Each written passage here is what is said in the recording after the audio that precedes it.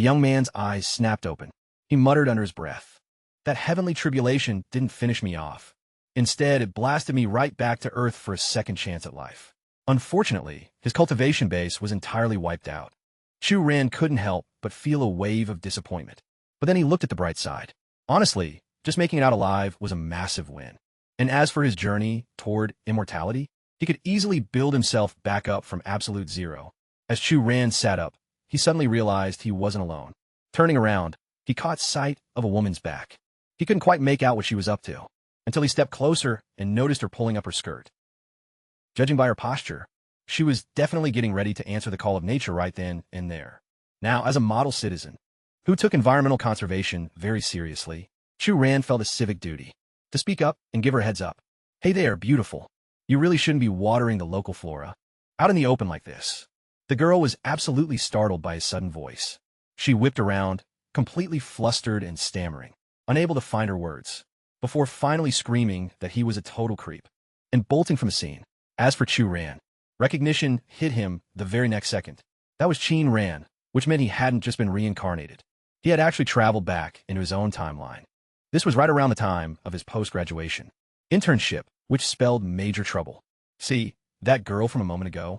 She happened to be his direct supervisor, and now that he provoked her, Chu Ran's immediate future was bound to be a chaotic mess. The young man couldn't help but let out a deep, exhausted sigh. In his previous existence, he spent his days training, only to get obliterated by a cosmic lightning strike. And in this new life, he had barely opened his eyes before making an enemy out of his boss. To make matters worse, his mystical powers were completely gone. If he wanted to make it through this time around, he would have to tread incredibly lightly. Right at that moment, his phone started buzzing. Chu Ran flipped the device open. It was a call from the vice principal. The second he pressed the phone to his ear, a roaring voice practically shattered his eardrums. "Chu Ran, where on earth are you hiding right now? The incoming principal is taking over the reins any minute. Get your butt over to the Kai Chung Hotel this instant." Chu Ran immediately sprinted toward the Kai Chung Hotel, drawing upon the memories of his previous life. He attempted to channel the Tai Chi Heart Sutra while running through the streets. Fortunately, it seemed to be providing some results. The exact moment he walked in, the vice principal dragged him over to meet the new leader. Boasting that she held a PhD from an American university, was an absolute knockout, and was now his direct superior. Since Chu Ran still had a 3-month trial period left before securing a permanent position, the vice principal gave him a strict warning to stay on his absolute best behavior for her. But who could have predicted that this brand new boss would turn out to be none other than Chin Ran herself, the vice principal, completely oblivious to the mortifying incident from earlier, eagerly shoved Chu Ran right into the spotlight to present him to Chin Ran. "Principal Chin, allow me to introduce Chu Ran. He handles the 10th grade literature curriculum for Class 18. He's been working as our intern since a month before summer break." "Chu Ran? So you're Chu Ran?" Chin Ran questioned, her tone of voice making it perfectly clear that she was barely keeping a massive explosion of anger in check. "Good afternoon, Principal Chin. It is an absolute honor to meet you. I'll look forward to learning from you." Chu Ran played completely dumb, offering his hand for a courteous greeting. At the end of the day, he was a legendary cultivator who had survived a whole millennium. In tight spots like this, acting completely shameless was his best defense. Chin Ran, however, didn't even acknowledge his gesture. She merely adjusted her spectacles and noted that she would be keeping a very close eye on his work. With that chilling remark, she turned on her heel and departed, leaving Chu Ran frozen in absolute embarrassment. He was completely doomed. It was obvious he had made an absolute enemy out of this woman. As Chin Ran marched down the hallway, she couldn't stop herself from seething with anger. As it turned out, Chu Ran was actually the cousin of her closest friend, Chu Jun. Before she arrived to take over the position, Chu Yun had specifically begged her to find a way to get this troublesome punk expelled from the academy. Chin Ran had actually been hesitating about the idea initially, but after what just happened, it was game on. She was going to absolutely ruin Chu Ran's life before throwing him straight out of the building, avenging her personal embarrassment and handling her friend's request all at once. Meanwhile, Chu Ran found himself trapped between a rock and a hard place. He couldn't exactly throw hands with this woman, nor could he just curse her out. Not only was she the closest confidant of his cousin, Chu Yun, but she was also the sole heiress to the massive fortune of the Huashan Group. As major as they were in Kujiang City, that very empire was destined to face a catastrophic downfall.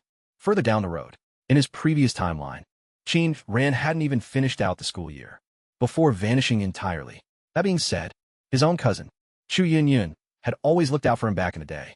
So, purely out of respect for his family, Chu Ran resolved to protect her best friend this time around, to the absolute best of his abilities. "Hey, Mr. Chu, get over here and grab a seat." All of a sudden, a different woman's voice cut through the air, snapping Chu Ran right out of his deep daydreaming. He instantly identified her as Tanyu. During his first time through this life, the two of them had shared a beautiful romance, though it was deeply tragic that things ultimately fell apart between them. Staring at his former love once more, Chu Ran was hit with a tidal wave of bittersweet feelings. "Tanyu, it's been a really long time," Chu Ran murmured, sliding into the empty seat right next to her. A look of utter confusion instantly washed over Tanyu's face. "A long time? Mr. Chu, are you still half asleep, or what?" Before Chu Ran could even try to explain himself, the woman sitting on their other side chimed in, "Isinya Shakitik. You showed up to the new principal's grand welcome celebration today. A highly prestigious event, mind you, looking like an absolute slob. This particular instructor, Ms. Zhou, had always looked down on him." Of Chu Ran, right after throwing that shade, Ms. Zhou leaned over to Tanyu, reminding her that she was young, gorgeous, and backed by a family empire worth millions. "A completely ordinary guy is miles below your league," she hissed. "Because of that, you absolutely cannot let these absolute nobodies drag you down." "Ms. Zhou, could you please lower your voice?" Tanyu shot back, defensive, but Chu Ran knew exactly who that venom was directed at. Instead of taking it, he chose to seize the initiative and stood up. "Don't worry, my heart already belongs to someone else," he stated calmly. In his previous life, petty insults like this would have made him completely lose his temper. But now, with the exception of his true love, everyone else in the room was just irrelevant background noise. Not even worth a fraction of his attention. "Oh, is that so? Well, whoever that unfortunate girl is, she has some miserable luck to be stuck with you." 173. That bitter woman, Zhou, kept spitting her venom. That nasty woman, Zhou, kept spewing her poison, leaving Tanyu feeling incredibly uncomfortable. But Chu Ran didn't even bother throwing a glance in her direction. He located a peaceful spot, sat down, and began plotting out his future. In this fresh timeline, judging by regular mortal metrics, his current raw power had already reached the rank of a high-tier martial apprentice. It was honestly mind-blowing, just by casually running the Tai Chi Heart Sutra. During his brief sprint to the Kai Chung Hotel, his capabilities had surged from absolute zero to an elite level. In the blink of an eye, it became clear that the brutal trials of his former existence were proving to be an absolute goldmine. In this current lifetime, he didn't require a master. He could conquer the peak entirely on his own terms. The banquet hall was filling up fast. On the surface, this was a welcoming gala for the incoming principal, but also served as a stage to spotlight the new faculty. That was when Chun Junyu made his grand entrance. He wasn't some regular instructor. He was a trust fund elite born with a silver spoon. As a matter of fact, this entire establishment, the luxurious 4-star Kai Chung Hotel, belonged to his family's massive corporate empire. The exact second Chun Junyu stepped through the doors, Ms. Zhou's eyes flashed with absolute excitement. She turned back to Tanyu, gushing, "I have heard so many incredible things about him. He's not even 30 and already a senior-level instructor. Filthy rich, and possesses the looks of a movie star. Tan, sweetie, are you paying attention? Now, that is what a real, high-quality man looks like. Nothing like that broke, pathetic bookworm Chu Ran." The entire crowd swarmed Chun Junyu like a flock of eager sycophants, while Chu Ran couldn't help but narrow his eyes in disgust. This arrogant prick was his absolute worst enemy from his previous life. In his ruthless pursuit of Tanyu, he had deployed every underhanded, malicious tactic imaginable to ruin Chu Ran. Ultimately, he was the mastermind who forced Chu Ran to resign from his job in utter humiliation. As those dark memories rushed back into his mind, Chun Junyu swaggered right up to his face. He pulled out a sleek business card, looking incredibly smug. "Well, hello there, little Chu. Word on the street is you're just a lowly intern around here. Don't sweat it too much. If you ever find yourself struggling, just reach out to me. Here, take my card. Anytime you decide to visit the Kai Chung Hotel, Just flash this at the front desk for a solid 20% off. Chu Ran could only chuckle to himself at the sheer audacity, while every other colleague treated him with basic professional respect. This absolute clown chose to call him Little Chu, while flexing his family's wealth to inflate his own fragile ego. The guy was transparently attempting to assert his dominance, right from their very first interaction. Unfortunately for him, Chu Ran had literally been to hell and back. Confronted with such juvenile psychological warfare, he remained completely unbothered and delivered a devastating counterstrike. Mr. Chun, if I remember correctly, the former chairman of the Kai Chung Hotel recently stepped down, and a gentleman named Chun Junfei took the reins. How did you miss out on taking that seat for yourself? On the surface, it sounded like a perfectly innocent inquiry, but it was actually a lethal, calculated jab exposing Chun Juinyo's total inadequacy to inherit the family empire. Chen's arrogant expression soured into a glare instantly. It looks like our little Chu spends a lot of free time tracking the affairs of high society elites, doesn't he? But at the end of the day, a common snake is just a snake. No matter how much it wriggles around, a lowly reptile will never transform into a legendary dragon. Grabbing the opportunity to reassert his imaginary authority, Chen Junyu aggressively leaned in to intimidate Chu Ran. He loudly proclaimed that he was a scholar entirely devoted to the sacred art of teaching, which was the sole reason he passed on managing the corporate empire. He even had the nerve to lecture Chu Ran to follow his lead. Suddenly, the situation took a much uglier turn. The department head aggressively forced Chu Ran to stand up, demanding that he get lost and find a seat at the corner table, so that Chen Junyu could take his place instead. And exactly what gives you the right? Chu Ran shot back immediately. The right that you are nothing but a bottom-tier intern. And I happen to run the entire literature department.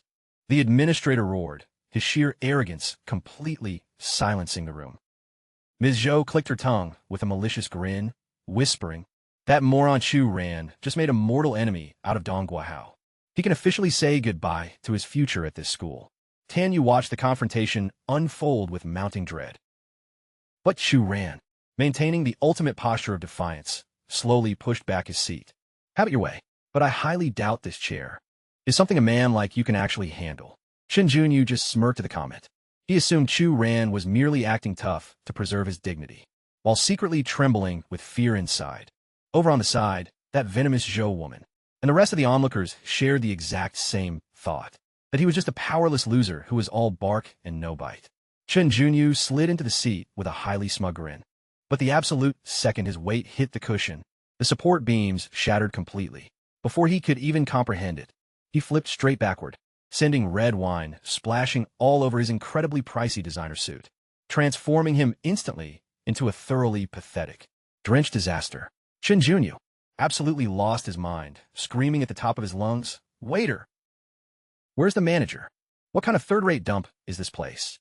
Even the furniture is completely falling apart." A waitress sprinted over, her face pale with absolute panic, and hissed, "Young master, please keep your voice down. This establishment belongs entirely to your own family." Chu Ran immediately erupted into roaring laughter. "Wow, Mr. Chen truly is an inspiration to us all. Talk about being unbiased. When he throws a temper tantrum, he doesn't even hesitate to trash his own family's enterprise. I am genuinely full of admiration." He made sure to amplify his voice, causing the entire banquet hall to burst into uncontrollable laughter, completely destroying whatever dignity Chen Junyu had left. Moments earlier, the exact second he rose from his seat, Chu Ran had discreetly fractured 2 of the wooden chair legs. There was absolutely zero chance that arrogant prick wasn't hitting the floor. Having utterly humiliated the arrogant silver spoon snob, Chu Ran walked away feeling entirely satisfied, leaving a red-faced, seething Chen Junyu to choke on his own rage. Despite that rather chaotic little incident, the celebration proceeded as planned, and after the meal, several of the instructors suggested keeping the night alive at a karaoke lounge. Sensing the perfect opportunity to redeem himself, Chen Junyu immediately began showing off his deep pockets once more. He insisted on treating the entire group to a night out at Dunhuang KTV, which happened to be the absolute most elite venue in the entire district, boasting a mandatory minimum cover charge that could easily clear 4 digits per head. Watching Chen Junyu desperately look for validation like that, Chu Ran could barely stop himself from rolling his eyes into the back of his skull. Honestly, it really felt like the school board was just letting any random amateur into the faculty these days. While it was true that Chun Junyu possessed genuine teaching certificates and held an incredibly impressive academic background, Chu Ran suddenly unlocked a specific, dark memory from his previous existence. A helpless student had once accidentally stepped on this guy's toes, and by the very next afternoon, that poor kid had his legs shattered by paid criminals. As the banquet finally wrapped up, the party began heading toward the exit. Chu Ran, for one, had absolutely zero desire to tag along for their karaoke night, though he couldn't think of a solid reason to just hang around the empty dining room either. He deliberately fell back to put some distance between himself and the rest, only to notice Tan Yu slowing her stride to keep pace with him. She seemed clearly uncomfortable, wavering for a few seconds before she finally decided to open up. "Mr. Chu, please don't take any of that to heart. If I'm being completely honest, I think your best move right now is to just swallow your pride and apologize to Mr. Chun. His family holds immense power in this city, and if you permanently stay on his enemy list, it's going to be completely out of the question for you to ever land a full-time contract at this academy." Chu Ran was well aware that Tan Yu was coming from a place of genuine concern, but he had reigned as a supreme, immortal lord in his previous life. Even if he was currently stripped of his godlike mystical powers, there was absolutely no universe where he would bow his head and say sorry for an offense he didn't even commit, especially not to a pathetic, silver spoon fraud like Chun Junyu. Observing that Chu Ran's expression remained completely unyielding, Tan Yu let out a heavy sigh. "Mr. Chu, if you refuse to drop this stubborn attitude, you're going to crash and burn hard before you know it. Reality isn't as simple and straightforward as you imagine. I suppose individuals walking down completely different roads really shouldn't try to plan a future together." Chu Ran offered nothing but a cold, brief response, making it crystal clear that he was officially drawing the line on this topic. This girl might have possessed a fundamentally good soul, but just like the rest of society, if you gave enough time, she would inevitably choose to stand by the influential Chun Junyu. Even though they had been deeply in love during his previous life, it was crystal clear that in this current reality, they were never meant to be. With that realization settling in, Chu Ran quickened his stride and moved ahead of her. Ultimately, he still found himself dragged along, against his will to Dunhuang, KTV. Because every single faculty member had shown up, Chu Ran couldn't easily slip away unnoticed, despite how incredibly annoyed he felt about the situation.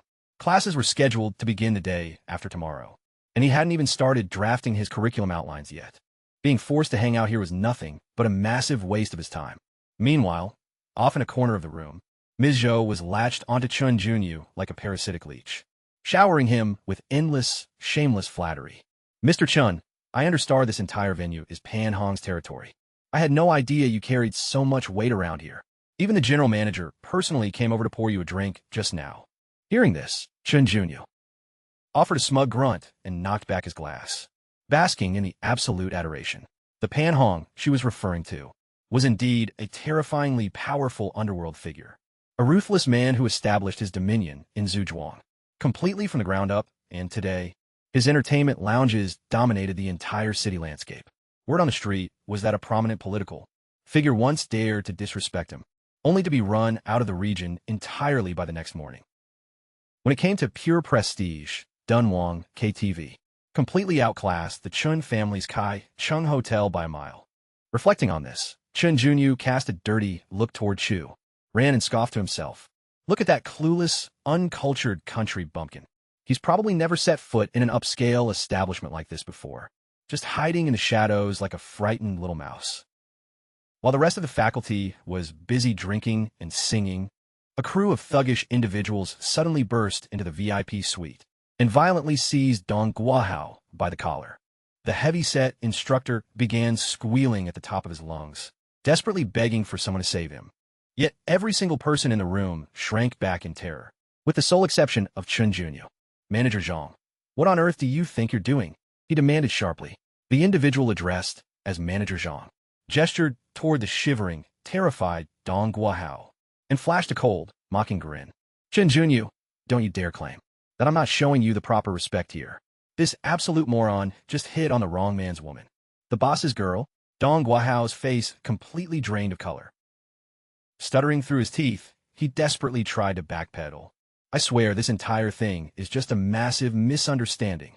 He pleaded that he had absolutely no clue she belonged to the kingpin, insisting he had barely even brushed past her. Nothing inappropriate, but the more he tried to talk his way out of it, the less Manager Zhang actually cared to listen. Chun Junyu attempted to step in once more to de-escalate, begging for a pass, but his request was instantly shut down with zero hesitation. You really are completely clueless, Zhang sneered in amusement. If this is the pathetic crew you're hanging out with, then you're marching down the hall right along with them. Don't make my boys have to drag you out by force.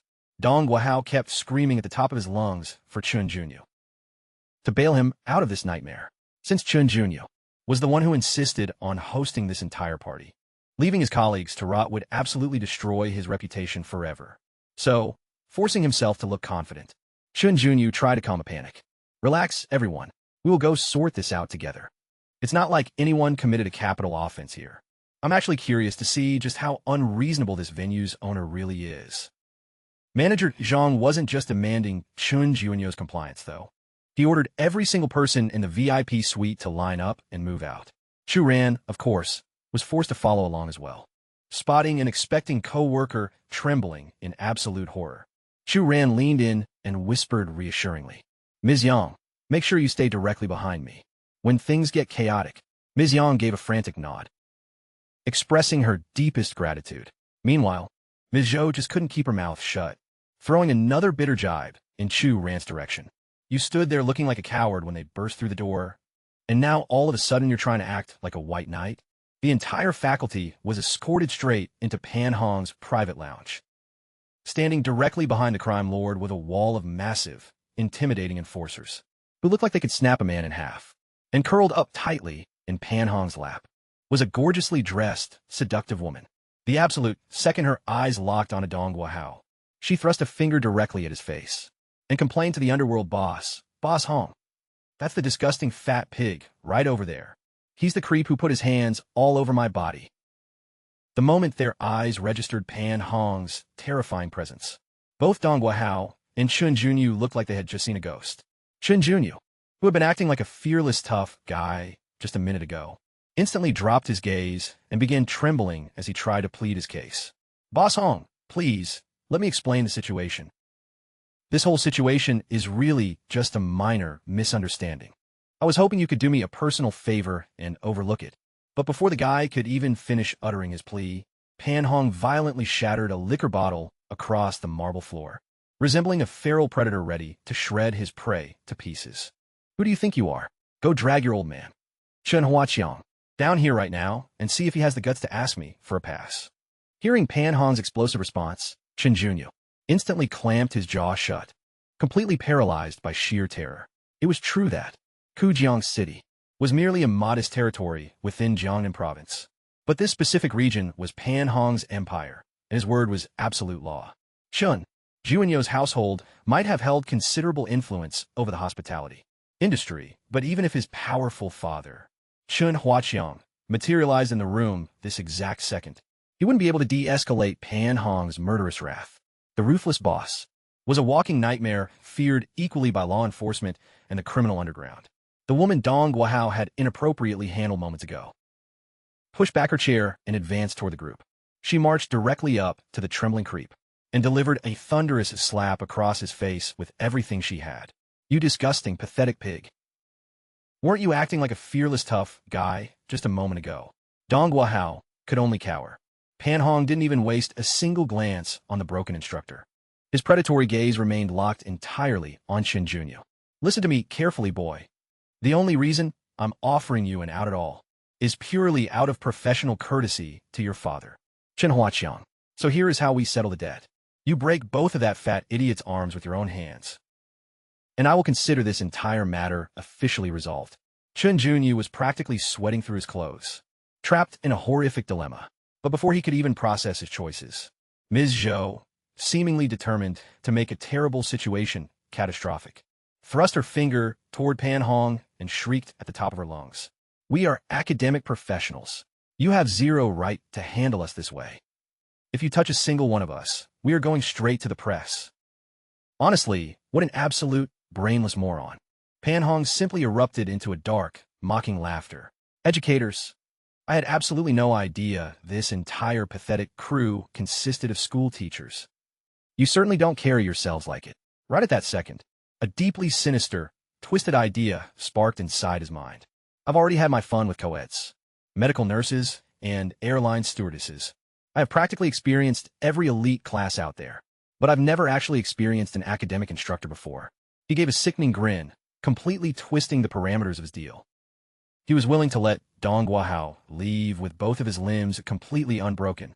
But there was a major catch. The two female educators, Tan Yu and Ms. Zhou, had to remain behind in the VIP suite to keep him company for the rest of the night. Only a merciless crime lord of Pan Hong's caliber could utter such a repulsive, vile ultimatum without a single hint of shame. The absolute second those words were thrown into the air, Chu Ran stepped forward, placing his body directly in front of Tan Yu. She was, after all, the woman he had cherished most in his previous existence, and there was zero chance he would idly stand by and let this happen. Pan Hong's face darkened with rage. Who on earth was this poorly dressed brat, boldly attempting to obstruct his view? Listen, we made a massive blunder when we first arrived, and you've already delivered a severe beating to the person responsible. Is it really necessary to drag these innocent women into your grievance? Chu Ran wasn't even given the opportunity to finish his sentence before a muscular, bald enforcer lunged at him with a murderous glare. Shut your mouth. Who the hell are you to give orders to our leader? You pathetic little punk. The thug's attack was lightning fast, but he was merely a regular mortal operating on basic human limits. He stood absolutely zero chance against a warrior like Chu Ran, a legendary powerhouse who had reached the absolute threshold of godhood. In his past life, crash. With a solitary, effortless counter, Chu Ran launched the heavy bouncer airborne. The man collided violently with a solid wooden table across the room, instantly smashing the piece of furniture into a million toothpicks.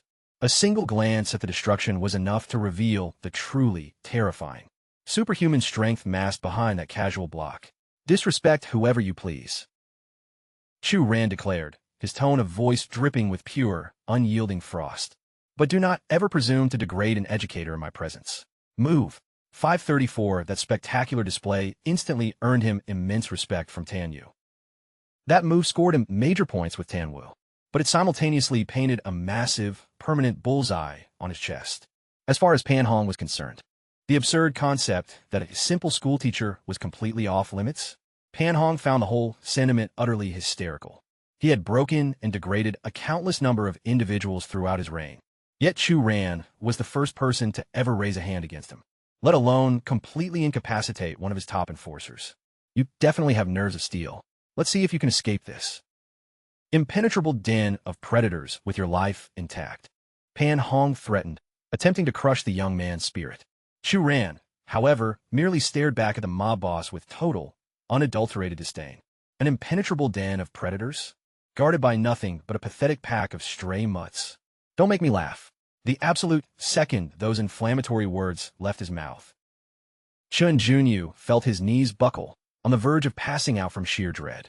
After all, Pan Hong was a monster who, when crossed, would literally tear their entire high school apart.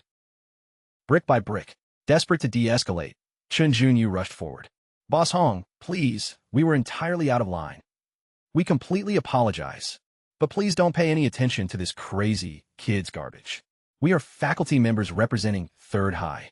For the sake of our former principal's legendary reputation, we beg you to let this slide. Surprisingly, Pan Hong actually paused to reconsider.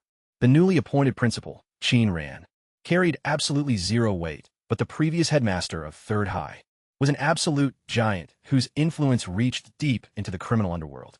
Countless high-ranking city officials had once been his pupils, meaning that within Kujiang City, that old man was essentially treated as untouchable royalty.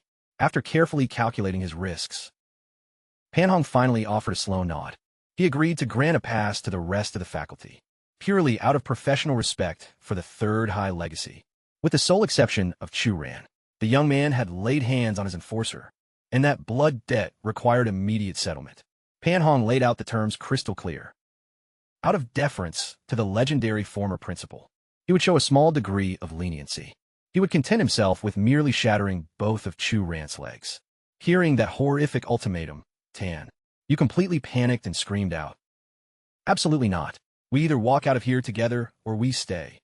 However, Chu Ran cut her off firmly, insisting that the group depart without delay, especially emphasizing that they needed to get their pregnant co-worker, MS, Yang, to a safe environment.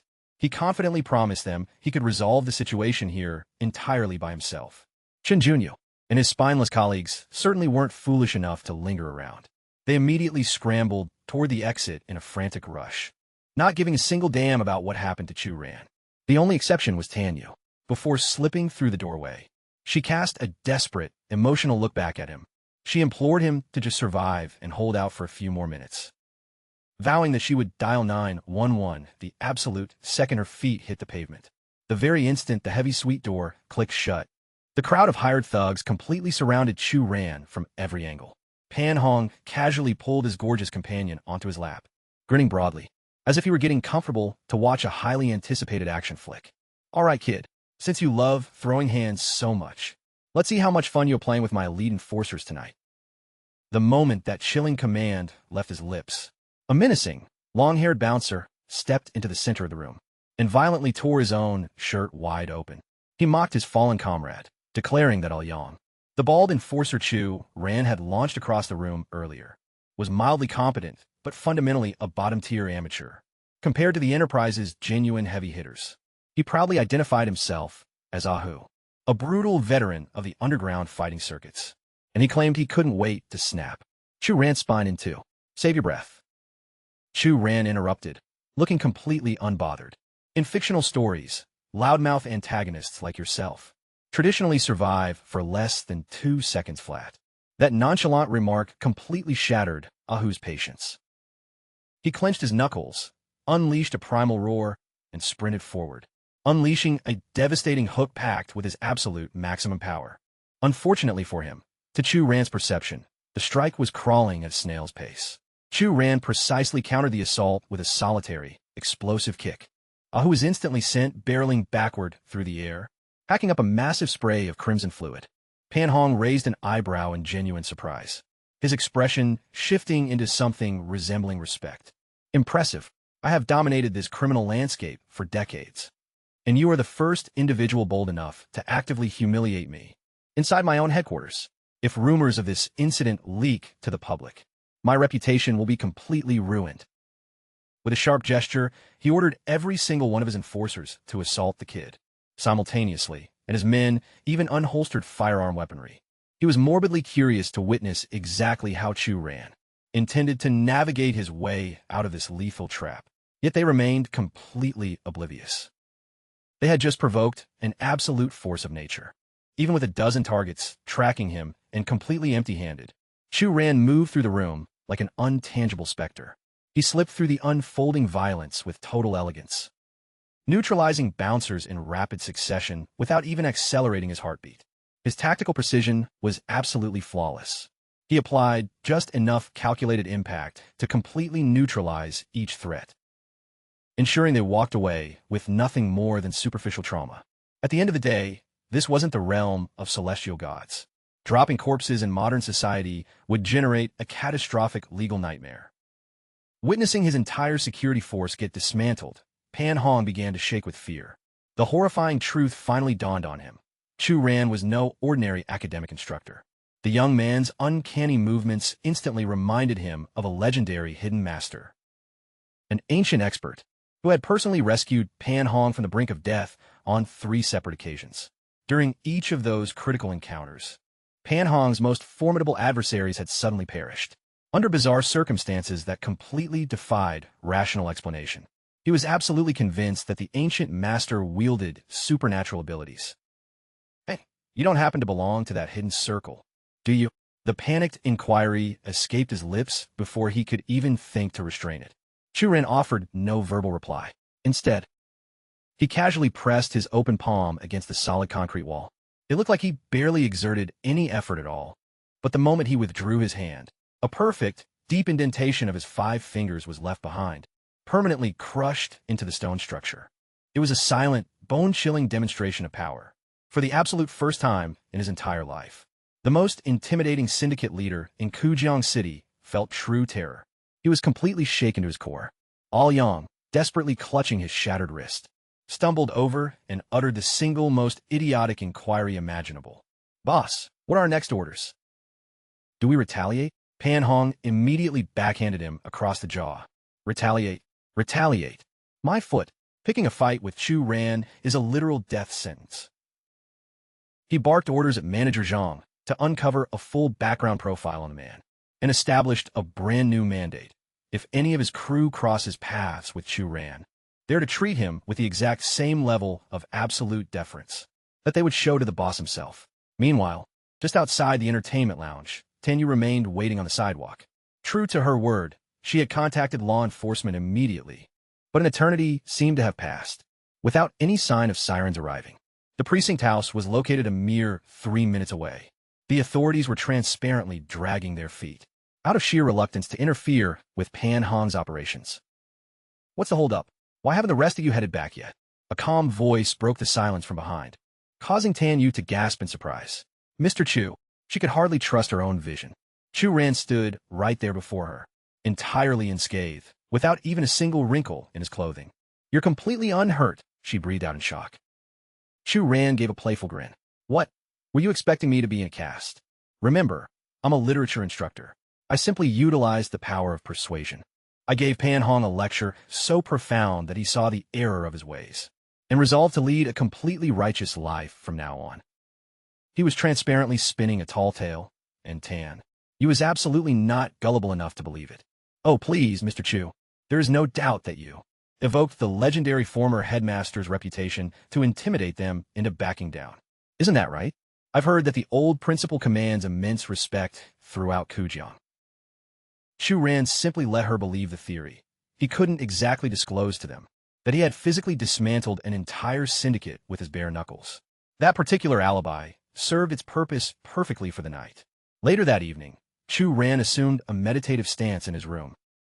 Channeling his internal spiritual essence, he was fully prepared to shatter his current limits, from a martial apprentice straight to a martial master. However, without locating a nexus rich in spiritual energy, this next breakthrough could easily drag on for another week. He simply didn't have that luxury of time to burn.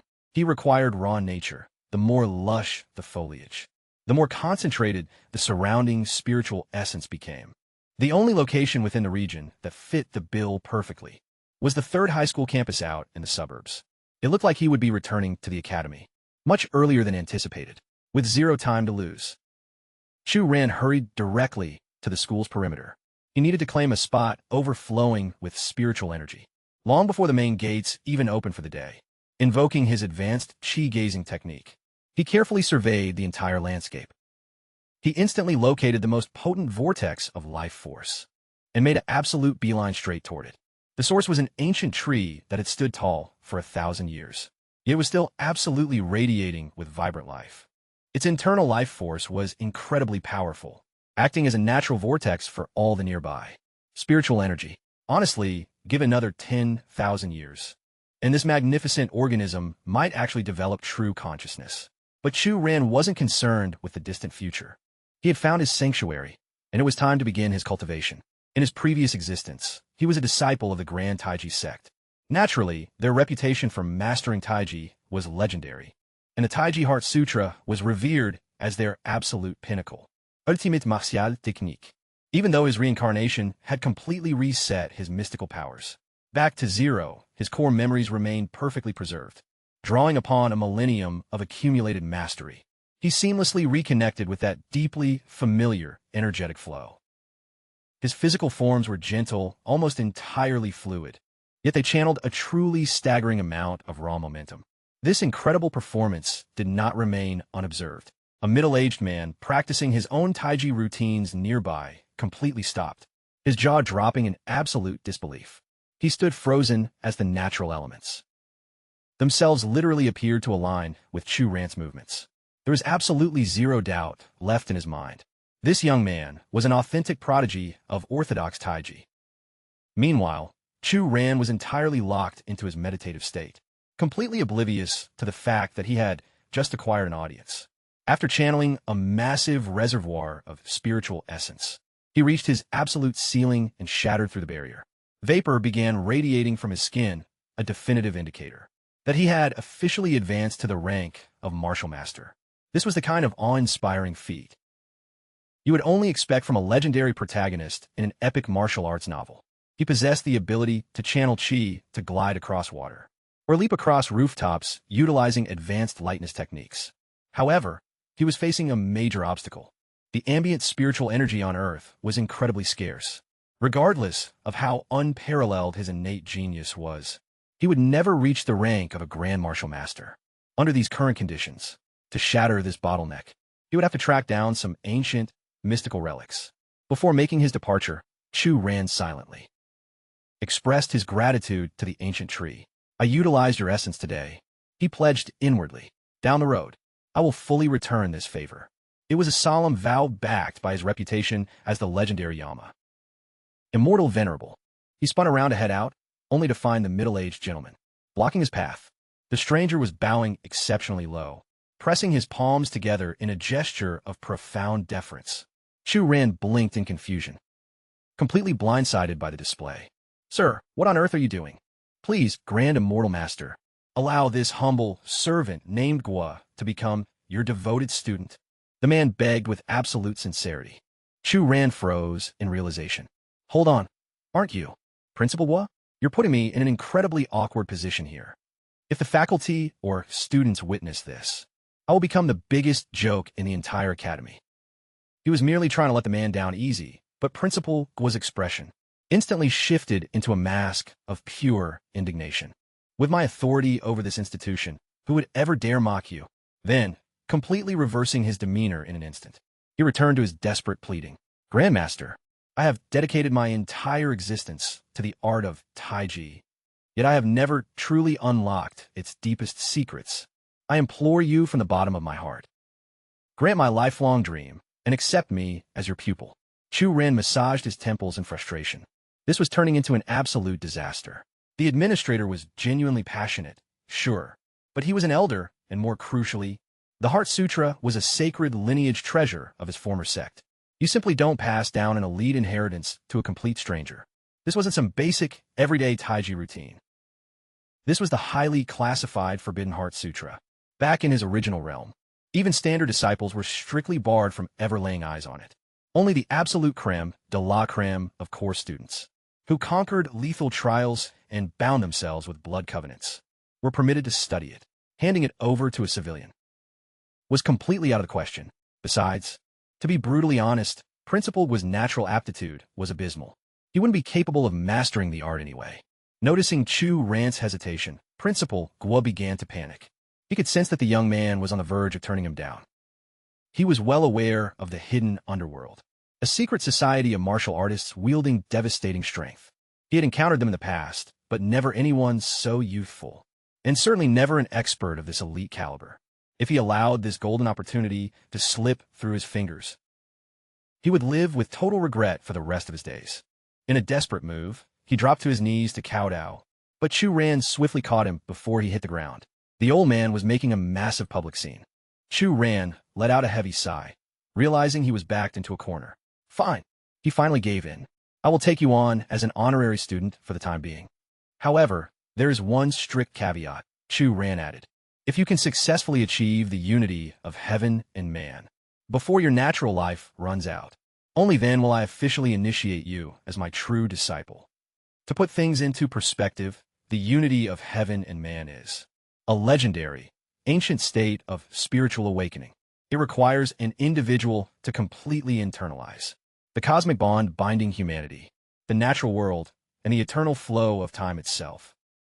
Principal Gua was so deeply moved that he collapsed right onto the dirt, kowtowing over and over again in gratitude. He was completely oblivious to the fact that Chu Ran only established that threshold because he wanted the old man to ultimately give up. That level of enlightenment is equivalent to the Xiantian realm. Without divine spiritual herbs to completely cleanse his physical marrow, an elderly man like Gua had absolutely zero chance of ever achieving it.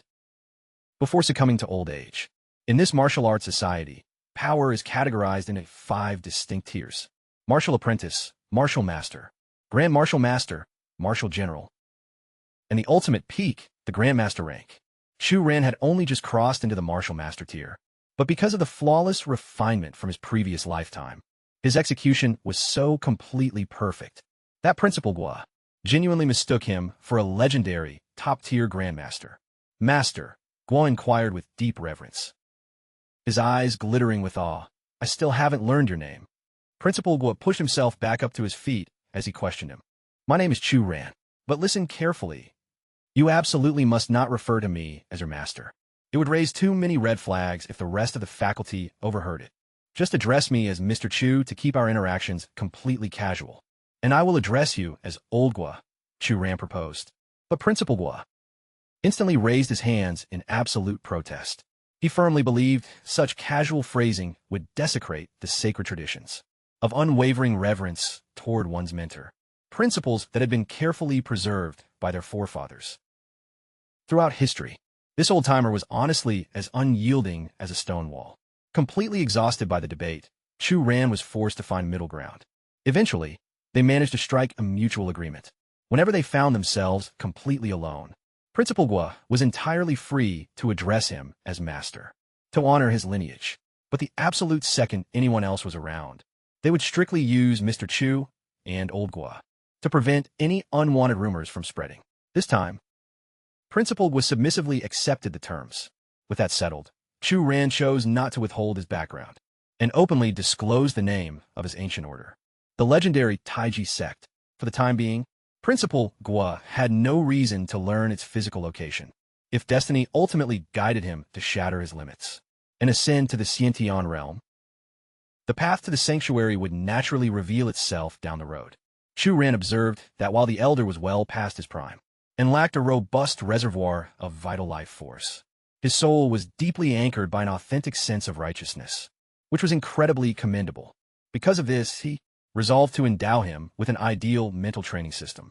Upon discovering he was receiving an esoteric cultivation blueprint, custom-designed specifically for his own body, Principal Gua's heart began to race with pure exhilaration. This is truly magnificent, Master. Where might I find this ancient manual? Right here. Chu Ran replied softly.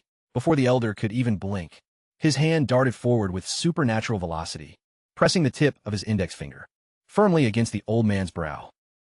In that exact millisecond, Principal Gua experienced an absolute tidal wave of cosmic enlightenment, surging directly into his consciousness. Never before in his long existence had he ever encountered such an otherworldly, divine phenomenon. The administrator stood there utterly paralyzed, his mind completely blown by the sheer impossibility of it all. With the sacred knowledge successfully transferred, Chu Ran had other obligations to manage and prepared to depart. Principal Gua simply tracked the enigmatic youth with his gaze as he walked away, convinced that this teenager possessed secrets beyond human comprehension. It was highly probable he was a reclusive immortal who didn't truly belong in this mundane, ordinary world, and taking up a teaching position at this academy was simply a method for him to experience mortal society. Suddenly remembering an important traditional custom, he quickly sprinted after the retreating youth. Master, my residence is located right around the corner. Please, won't you join me for a casual breakfast? Today marks the official date of our Master-Student Alliance, so it's only right that we celebrate before you depart. Chu Ran recognized that Principal Gua was far too stubborn to let the matter drop, and since his stomach happened to be completely empty anyway, he offered a casual nod of approval. The elder then proudly escorted Chu Ran back to his private estate. The massive villa was currently occupied solely by the elderly couple. Gua actually had 2 adult children, but both led incredibly high-profile lives, and rarely found the open time to travel back for a visit, more than a handful of times each year. Chu Ran, as it turned out, possessed a fair amount of knowledge regarding Principal Gua's successful offspring. The firstborn daughter was none other than Gua Shishua, the powerful chief executive of the single premier 5-star luxury hotel in Kujiang City, while his son was Gua Fanlei, the commanding chief of the local police department. Beyond his immediate family lines, the old man had also mentored an endless sea of pupils and students, with prominent public figures among them being far too abundant to even list. Principal Gua rapped on the entrance a few times, and his spouse, Yang Wan, promptly stepped out to unlock the door. Oh, hello, dear. Did one of your high school pupils come by to see you? She inquired, directing her gaze toward Chu Ran. Observing the misunderstanding, Principal Gua cleared his throat aggressively to signal his wife. He is absolutely not a student. This is the legendary mentor I have just formally pledged myself to. Watch your tongue. The elderly woman assumed she was experiencing a hallucination, or that her vision was failing her in her old age. So she adjusted her spectacles to inspect. Chu ran with intense scrutiny, witnessing his wife staring in absolute silence. Principal Gua started to grow incredibly restless. He frantically nudged her to properly welcome their distinguished visitor. Chu ran, feeling rather out of place amidst the family dynamic. Resolved to break the tension himself. You must be Dr. Yang, correct? Principal Gua noticed that I practice a bit of martial arts, and he stubbornly insisted on addressing me as his instructor. Please, feel completely free to just call me Chu. I truly apologize for dropping in on your morning like this. The young man offered politely. Her expression betrayed a deep sense of absolute mortification. She was well aware that her spouse had been entirely consumed by his martial arts obsession for decades at this point, but she never imagined he would humiliate himself to this extent by formally declaring a teenager to be his spiritual mentor. It really seemed like the older the man grew, the more erratic and juvenile his behavior became. Nevertheless, since Chu Ran was already standing inside their home, Yang Wan politely welcomed him into the living room, mentioning that she would head into the kitchen to whip up a meal. However, the exact moment she turned her back to leave, Chu Ran detected a subtle anomaly in her physical posture. Dr. Yang, have you suffered a severe injury to your heel? Yang Wan froze in her tracks and spun around in total shock. How on earth could you tell? Wait, what is the meaning of this? Didn't you tell me it was healed? Principal Gua immediately became frantic. I'm a doctor myself. How could I not know my own condition? It's just an old ailment from years ago. That never fully healed, rest assured. It's nothing serious. Yang Wan tried to reassure her husband. But Chu Ran knew this was no small matter. That leg, if it isn't treated properly, I'm afraid you won't be able to walk at all. Within 1 or 2 years. Yang Wan was even more astonished. She had always hidden the severity of it, not wanting to worry her husband. Who would have thought Su Ran could see through it all with a single glance? He was definitely not an ordinary person. Won't be able to walk. Principal Gua exploded, pointing a finger at his wife and scolding her loudly. Hey, why didn't you tell me sooner? What happens if you speak up, huh? Telling you is useless aside from making a big fuss. What solution could you possibly come up with? Dr. Yang put her hands on her hips and shouted right back at her husband. After saying that, she waved the issue aside, telling her husband and Su Ran to chat as they pleased, while she went into the kitchen to cook. With Yang Huan gone, Principal Gua turned to look at Su Ran. With pleading eyes, he figured that, since the youth could pinpoint the affliction with such accuracy, with just a single glance, he had to possess a method to cure it. However, Yang Huan had clearly abandoned all hope a long time ago. She had already consulted the most elite medical specialists across both traditional Eastern practices and advanced Western medicine. Yet the chronic trauma stubbornly refused to mend. Every single expert had ultimately thrown up their hands in total defeat. Now Chu Ran, traditionally despised interfering in the private matters of others. But Yang Wan had served as a frontline combat medic during the war. That was a perilous duty that only the truly courageous could ever endure, especially for a woman. Keeping that sacrifice in mind, he resolved to grant her a full recovery. Dr. Yang, if we look at the reality, this persistent affliction of yours is actually not untreatable. Chu Ran noted calmly, though Yang Wan quickly interrupted. Really, please don't trouble yourself. Hearing her dismissal, Principal Gua instantly lost his temper. It's one thing if you refuse to trust my judgment, but how dare you doubt the capabilities of my mentor? Just to quiet Principal Gua down, Yang Wan finally relented, taking a seat on the couch to allow Chu Ran to inspect the damaged joint. Chu Ran silently concentrated a fraction of his inner spiritual essence and applied a gentle pressure directly to her ankle, causing the deep-seated, toxic stagnation in that area to instantly dissolve into nothingness. As the individual receiving the treatment, Yang Wan registered the internal transformation vividly, making her the most profoundly shocked person in the room. She was completely unable to wrap her mind around how Chu Ran could produce such an otherworldly, restorative phenomenon with nothing more than a casual touch. Young Chu. No, I mean Master Chu. Young Wan frantically corrected Herr Prasing. What kind of medical sorcery did you just perform on me? It is merely a foundational application of Taiji essence. I simply modified the energy flow slightly, so it could function as physical therapy. Chu Ran answered with total humility. He then pushed back his chair and began giving explicit instructions to Principal Gua on how to replicate the energetic manipulation he had just witnessed. Integrate this localized pressure with the 8 winds. Heart Sutra that I transferred to your consciousness earlier. Perform as therapy on her daily. Maintain this routine for exactly 30 days, and her mobility will be completely restored. Principal Gua nodded eagerly like a disciplined pupil, then spun around to face his spouse, boasting triumphantly. Do you see now? I explicitly told you that this man is a true master. Do you still honestly intend to underestimate his greatness? Yang Wan fired an annoyed look at her husband, then redirected her attention toward Chu Ran, expressing her deepest, most sincere appreciation. In her heart, she recognized that with a divine gift like his, working as a simple instructor at Third High was an absolute waste of his potential. So she immediately offered to secure him a position at her university instead. What exactly is wrong with him instructing in my academy?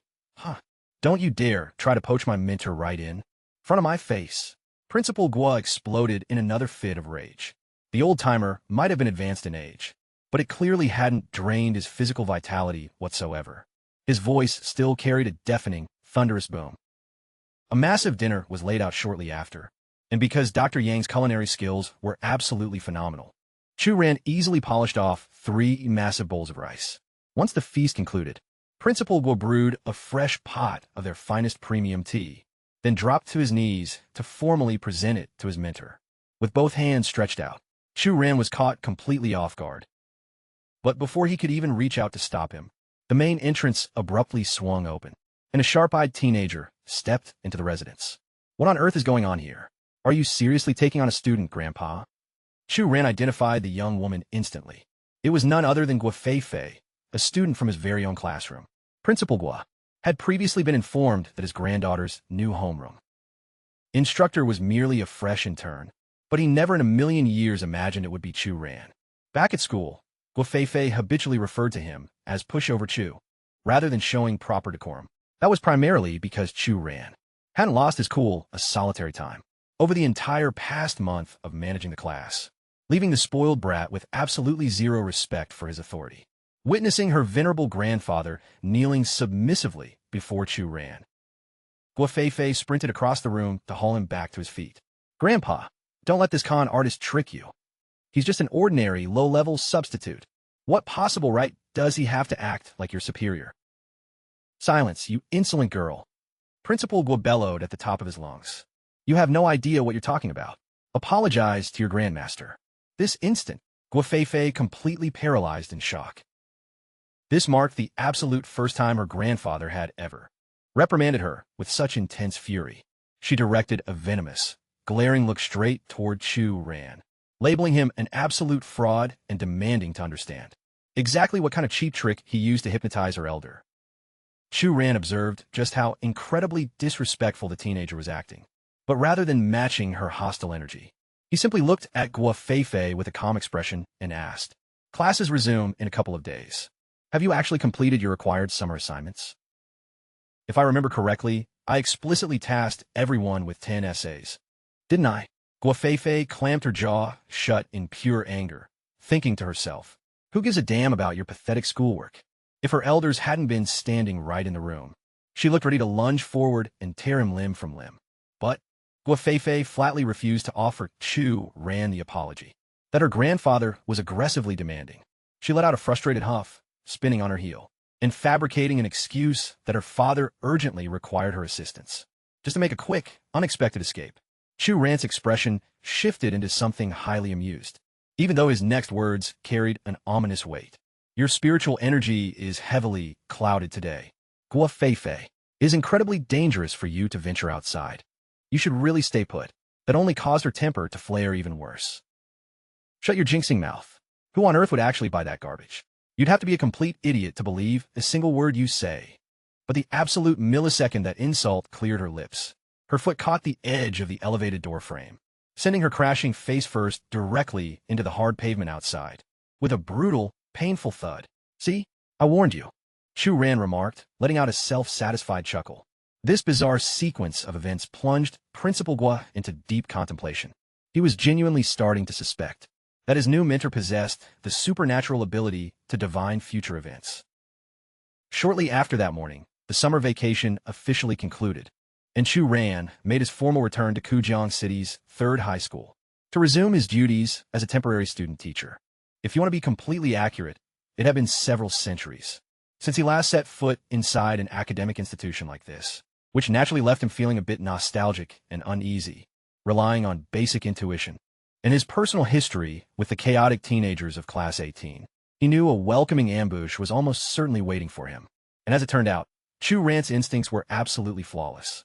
The precise moment his hand forced the classroom door open, a heavy plastic bucket brimming with liquid tipped over right above his head. Fortunately, his supernatural combat reactions were incredibly sharp, allowing him to instantly sidestep before getting drenched from head to toe. Wow, I had no idea you all anticipated my return this intensely. Chu Ran joked smoothly. You even went through the trouble of mixing a welcome cocktail. By playing completely dumb to their malicious prank, he caused the entire student body to erupt into a frenzy of mocking laughter. Hey, substitute, how are you even still employed here? We all assumed you'd pack your bags and run away screaming by now. You haven't even officially cleared your probationary period yet. Mr. Chu, and let's be real, you're probably going to fail it miserably anyway. Hey, Pu Shou-ju, do you want me to have my old man pull some strings and find you a different entry-level gig somewhere else? Chu Ran simply chose to tune out their aggressive insults entirely. He calmly makes his way toward the front podium, only to detect that these little troublemakers have coated the floor tiles with slick soap. Honestly, that kind of amateur prank is incredibly outdated. Chu Ran takes his steps forward with total composure, while the teenagers are silently wagering that he's going to wipe out. However, a low-effort stunt like this is absolutely meaningless to a man who used to be a supreme, celestial cultivator. Chu Ran maintains a completely solid balance on the main stage, effortlessly flipping the script to make fun of their failed plot. Wow, it is spotless up here. You kids truly went above and beyond. Guo Feifei is so incredibly aggravated that she snaps her pencil completely in two. Right at that moment, another guy in the room decides to speak, his mind without holding back. Look, Mr. Chu, when we examine your actual credentials and previous teaching background, you don't possess a fraction of the qualifications needed to run this homeroom or instruct us in advanced literature. Therefore, we strongly suggest you just pack up and walk away. The person speaking is Ulai, the official class president and the son of the powerful Jing'an district governor. That high society pedigree is exactly why he carries himself with such arrogance. Yet, Chu Ran is fully aware of the real reality here. These spoiled teenagers like to put on a ruthless front, but not a single person in this room actually bears any genuine malice toward him. Back in his previous incarnation, when his life was falling apart, every single one of them put their safety on the line to rescue him. If it weren't for that deep-seated debt of gratitude, he wouldn't waste his energy on them. Just as the tension peaks, a sharp knock reverberates through the room. It's the heavily built director of the academic department, Dong Guohao. He waves Chu Ran out into the hallway for a private discussion, flatly ordering him to relinquish control of the class to Chen Junyu. Effective immediately, the entire room of students is instantly paralyzed into silence by this completely unexpected executive decision. Chu Ran, however, delivers a sharp counterargument on the spot. I don't remember curriculum assignments being traded around on a casual whim. Has the headmaster personally authorized this administrative shift? Dong Guohao clears his throat in visible embarrassment, transparently breaking under the pressure. You are merely a probationary intern. A minor roster change doesn't necessitate the headmaster's direct involvement. Mr. Chu, I highly recommend you cooperate with my structural layout. Kindly show some professional respect for the chain of command. Chen Junyu inserts himself into the conversation, his eyes entirely radiating intense ambition. This specific roster is comprised of the wealthiest heirs in Kujiang City, making it the ultimate launchpad to fast-track his political advancement. Before Chu Ran can even offer a rebuttal, Chen Junyu doubles down. Furthermore, Director Dong and I just witnessed your entire introduction. Your own pupils are explicitly demanding your immediate resignation, aren't they? The teenagers sitting inside the room begin muttering quietly to one another. It's true that they give Chu Ran a miserable time on a daily basis, but witnessing these two corrupt administrators join forces turns their stomachs. They realize pushover Chu is definitely the lesser of two evils. One single look at Chen Junyu tells them everything they need to know. These high-society trust fund kids are incredibly sharp. They're fully aware that Chun Junyu only entered the education sector simply because he completely lost the cutthroat battle for his own family's fortune. Chu Ran maintains a deadpan silence, which causes Chun Junyu to completely lose his cool. Mr. Chu, I am addressing you directly. Were you never taught basic human decency? Chu Ran finally speaks up. Oh, my bad. I just make a rule never to converse with absolute clowns. That savage insult immediately pushes Chun Junyu over the edge. Are you implying that my words are absolute garbage? Wow, look at that. He actually figured it out, Chu Ran mocks with a grin, sending the entire lecture hall into absolute hysterics. Watching his colleague get completely dismantled in public, Dong Guahao points a trembling finger straight at Chu Ran. Chu Ran, check your attitude right now. Lest you forget, this is a prestigious academic institution. Right at that moment, Hu Lai pushes back his chair and stands up, acting as the voice for the entire student body. He casually suggests that the two educators stop trading petty insults. Since you're both desperate to secure our homeroom position, we're going to test you. The highest score claims the classroom. And if you both bomb it, then neither of you is worthy of teaching us. Chun Junyu is incredibly arrogant regarding his own academic credentials, so he agrees to the challenge without a moment's hesitation. He casts a smug glance toward Chu Ran. Well, Mr. Chu, seeing as the student body has requested this, you can't really back down. Let's raise the stakes with a little wager. The individual who loses must chug this entire cup of liquid. He reaches for 2 sticks of classroom chalk, crushes them in his palm, and drops the powdery residue straight into a glass of water. Completely out of nowhere, Chu Ran decides those terms are far too mild. He steps closer, winds up, and launches a massive, disgusting looger directly into the center of the cup. Chun Junyu recoils in absolute disgust, while the teenagers' shocked murmurs ripple across the room. They're starting to realize pushover Chu isn't the soft target he used to be. In reality, he's acting borderline psychotic right now. After quickly regaining his composure, Chun Junyu lets out a cold smirk. There is absolutely zero chance he will lose an academic duel to a fresh college graduate like Chu Ran. Mr. Chu, I'm going to thoroughly enjoy watching the look of pure despair on your face when you're forced to swallow every drop of that. With the parameters for the duel fully established, Chu Ran turns to Hu Lai, asking him to select the prompt. With an arrogant grin, the teenager instantly demands that they recite and write out the first 1,000 words of the Tao Te Ching, entirely from memory. Even the kids sitting in the desks are completely stunned by the sheer difficulty. Hu Lai is acting way too brutal here. Who on earth can effortlessly memorize the vast expanse of the Tao Te Ching? And now he's demanding they accurately transcribe 1,000 words of it. Chun Junyu, on the other hand, maintains a remarkably self-assured smirk. A mere 1,000 words? He could literally catalog the entire text from cover to cover if pushed. Standing at the opposite end of the board, Chu Ran remains just as unfazed. The ancient text of the Tao Te Ching was an absolute mandatory study for every single follower within the ranks of the Taiji sect. Forget basic recitation. If you were to quote any random phrase to him, he could pinpoint the exact location, down to the specific page and sentence structure where it originated. Chun Junyu immediately begins scribbling on the board, exuding pure arrogance, while Guofei watches the clock with mounting anxiety, silently begging Chu Ran to start moving his hand. Chu Ran decides that if he's going to secure this victory, he might as well make a theatrical statement out of it. The moment he lifts his piece of chalk, Hu Lai immediately points and barks out. He completely botched the very first symbol. No, wait. The classroom intellectual stammers, visibly shaking in disbelief. He didn't make a mistake. He is transcribing the Tao Te Ching completely in reverse. The entire lecture hall instantly erupts into utter chaos. They are absolutely losing their minds. The plain pushover instructor they thought they knew is actually a legendary savant. The sacred manuscript of the Tao Te Ching was originally an esoteric doctrine, cultivated and published by none other than the Taiji sect, later delivered down to the mortal realm through the celestial immortal gate. Because of this history, a profound wave of melancholy washes over Chu Ran as his hands glide across the slate. He thinks of his old martial brothers from the Taiji Alliance, his venerable mentor, and even that one unforgettable woman. Would fate ever allow their paths to intertwine in this lifetime again? Before anyone can even process the feat, Chu Ran completes his grand display. The exact millisecond he rests his chalk against the tray, The teenagers before him break out into a deafening round of cheers.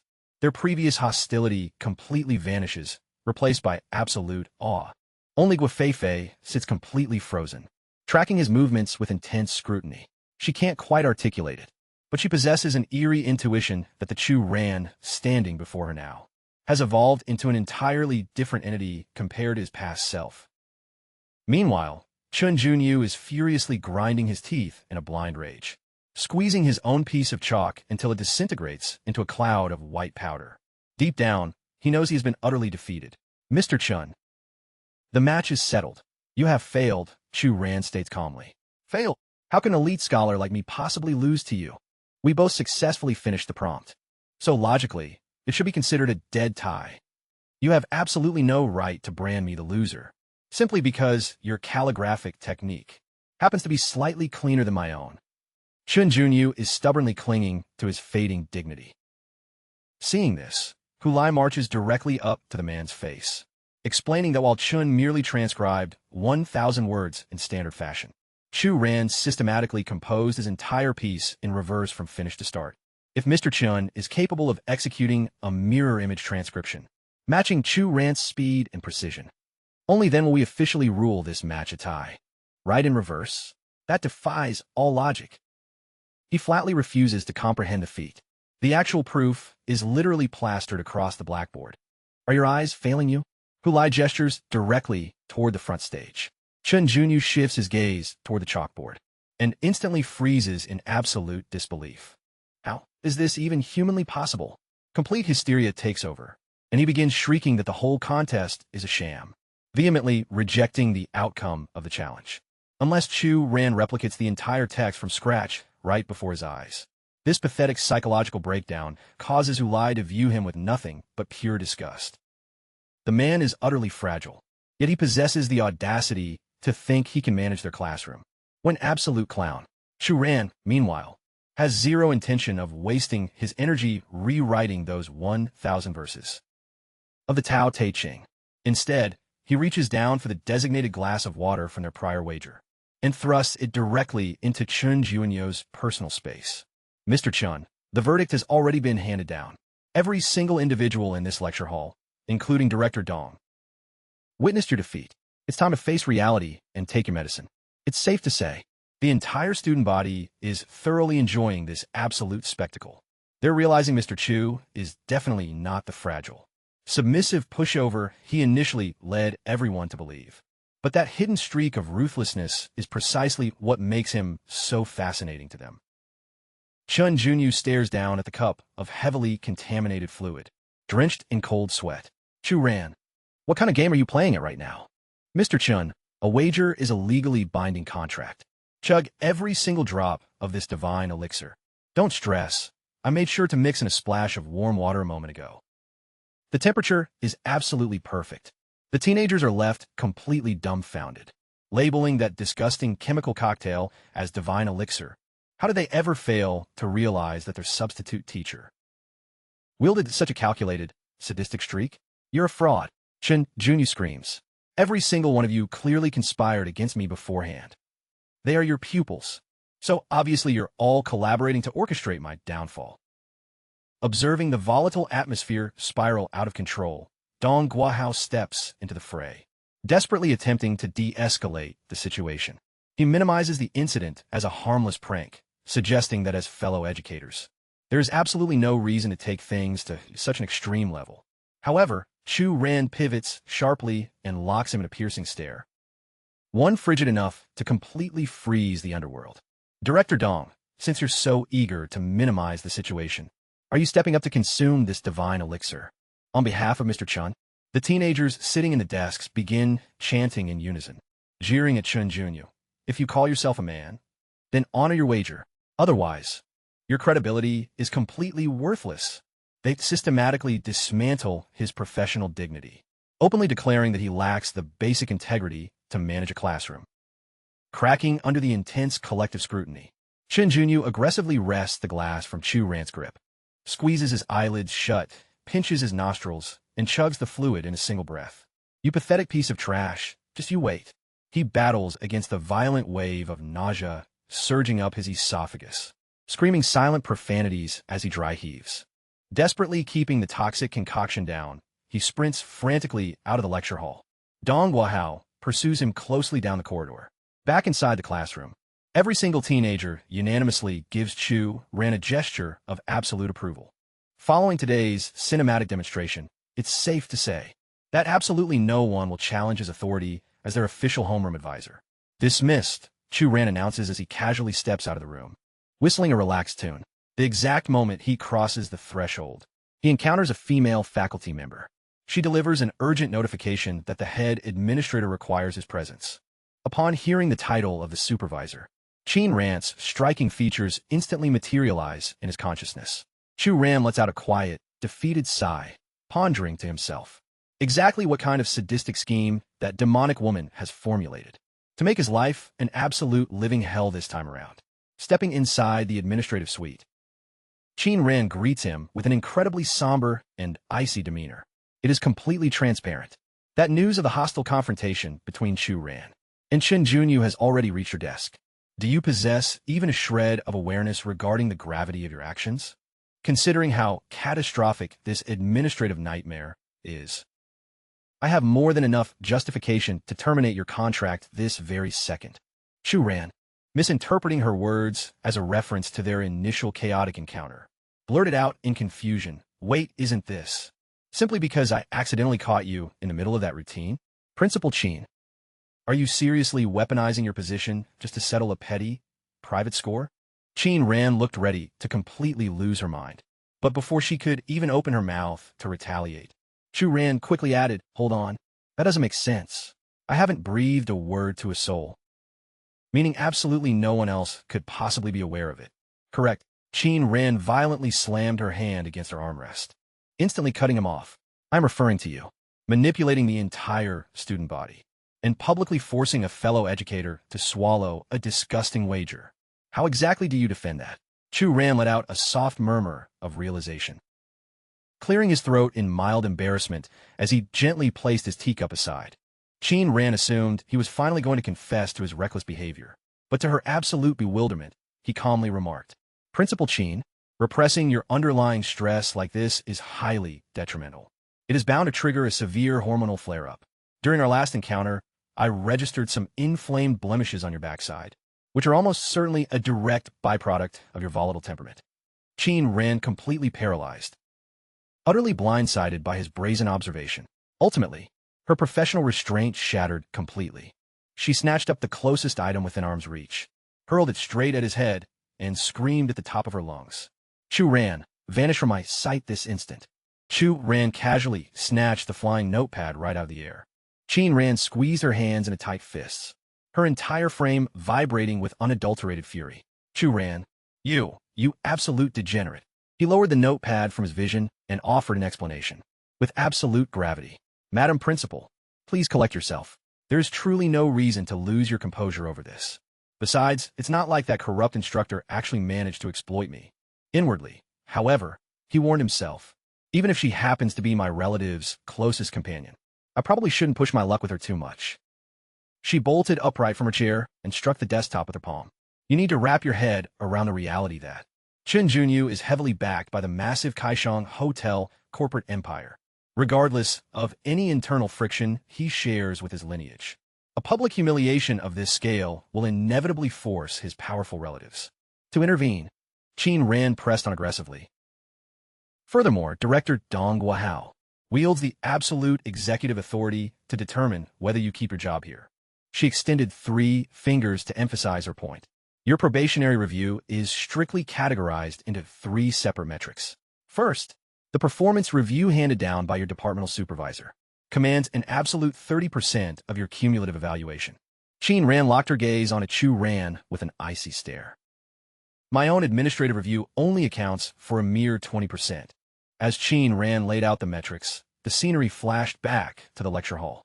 "And third, based on next month's comprehensive midterms, your classroom's overall performance commands a massive 50%. You're going to need a cumulative score above 50 points just to prevent an immediate termination." Chu Ran was utterly paralyzed by the revelation. Why on earth has the baseline changed from my previous timeline? In my past existence, I only needed to guide my students to place within the top 10 ranks of the entire school year, to easily clear my probation. Is this severe penalty because I agitated Shinran? These benchmarks are exponentially more brutal now. He narrowed his eyes at Shinran, suspecting she rigged the numbers out of spite. Meanwhile, she stood tall before him, radiating a highly satisfied smirk.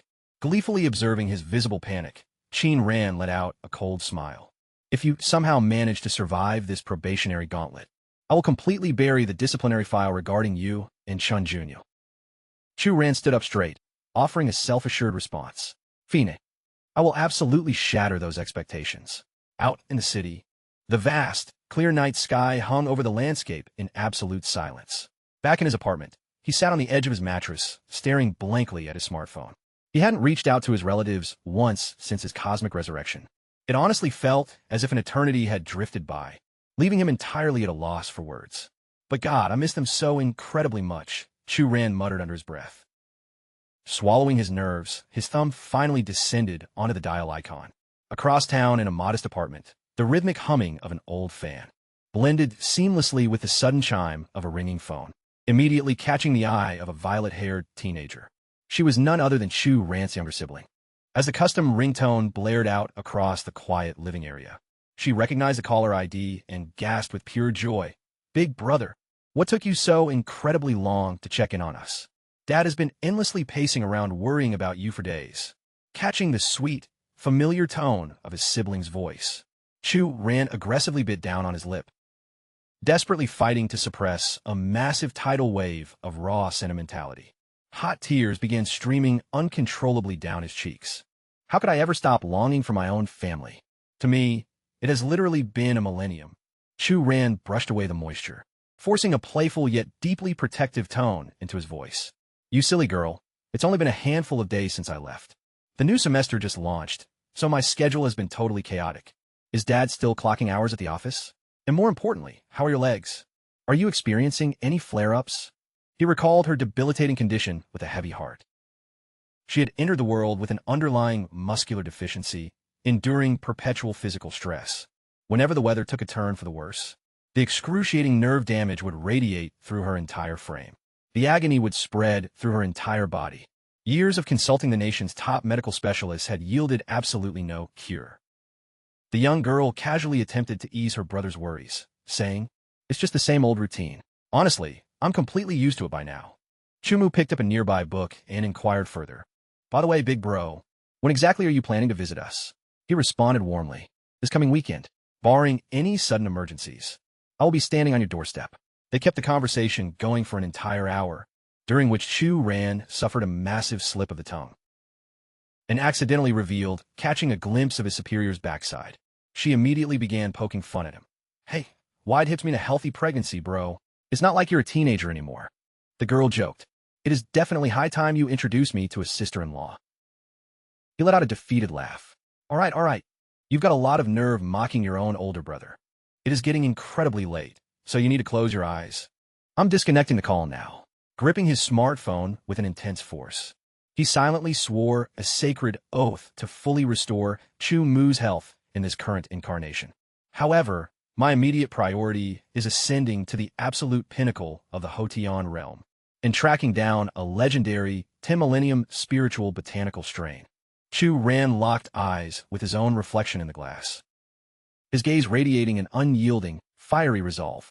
Just hold on to hope a little bit longer. I give you my word that I will have you walking completely pain-free, and I will uncover our mother's whereabouts so our household can finally be reunited. The following afternoon, back inside Chu Ran's private living quarters, he remained cross-legged on his mattress, completely immersed in deep spiritual meditation. An ethereal, luminescent azure energy field completely enveloped his entire physical form. Chu Ran was entirely dialed into his internal, energetic circulation, when an abrupt, heavy rapping on his entrance shattered his meditative state. Who's at the door? Jiang Fan pushed his way inside, clearing his throat as a highly amused smirk spread across his face. You are a healthy young man in the absolute prime of your life. Instead of venturing out into the city to network and socialize, you deliberately isolate yourself inside this dark room day in and day out. What on earth are you even occupying your time with? He casually draped an arm over Chu Ran's bare shoulder. All right, drop whatever this is, and let's move.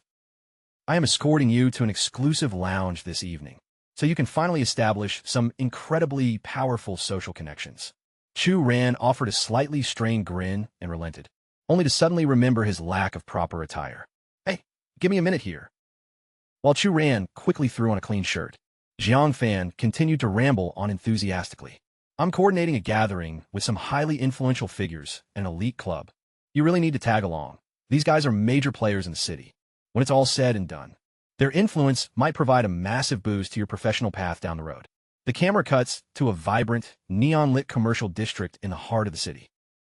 Deep within a high-end lounge echoing with thunderous bass, Jiang Fan carefully escorted Chu Ran through the crowd and eagerly presented him to an influential trust fund socialite.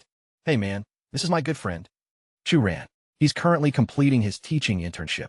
The affluent heir, Li Zicheng, slowly swirled his expensive vintage, projecting complete and utter apathy. Sensing the frosty reception, Jiang Fan shifted uncomfortably in his boots. Chu Ran merely observed the interaction, silently musing to himself. Draped in luxury brands, yet they're nothing more than arrogant trust fund brats. It was painfully obvious that even though Jiang Fan was going completely out of his way to flatter these elites, they viewed him with absolute condescension. The woman lounging right beside Zicheng, Wu Jingjing, flicked her lighter, taking a drag from her cigarette as she sneered with intense distaste. Jiang Fan, next time, do us a favor and don't drag absolute peasants into our circle. Honestly, even my personal pet is wearing a more expensive outfit than him. Enduring the blatant disrespect, Chu Ran maintained an unbothered, deadpan silence. Jiang Fan, on the other hand, began to stammer out a frantic apology. Wu Jingjing simply crossed her legs, balancing her cigarette casually in her left hand, folding her arms as her brow furrowed in annoyance. Her tone was absolutely dripping with unadulterated arrogance. People truly need to grasp where they belong in the social hierarchy. Every single individual sitting at this VIP table controls millions in net worth. Even in your case, Jiang Fan, if you didn't have your connection to our boy Tong, you wouldn't possess the clearance to even speak in our presence. Jiang Fan submissively cast his gaze downward, looking completely demoralized as he rubbed his brow in sheer embarrassment. I apologize. I'm incredibly sorry for the oversight. Ms. Wu. Chu Ran casually lifted his chalice, the crimson vintage reflecting the vibrant neon illumination of the nightclub. His voice remained completely serene, yet it resonated with an undeniable, chilling authority. Your name is Wu Jingjing, correct? He subtly narrowed his eyelids, taking a slow, deliberate sip before delivering a venomous, sarcastic blow. I've always heard that individuals who feature the symbol for gold in their titles tend to be completely bankrupt, and those possessing the symbol for water are usually desperately dehydrated. Given that your name, Jingjing, is structurally composed of 3 separate symbols for the sun, pray tell, what exactly is it that your life is so desperately starved of? Jingjing's complexion instantly flushed an angry, crimson red, her eyes stretching wide in absolute disbelief as her jaw hung slack.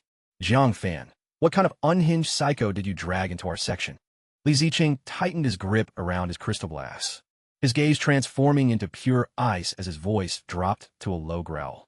Jiang Fan, do not claim that I failed to show you professional courtesy. Regarding this pathetic associate of yours, are you prepared to drop to your knees and beg for mercy on his behalf? Or do I need to force him onto the ground myself? Jiang Fan completely panicked, raising both of his hands in a desperate bid to de-escalate the situation. Come on, let's just talk about this logically. He's brand new to this scene and doesn't understand the social dynamics. He aggressively yanked on Chu Ran's sleeve, muttering, say you're sorry. Hurry up and swallow your pride, Chu Ran. However, Chu Ran's focus had completely locked on a Wang Ling, who was currently dressed in a standard cocktail waitress outfit. She was actively struggling to evade the wandering hands of an aggressive customer. Lounging right in front of her, Chu Ran was profoundly taken aback. Wang Ling? Why on earth is that young woman waitressing in a dive like this? Old Qian aggressively clamped his fingers around Wang Ling's wrist, flashing a disgusting, predatory smirk. Clocking into a shift at such a young age? You're a gorgeous little thing, sweetheart. Why don't you sit down and keep me entertained for the rest of the night? I'll make sure you leave with a massive stack of cash, one that will easily dwarf whatever pathetic hourly wage you make here. Wang Ling cast her gaze down in sheer anxiety, her face flushing a deep crimson color. I apologize, sir, but I am currently in the middle of service and must return to my duties. Chu Tai's demeanor instantly turned incredibly hostile, his eyes narrowing into slits. You aren't stepping a single foot away. I will personally handle your shift supervisor. Your only job tonight is to cater to Boss Qian's every whim. Trust me, it will be highly lucrative for you. Old Qian exhaled a thick cloud of pungent cigar smoke, wearing a self-satisfied grin as he spewed more vile suggestions. Come a little closer, gorgeous. You have an absolutely incredible figure, so I know you can move. Why don't you put on a private performance for the table?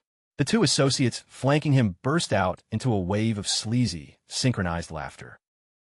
The individual on the left with the auburn hair snickered. We hit the jackpot tonight. Make sure you take it all off for us. The other companion, possessing sandy brown hair and sharp features, flashed a predatory grin. We are incredibly deep-pocketed gentlemen. Give us a good show, and the gratuity will be massive. You wouldn't want to disrespect your patrons, would you? Wang Ling lowered her head in pure, unadulterated misery, clutching her metal serving platter tightly against her chest. Please excuse me, sir, but I truly have to get back to my tables. If it weren't for the sudden, catastrophic financial ruin that had struck her household, she never would have been reduced to working in an environment like this, getting systematically degraded by vile men. Chu Tai stepped directly into her personal space and barked out an absolute order. Listen to what you're told. Sit your behind down and please Boss Qian. Wang Ling let out a terrified shriek. Please keep your hands to yourself, or I will immediately alert the bouncers. Boss Qian lunged forward to grab her, sneering viciously, a common waitress, trying to play innocent like some kind of saint. You chose to reject my generosity, so now you'll face the consequences. If you want to do this the hard way, so be it. Out of absolutely nowhere, Chu ran, interposed himself directly in front of Wang Ling, his gaze practically radiating unadulterated fury. You pathetic, bloated swine, what do you think you're pulling right now? Boss Qian's expression instantly turned incredibly sinister. He locked his eyes onto Chu Ran, snarling with venom. You arrogant little parasite. His gaze sharpened into a lethal glare as he hoisted his arm to deliver a brutal blow, his voice dripping with pure mockery. Trying to play the white knight and rescue the damsel in distress? Let's find out if you actually possess the muscle to survive the attempt. The exact millisecond those words cleared the man's throat, Chu Ran didn't waste a single fraction of a second. With a violent, fluid motion of his arm, he hurled his entire glass of red wine directly into Boss Qian's face. The heavy liquid connected with a resounding, wet slap, spraying across the immediate vicinity. The thick, circular spectacles perched on the man's nose were violently knocked crooked, leaving him completely blindsided and wincing in sheer agony. The dark alcohol cascaded down Boss Qian's features, completely saturating his designer collar and transforming his already bloated face into a terrifying shade of deep, suffocating crimson. He squeezed his jewel-encrusted fingers into a fist, his eyes wild with psychotic rage as he thundered. I'm going to bury you alive. The atmosphere turned lethal in an instant, as a massive horde of heavily tattooed enforcers surfaced from the shadows to completely block their escape routes. Chu Ran merely loitered in place, burying his hands casually inside his pockets, entirely unbothered by the threat, while Wang Ling trembled violently at his side, her eyes stretched wide in absolute horror. Xiao Tai stepped forward from the ranks of the criminal mob, carrying an absolute, robotic expression of malice, his voice carrying a terrifyingly low undertone. Drop to your knees and let Boss Qian shatter your jaw a few times, and I might consider letting you drag your broken body out into the street. Fail to comply, and I'll have my associates break every solitary bone in your anatomy. Chu Ran's eyes instantly narrowed, flashing with unmistakable, lethal bloodlust. He let out a dismissive chuckle. Who do you peasants think you are dealing with? You're actively degrading my pupil directly in my presence. You truly must be completely tired of living. Xiao Tai burst into a highly arrogant, mocking laugh, stabbing a thumb aggressively against his own sternum. Do you possess any clue who controls this sector? My direct superior is the legendary, untouchable Boss Hong. Upon registering that specific name, all the color completely drained from Wang Ling's face, beads of cold sweat forming across her brow in a wave of absolute, unadulterated panic. Pan Hong, the underworld kingpin, Boss Hong. She frantically yanked on Chu Ran's jacket, her vocal cords vibrating with sheer panic. Mr. Chu, you need to abandon this place immediately. Please go. I will deal with the consequences of this situation alone. He extended a rigid, disciplinary finger toward Wang Ling, his tone vibrating with severe, unyielding authority. Deal with it? How on earth do you honestly intend to resolve this disaster? Go stand in that corner and do not move a single muscle. Once I'm finished cleaning up this massive mess, you are going to provide a completely flawless justification, or I will be contacting your household immediately. Wang Ling clamped her hand over her lips, her vision clouding with rising tears as she whimpered. Mr. Chu. Jiang Fan remained completely paralyzed, his expression turning deathly serious. He anxiously contemplated the unfolding madness. Chu ran. What kind of suicidal stunt are you trying to pull right now? He locked his fingers together and delivered a submissive bow, completely consumed by visible panic and profound embarrassment. Li, come on. I'm begging you to intercede. My companion is completely unversed in the harsh realities of life. He doesn't understand the societal hierarchy. For the sake of our history, could you please advocate on his behalf? Li Zicheng casually rotated the dark vintage in his crystal goblet, projecting an aura of absolute, mocking superiority. Your pleas are entirely pointless. That brainless associate of yours chose to antagonize the absolute worst group. When dealing with a syndicate kingpin of Boss Hong's stature, even my own father wouldn't dream of exerting political leverage, let alone someone of my standing. Jingjing reclined luxuriously against the leather cushions, folding her arms while wearing a highly sadistic, satisfied grin, thoroughly amused by the impending slaughter. The arrogant peasant brought this entirely on himself. Let's just relax and enjoy the violent spectacle. Jiang Fan tightly clamped his jaw shut in pure desperation. You people are unbelievable. Tuning them out completely, he charged directly over to Chu Ran. Squeezing his hands in a white-knuckled fist, he deliberately threw his own physical frame between Chu Ran and the enraged Boss Qian, glaring intensely at his friend in deep reprimand. Chu Ran, swallow your pride and beg for mercy this instant. He then pivoted back toward the criminal underworld figures with a highly strained, sycophantic grin. Boss Qian, Boss Jiao. My companion is incredibly naive and possesses zero street wisdom. Please show your immense magnanimity and overlook this singular transgression. I will personally absorb whatever financial penalty you deem appropriate. Boss Qian snarled, his features contorting into a hideous mask of pure rage. Who do you think you are, boy? Do you honestly believe you possess the social clearance to address me? Jiang Fan tightly squeezed his eyelids shut, bracing his entire body for the impact. If enduring a brutal beating would preserve his friend's life, then he was fully prepared to pay that price. Just as Boss Qian's heavy hand was about to forcefully connect with his face, an entirely different hand intercepted it mid-flight. It was Chu Ran, wearing a menacing smirk as he muttered, "You really seem to derive pleasure from throwing your weight around." Boss Qian instantly broke out into a cold, panicked sweat, stammering, What do you think you're pulling?" Before the words could fully form, Chu Ran violently wrenched his wrist, sending the corrupt businessman into a state of sheer, unadulterated agony, as he let out a screech loud enough to wake the dead. Yet, Chu Ran refused to break his grip, continuing to exert pressure, fracturing the small bones repeatedly without an ounce of remorse.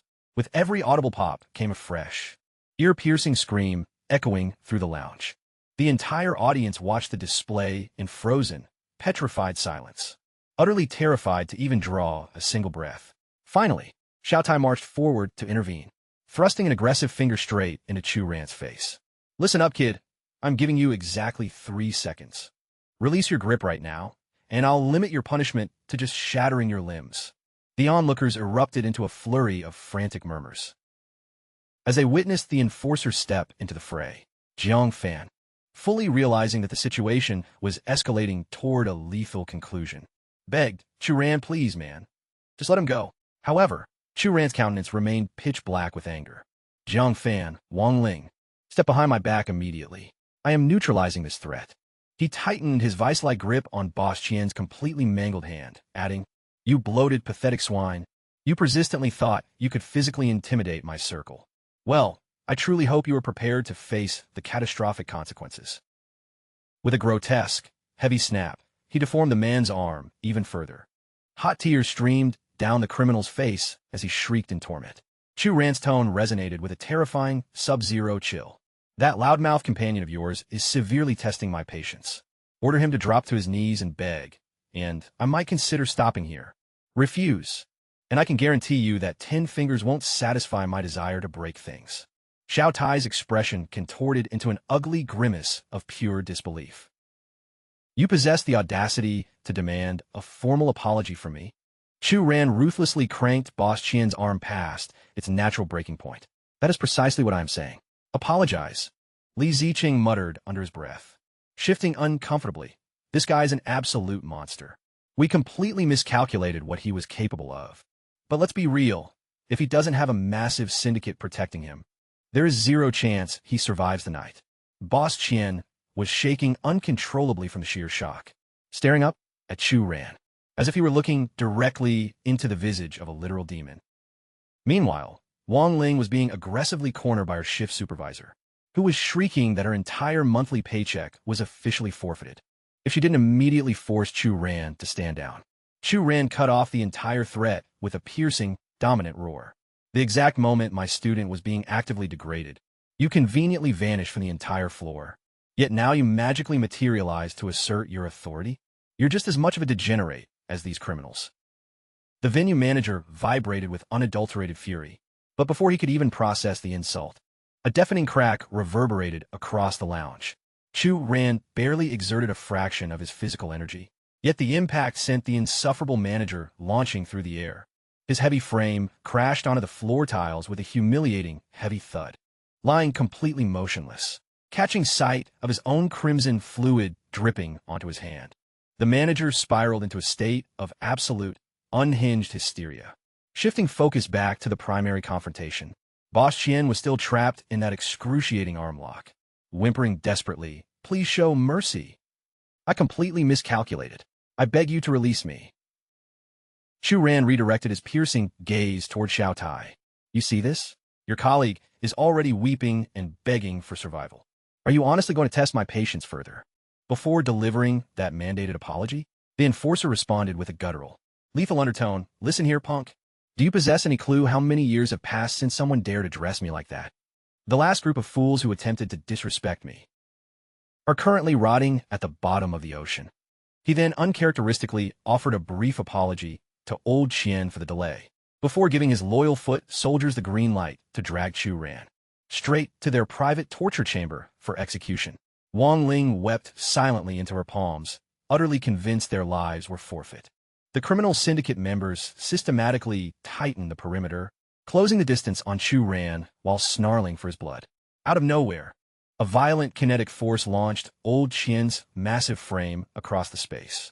As it turns out, Chu Ran weaponized that bloated anatomy as a human battering ram to instantly neutralize the oncoming flank. Directly behind him, two additional enforcers attempted a blindside attack, but in a literal millisecond, they were violently propelled backward.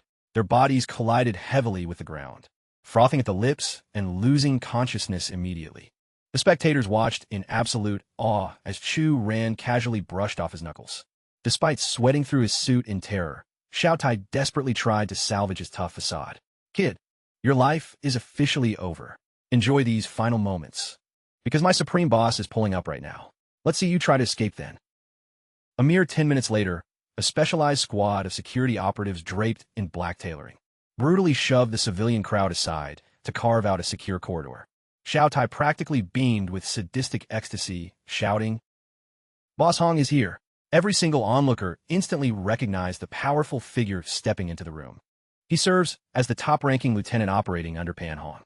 Li Ziqing wears a deeply self-satisfied grin, confident he foresaw Chu Ran's ultimate demise, while Jingjing lets out a nasty chuckle, jeering that regardless of his tough act, the guy is about to drop to his knees and beg for his life. Out of nowhere, however, Xiao Tai is completely paralyzed with confusion, as his commanding officer abruptly cuts off his advance.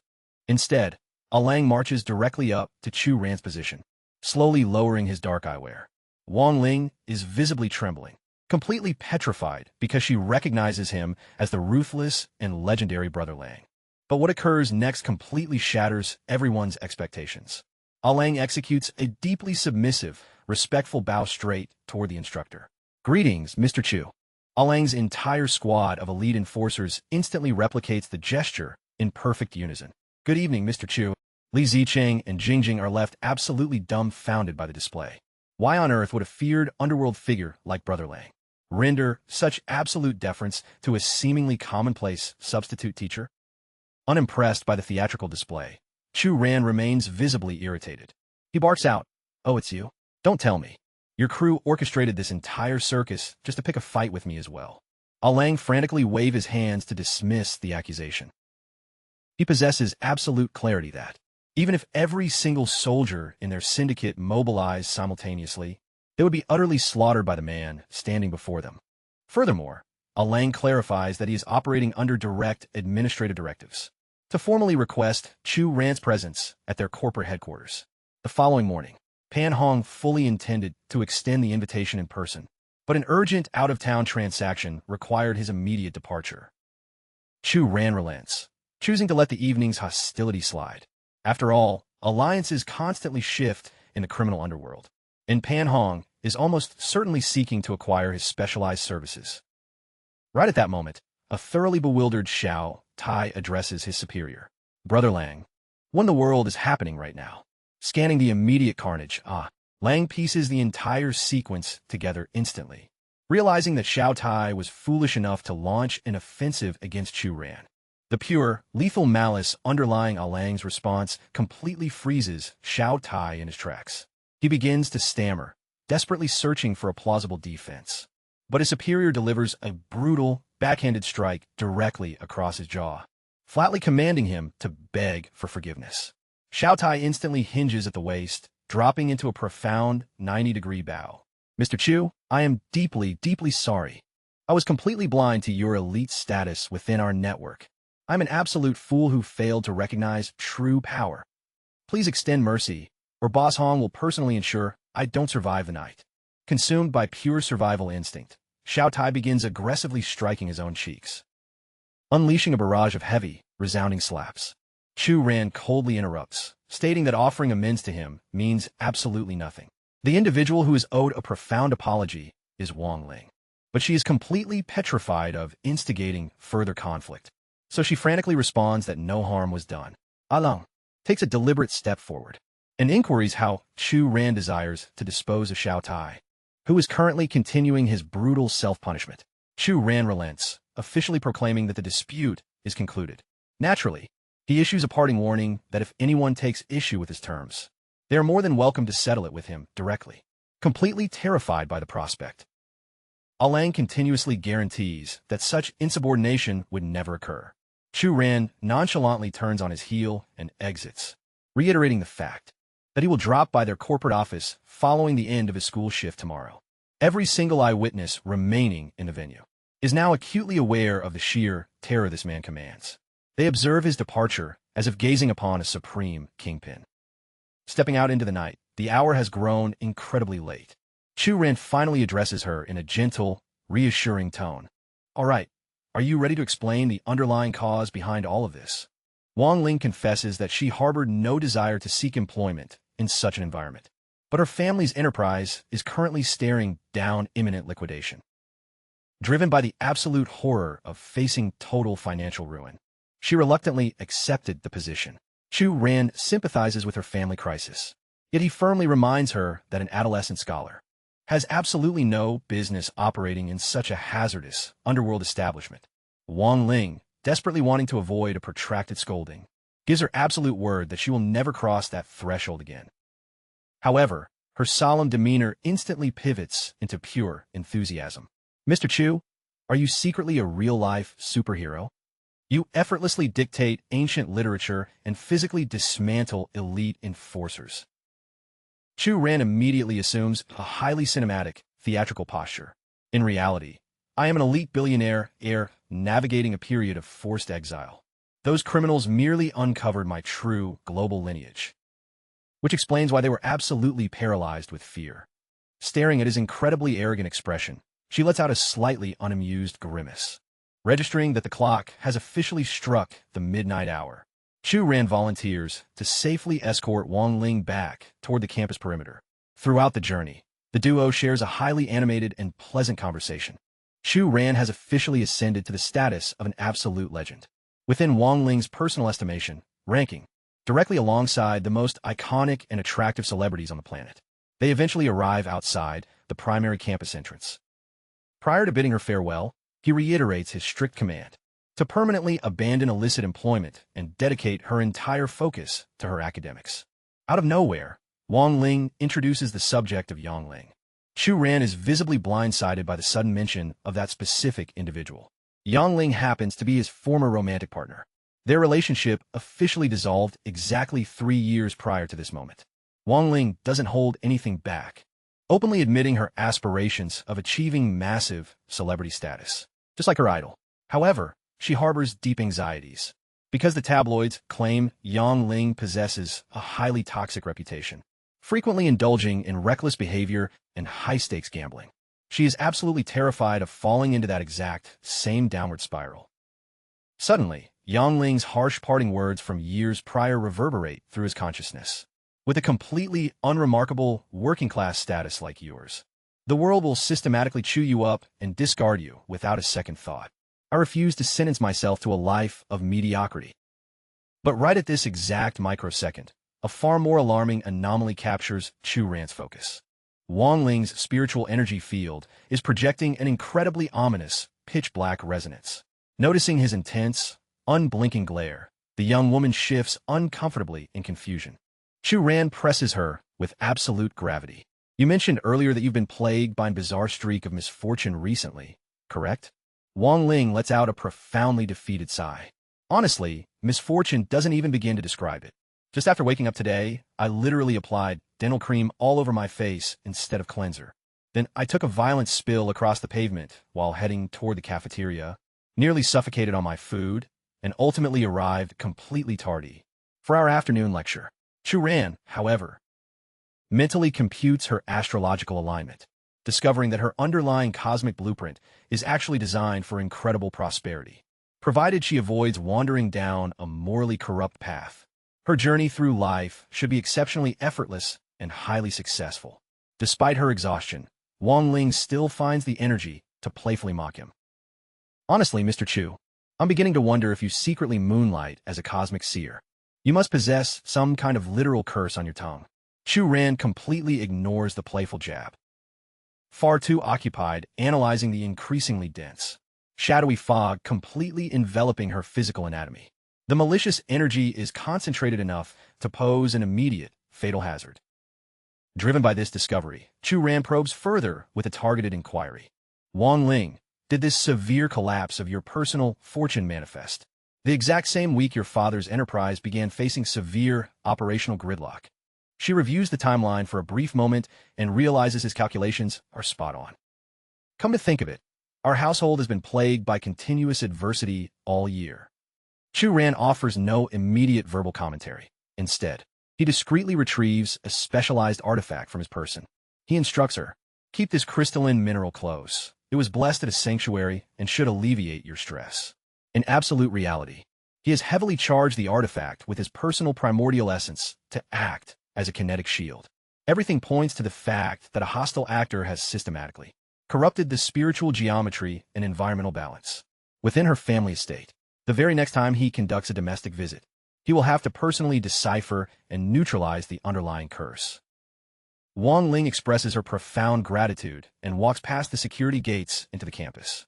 Chu Ran remains completely motionless in the shadows, his eyes narrowing into ice-cold slits. In this current incarnation, absolutely no one threatens my lineage, and absolutely no one degrades my pupils. Regardless of who is manipulating the strings behind this conspiracy, your day of reckoning is coming. The following morning, Chu Ran was pacing toward the primary campus entrance when he noticed a chaotic scene unfolding near the gates. Evidently, an aggressive individual was shouting his name at the top of their lungs, actively trying to instigate a brawl. However, the crowd seeking his presence possessed an aesthetic that was profoundly bizarre. To put mildly, Chu Ran instinctively took a step back, an expression of unadulterated revulsion written across his features. I have absolutely zero connection to this flock of flamboyant degenerates. The campus security officer rushed over to clarify the situation, explaining that they were notorious neighborhood enforcers. widely known for instigating violent disturbances. Strongly cautioning the educator to avoid an encounter, Chu Ran responded with total tranquility.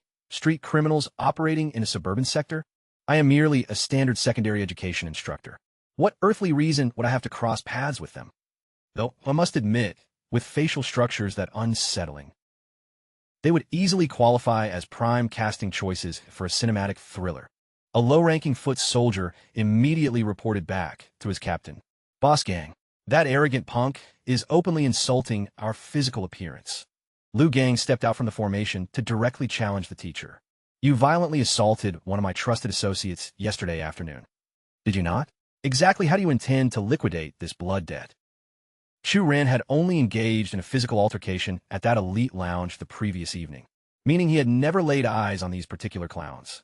He instantly deduced this was Chun Juinyo's handiwork, a pathetic, coordinated ambush.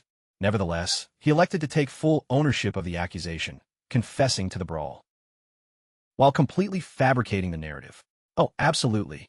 I dismantled him entirely, and your associate earned every single strike for covertly spying inside the female lavatory. Since a confrontation was entirely inevitable at this point, he figured he might as well control the theater of war until the absolute end. The gathered student body instantly rallied behind Chu Ran's character, fully convinced he had acted as an honorable champion of justice, safeguarding vulnerable young women. The criminals were entirely thrown off balance. This total confession was completely antithetical to their strategic planning. The script dictated that he was supposed to descend into absolute panic, grovel for forgiveness, or completely compromise his own professional dignity. Liu Gang's subordinate frantically rejected the voyeurism allegation. Capitalizing on her psychological vulnerability, Chu Ran aggressively turned the tables. If he wasn't actively behaving like a predatory creep, why on earth would I expend my valuable energy to physically correct him? Liu Gang, realizing he was completely losing the public debate, gestured sharply for his foot soldiers to display a massive vinyl sign. The lettering boldly accused Chu Ran and Wang Ling of engaging in a highly inappropriate, scandalous romance, explicitly stating they were caught lingering at a nightclub in the dead of night. Chu Ran's tone instantly dropped into a menacing, guttural register. What exactly is the end game of this little circus? Liu Gang put on a masterful display of manufactured innocence, falsely asserting that their presence wasn't meant to incite a riot, but rather to seek absolute, unadulterated accountability. How can an educator descend to such disgusting levels of moral bankruptcy?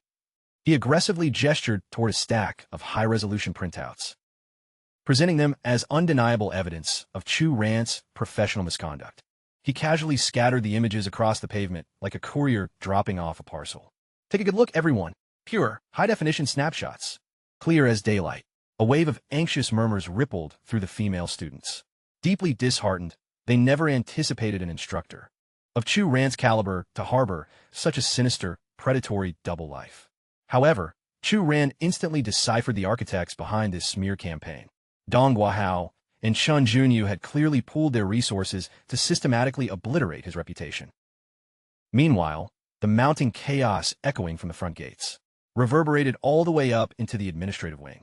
One of the faculty members let out a venomous chuckle, labeling him an individual of completely bankrupt principles, who was utterly unfit to represent their academic institution. Qin Ran decisively declared that a comprehensive internal review would be launched, without a single moment of delay. Furthermore, she would take personal charge of addressing this massive public relations disaster with the media. Simultaneously, back within the faculty break room, Tanya remained absolutely unyielding in her stance. She firmly maintained that Chu Ran possessed too much integrity to commit such a vile violation. Wang Ling is an exemplary, dedicated scholar. She argued vehemently. This entire scenario is clearly an orchestrated frame job. Chun Junyu entered the conversation with an artificial composure, expertly masking his underlying venom. Ms. Tan, appearances can be profoundly deceiving in this line of work. Certain individuals project an aura of absolute nobility, yet harbor completely primal, predatory instincts. Waste no energy protecting him. Dong Guahao eagerly backed him up. The instructor speaks absolute truth. I recognized his complete lack of basic professional standards. The absolute millisecond our paths crossed, he is actively dragging our school through the mud. Tan Yu subtly brought up the previous day's bizarre water-drinking confrontation, dryly observing that the container Chun Junyu was currently holding carried an aroma strikingly identical to that chemical-laced concoction, glaring at her defiant, untouchable attitude. Chun Junyu silently vowed that it was only a matter of time before she would be completely at his mercy, groveling for his attention. And as for Chu Ran, once today's public humiliation fully ran its course, he wouldn't possess the psychological fortitude to ever step foot on campus again. Out on the courtyard, absolute pandemonium had broken out among the student body. A few pupils lamented that the modern moral fabric of civilization was completely unraveling, while others shed actual tears of sympathy for Wang Ling, convinced beyond a shadow of a doubt that she had been manipulated by a corrupt authority figure. Amidst the growing storm, Chu Ran calmly slid his hand inside his pocket. The enforcers instantly braced themselves, completely blind to what kind of weapon he was about to draw. They watched in absolute suspense as his hand emerged holding a dry erase marker. You managed to completely butcher the spelling on this banner of yours. Here, allow me to correct your grammar. The blatant disrespect was enough to make any language arts instructor suffer stroke. Out of nowhere, Xiao Ru stormed onto the scene and barked, "Mr. Chu, quit trying to deflect from the actual issue. You need to provide a direct explanation as to why you were identified at a nightclub, alongside an underage pupil. Are you truly too dense to realize you have crossed severe legal boundaries?" In her twisted mind, the absolute moment she successfully finalized this character assassination, she would finally possess the freedom to stand proudly alongside Chun Junyu, without a single soul questioning her integrity. Chu Ran fired right back at her, delivering an icy, completely unbothered glare. "What business is that of yours? You seriously need to learn how to keep your nose out of places it doesn't belong." Her entire frame began vibrating with pure, unadulterated venom, mustering every solitary ounce of vocal capacity she could summon. Xiao Ru shrieked his name at the top of her lungs. Chu Ran, meanwhile, back within the safety of the homeroom. The rumor mill was already operating at maximum capacity. One highly inquisitive student leaned across her desk, interrogating Wang Ling about the specific circumstances that placed her inside a cocktail lounge the previous evening. She smoothly fabricated a cover story, claiming she merely crossed paths with Chu Ran by pure coincidence while out in the district, received a massive administrative scolding from him, and was immediately escorted straight back to the dormitory gates. The underlying reality was far too explosive to ever reveal to the public. Faking a wave of teenage irritation, she muttered aloud, "Who would have guessed that our strict Black Crow harbored such chaotic late-night routines? To think he actually frequents establishments of that nature. I guess he's frozen on the exterior, but an absolute wild card underneath." Without warning, a fragment of writing chalk sliced through the atmosphere, connecting squarely with a gossiping student's forehead. Since this entire roster appears profoundly captivated by fictional narratives, everyone will compose a comprehensive analysis essay on the following theme: the systematic propagation of manufactured defamation within contemporary culture. Fail to deliver a physical copy to my desk by tomorrow morning, and your legal guardians will receive a direct phone call from me. Agonized groans instantly echoed across every single row of the lecture hall. A mere handful of hours later, an administrative tempest erupted inside the front office. Qin Ran could no longer restrain her compounding rage, violently slamming a stack of documentation onto the desk. Review this narrative. Every solitary piece of correspondence on this desk is formally demanding your immediate termination. How exactly do you expect the board to manage this crisis? Yet, Chu Ran sat there projecting complete and utter tranquility.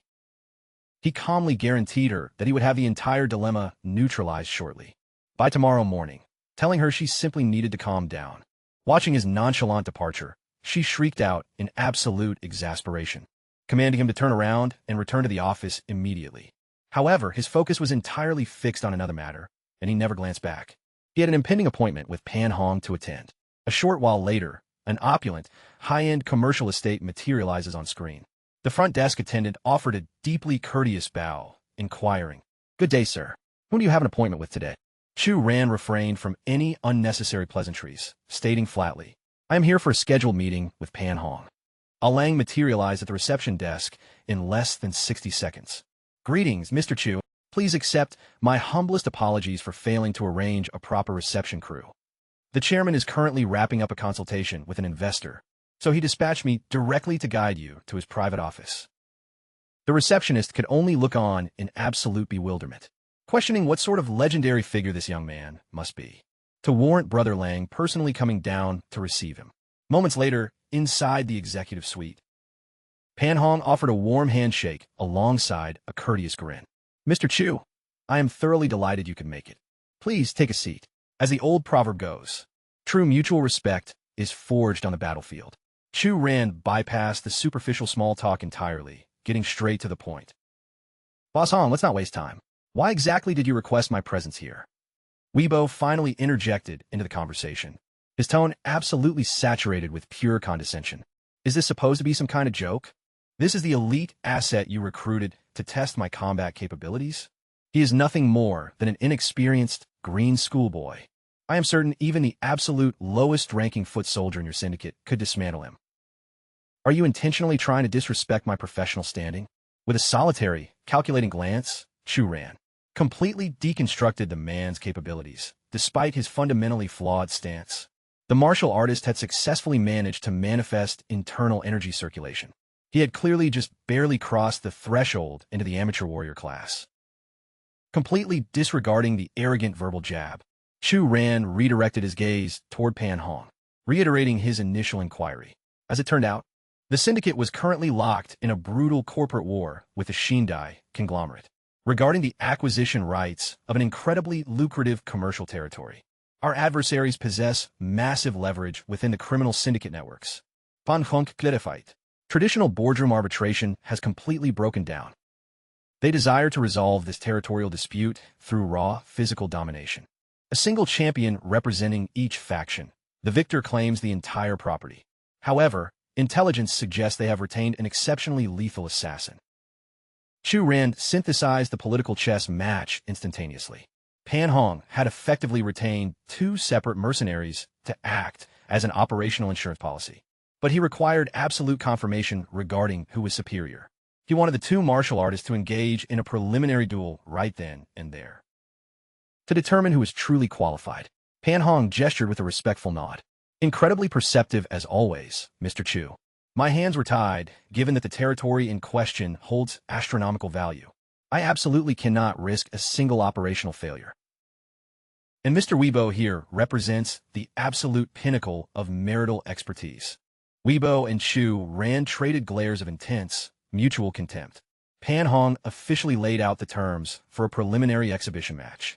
Regardless of the final outcome of this little duel, both of you will be compensated with a cool $1 million just for participating. Weibo's brow furrowed as he let out a dismissive scoff at the financial terms. "You cannot genuinely believe that a trivial sum, like 1 million, is sufficient motivation to make me exert my physical prowess, right?" In immediate response, Pan Hong calmly raised his hand to display 5 digits. "The single million is merely a baseline retaining fee for this audition. The champion who steps into the actual arena will secure a $5 million payout." Pan Hong wasn't merely throwing his capital away carelessly. The real estate in dispute was valued in the multi-billions, rendering a few $1,000,000 nothing more than a minor business expense. Chu Ran, on the other hand, was momentarily taken aback by the staggering $5 million figure.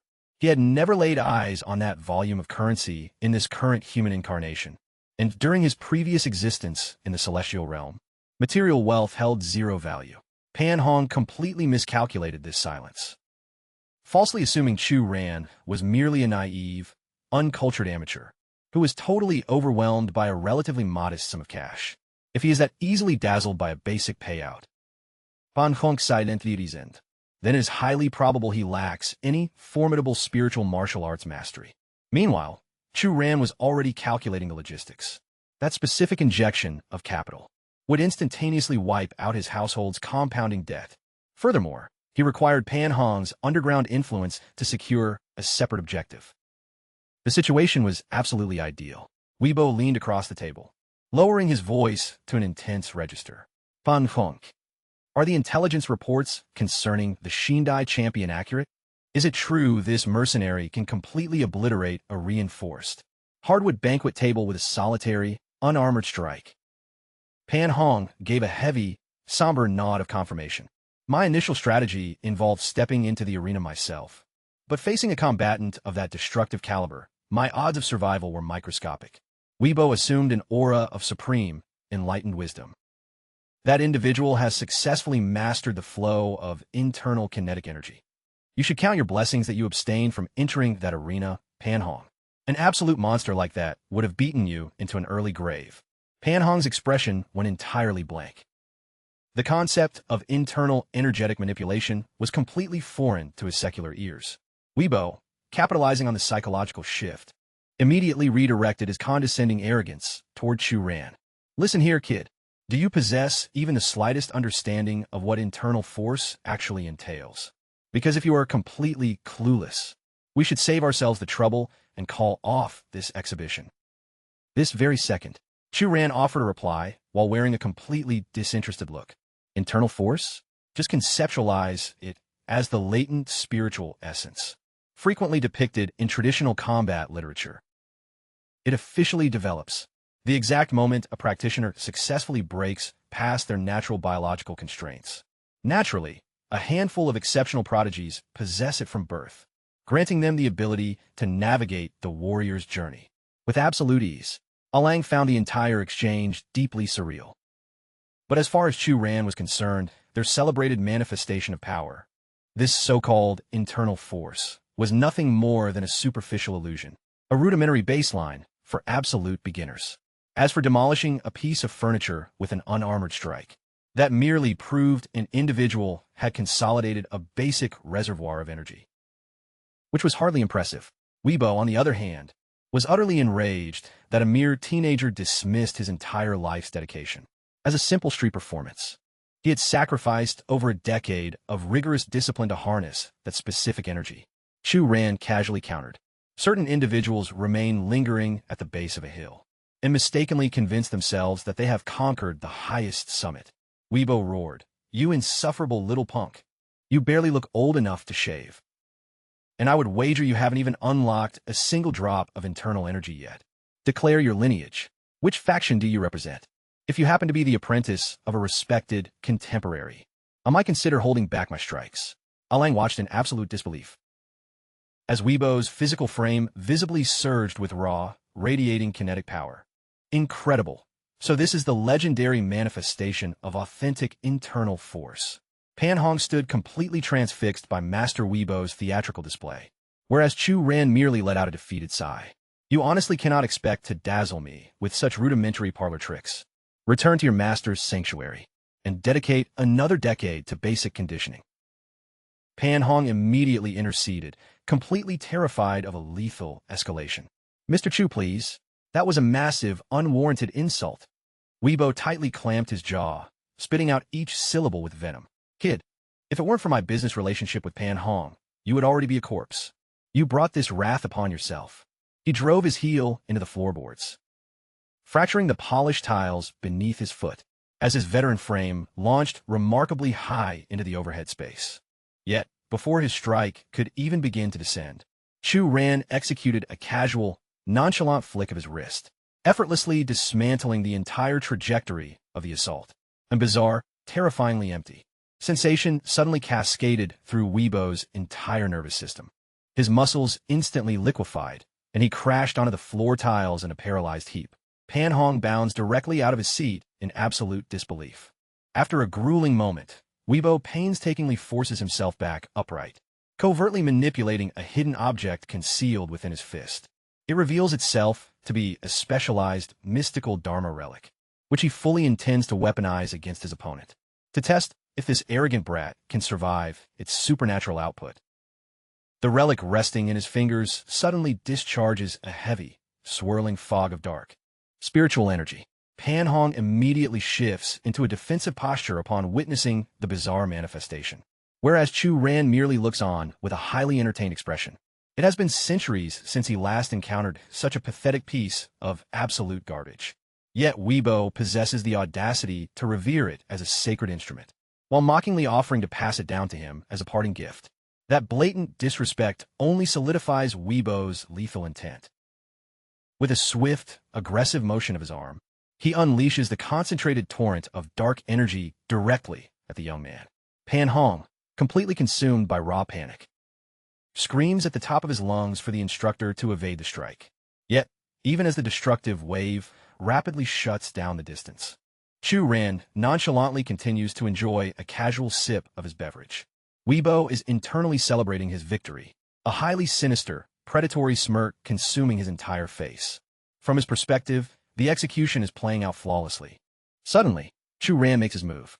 With a flick of his fingers, he launches the fluid from his porcelain vessel. The trajectory of the moisture collides squarely with the oncoming shadows, triggering a succession of deafening, concussive detonations. The moisture morphs into a collection of razor-sharp projectiles slicing through the air, grazing directly past the veteran warrior's cheekbone. The attack embeds itself squarely into the massive artwork mounted on the rear wall. Weibo registers a sharp, burning sensation cutting across his skin. He slowly pivots his gaze, staring intently at the lacerated canvas. Since when could simple organic foliage be weaponized with such lethal velocity? The herbal fragments are driven deeply into the structural framework, as rigid and unyielding as tempered metal. Chu Ran balances the vacant chalice. Wearing a quiet, knowing grin, Weibo begins to vibrate with absolute terror, extending a profoundly unsteady hand toward him. That specific energy output. You aren't some low-tier novice practitioner. You are an absolute grandmaster of the martial arts. Lang remains standing on the periphery, completely paralyzed by the revelation. Is this the actual depth of Mr. Chu's supernatural capability? The young educator sits perfectly composed, projecting total tranquility, as his focus locks onto the metallic trinket held in Weibo's grasp. Given that you have formally conceded the engagement, that specific metallic relic is officially my property. Chu Ran executes a simple, commanding gesture with his fingers, causing the relic to instantaneously project across the airspace.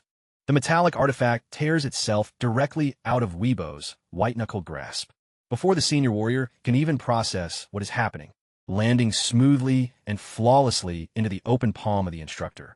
Chu Ran smiles contentedly and checks. Do you have anything else you'd like to contest? The veteran fighter instantly drops straight to his knees, pressing his palms together as he begs for his life. Grandmaster, I beg for your absolute mercy. This fool would never dare oppose you again. I was temporarily blinded by my own arrogance. If that relic pleases you, it is entirely yours. Chu Ran inspects the artifact with his fingertips, detecting the menacing, corrupted spiritual resonance emanating from its core. This particular metallic shard was undoubtedly retrieved from an environment saturated with heavy death energy. Dating back at least a millennium, it's far from a holy instrument. It is heavily tainted by malevolent forces, which explains its ability to trigger completely inescapable mental illusions. Chu Ran smoothly slides the metallic token into his jacket. He decides not to escalate the situation any further. I will consider our previous altercation officially resolved. In exchange for this token, naturally, if you still harbor any resentment, you're welcome to track me down whenever you please. This object is actually incredibly advantageous for Chu Ran, though it acts as a lethal poison to ordinary humans. To a being of his caliber, it serves as a reservoir of unadulterated, cosmic power that will significantly accelerate his spiritual progression. Weibo trembles violently, stumbling backward a few paces in absolute, terrified reverence. I wouldn't dream of it, sir. Absolutely not. If you no longer require my presence. This humble practitioner begs permission to withdraw. At this exact juncture, ensuring his basic survival is his solitary objective. Even if my own grandmaster were to intervene right now, he would be utterly powerless against this monster. Weibo pivots and bolts out the door, leaving Pan Hong, feeling completely stranded and blindsided. Is Weibo honestly just abandoning the field like that? The man has been making massive waves in the circuit lately, celebrated as an elite warrior who dismantled dozens of challengers. Yet here, he is fleeing with his tail tucked firmly between his legs. This Chu Ran. Pan Hong's expression shifts into a blend of strategic planning and suppressed euphoria. This teenager is the ultimate powerhouse. I previously assumed I was overvaluing his capabilities, but it's clear I was drastically underselling his true potential. Chu Ran casually lifts his porcelain vessel, delivering a quiet directive. Boss Pan, my cup appears to be completely empty. Pan Hong snaps his gaze directly toward his lieutenant. Move it, Alang. Fetch the finest blend immediately. Go pour the man his drink. But in the very next instant, he changes his mind entirely. No. Disregard that. I will handle this task myself. Pan Hong serves the beverage with extreme precision. Utterly terrified of letting a solitary droplet slip, he cast a sidelong glance toward Pan Hong, telling him to loosen up. Boss Hong, there is absolutely no reason to be this formal. It isn't as if I intend to tear you apart. You are providing the capital, and I am fulfilling the contract. Just carry yourself with that same arrogant confidence you displayed back when we first crossed paths at the KTV lounge. That persona suits you far better. Pan Hong vigorously shook his head, frantically forcing an anxious chuckle. Mr. Chu, please refrain from mocking me over that incident. I wouldn't dream of projecting that kind of attitude today. Chu Ran elevated his porcelain vessel, his countenance instantly shifting into a solemn mask. Regarding the operational contract you retained me for, I will be the one dictating the timeline. My agenda is completely overwhelmed this week, so the execution will have to be deferred until next week. Chu Ran took a refreshing draft of the premium blend. He was currently navigating a mountain of personal responsibilities.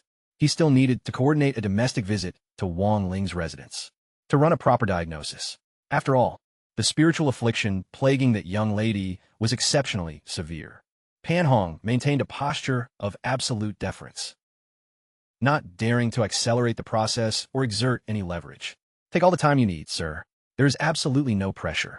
I'm perfectly content to align with your personal calendar. Accommodating your schedule is a profound privilege.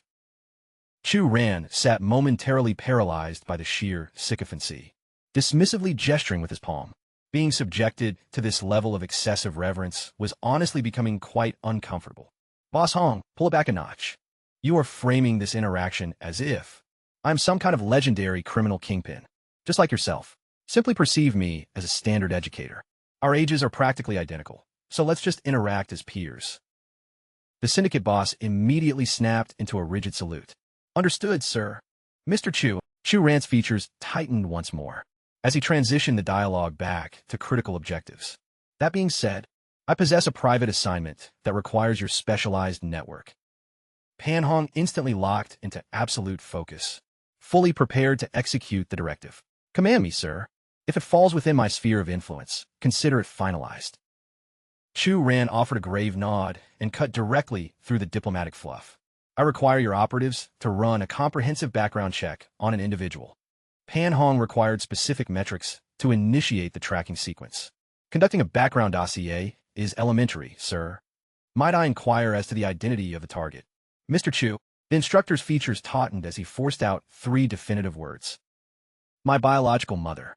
To guarantee that the intelligence gathering proceeded without friction, Chu Ran elected to reveal a fragment of his foundational history.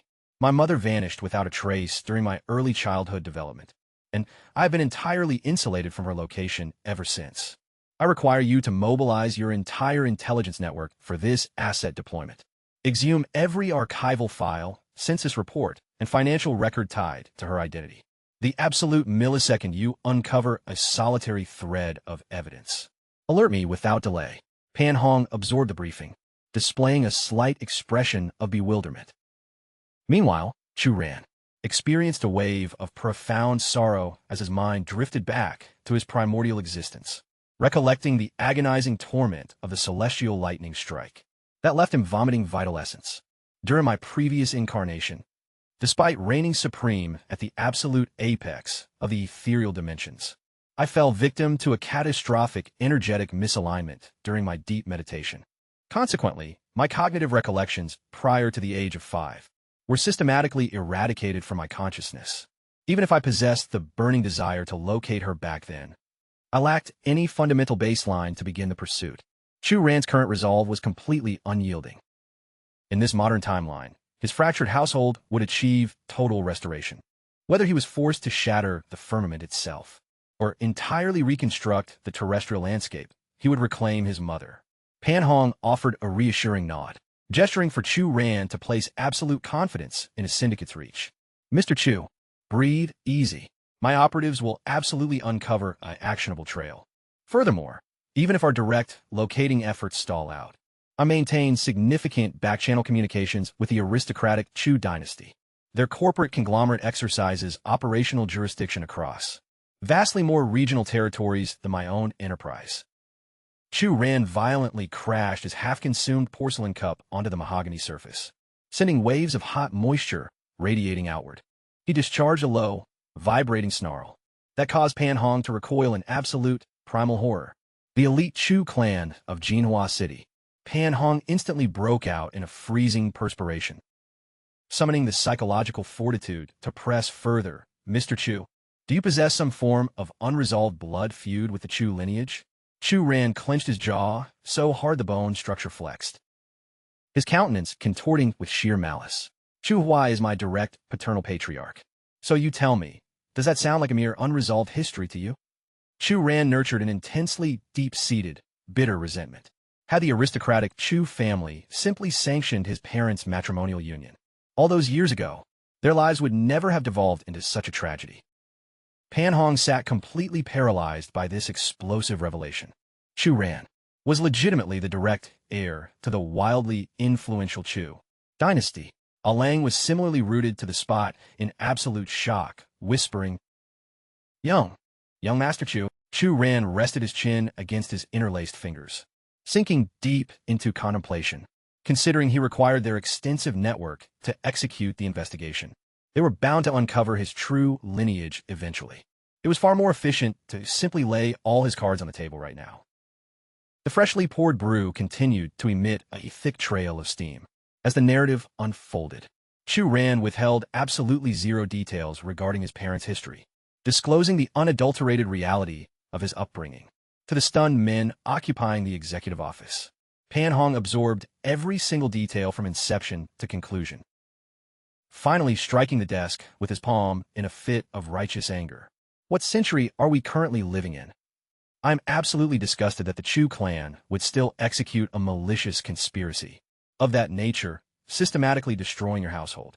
I always maintained the perspective that the younger Chu generation consisted entirely of pretentious trust fund snobs, devoid of actual talent.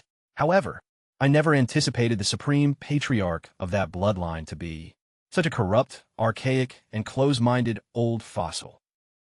This is an absolute moral travesty. Propelled by a sudden wave of fierce allegiance, he resolved to align his entire organization with Chu Ran's cause. Mr. Chu, your personal vendetta is now officially my priority. If the Chu syndicate operates with that level of cruelty, then to hell with our impending corporate alliance. I have absolutely zero requirement for their capital, and I certainly possess no desire to grovel at their feet. Chu Ran dismissively gestured with his hand, indicating that he harbored no desire to escalate the situation into a massive territorial war. There is absolutely no necessity for such drastic measures. Commercial enterprises remain independent. We will proceed with the transaction. There is zero logic in intentionally sabotaging a lucrative payout. Chu Ran quietly analyzed the crime lord's psychological profile. Pan Hong was an incredibly transparent, blunt communicator.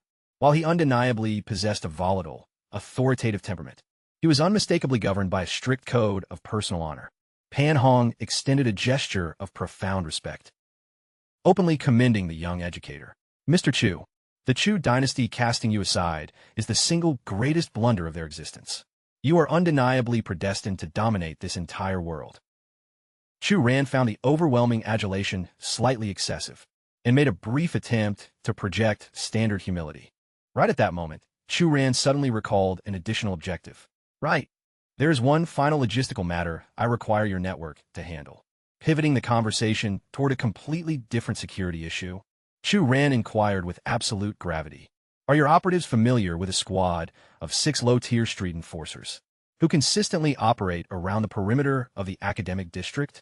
He was absolutely committed to neutralizing this threat completely. The situation demanded immediate closure. While personal insults mean nothing to me, this targeted smear campaign could permanently compromise Wang Ling's social standing. Pan Hong strokes his jawline, sinking deep into his mental database, but ultimately offers a definitive shake of his head. He possesses absolutely zero knowledge regarding which specific, low-level collective of insignificant street criminals matches that description. Xiao Tai unsteadily scratches his temple, nervously raising a finger to interject.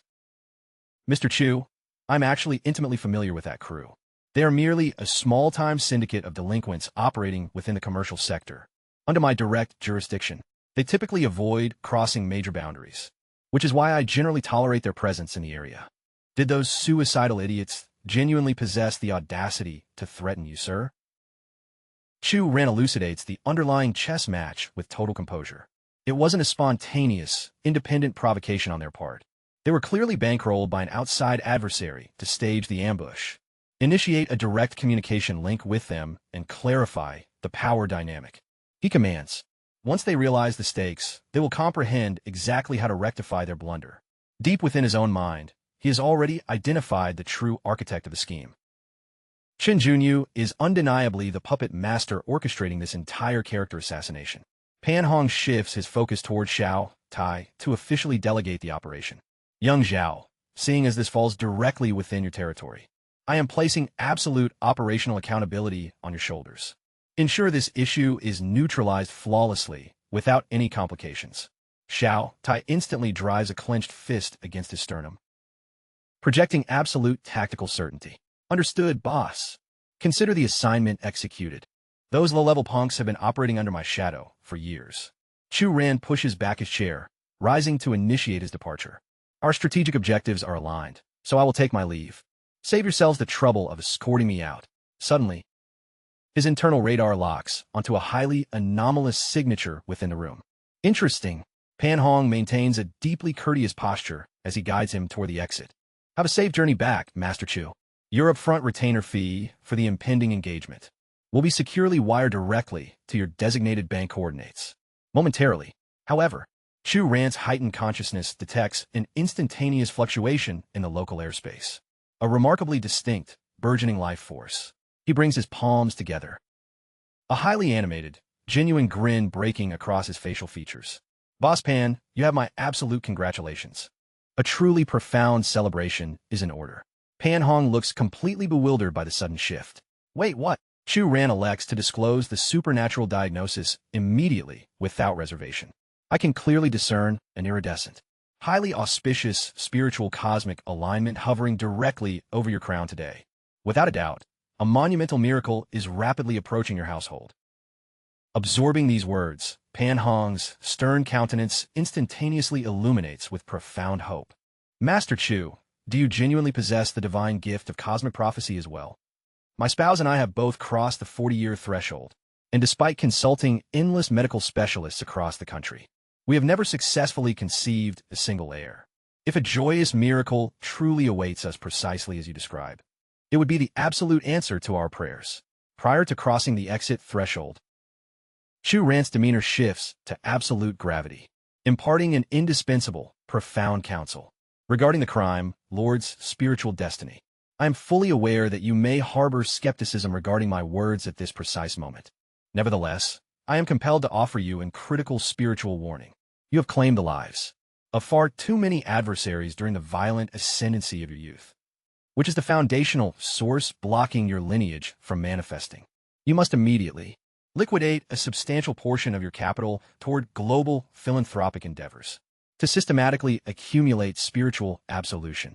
Fail to do so, and a catastrophic, fatal retribution will become entirely inevitable. Sliding his hands casually into his jacket pockets, he strolls away from the executive wing, briefly lowering his eyelids in deep contemplation. The celestial plane operates under unyielding, universal karmic laws. Deconstructing a standard human's absolute destiny is an elementary task for an immortal entity. Chu Ran offers a subtle, courteous nod to the front desk representative, feeling exceptionally content with the day's progression. Boss Pan undeniably enforces an immaculate level of operational discipline across his organization. Right at that microsecond, a familiar voice echoes across the grand lobby, calling his name. Chu Ran? Is that seriously you, Chu Ran? The individual approaches, revealing himself to be Wu Lei.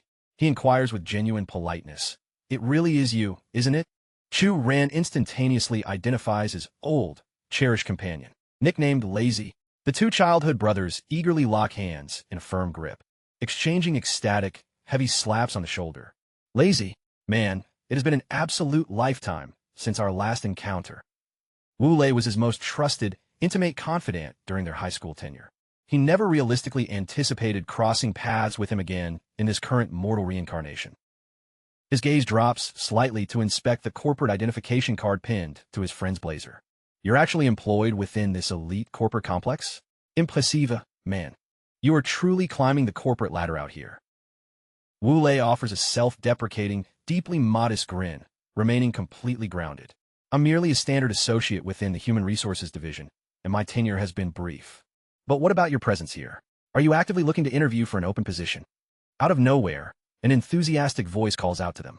Wu Qing approaches the duo with a vibrant, joyful expression to offer a warm greeting. Is this truly the legendary Chu Ran you are constantly bragging about? He is remarkably striking in person. Greetings. I am Lazy's elder sibling, Wu Qing. You're welcome to just call me Sister Qing. Chu Ran extends his hand, offering a perfectly poised greeting. It's a pleasure to meet you, Sister Qing. Hardly a second later, Wu Qing sharply nudges Wu Lei, reproaching him with a heavy scowl. Take a look at how incredibly composed and grounded he carries himself. Completely unlike you, an absolute embarrassment to our lineage. You have barely initiated your employment at this corporate office, and you've already managed to severely alienate your departmental managers. Wu Lei's face flushes a deep crimson, so profoundly mortified that he wishes the floor would swallow him whole. He cannot believe she is aggressively lecturing him right in front of Chu Ran. Sister, Chu Ran and I haven't crossed paths in an absolute eternity. Could we please table this disciplinary discussion for another time? Wu Qing's temper flares up exponentially, unleashing a torrent of criticism that leaves Wu Lei completely disoriented. I am rapidly losing the desire to manage your pathetic life choices anymore. The corporate world operates by completely different rules than a classroom. Human nature out here is treacherous and unforgiving. Consider the facts. You have been out of university for an entire calendar year. So how on earth are you still this remarkably gullible and utterly oblivious? Observing the escalating volume of the sibling dispute, Chu Ran interjects smoothly. Did a specific operational crisis occur? Wu Qing immediately launches into a detailed breakdown of the grievance. During the organization's recent open talent acquisition phase, a female applicant was subjected to inappropriate advances during her evaluation. My sibling happened to stumble upon the predatory encounter. Instead of possessing the basic survival instinct to look the other way, this idiot openly interrogated the corporate executive right then and there. She folds her arms tightly across her chest, radiating pure irritation. Naturally, the executive nurtured an intense, long-term resentment. He has been systematically sabotaging my brother's professional standing, day in and day out ever since.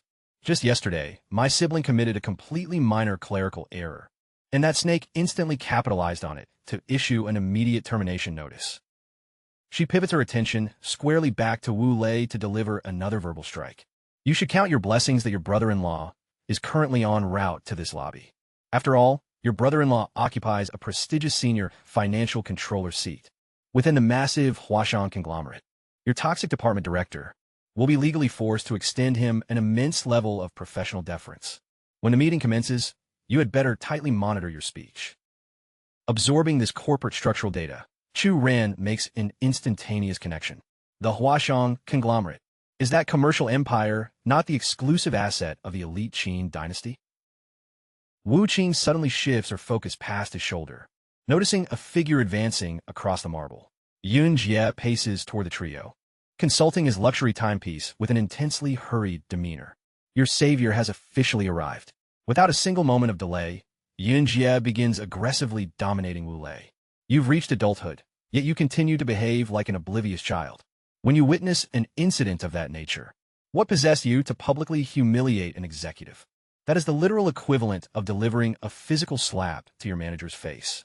If your household couldn't rely on my corporate leverage, do you truly believe your standard of living would be this comfortable?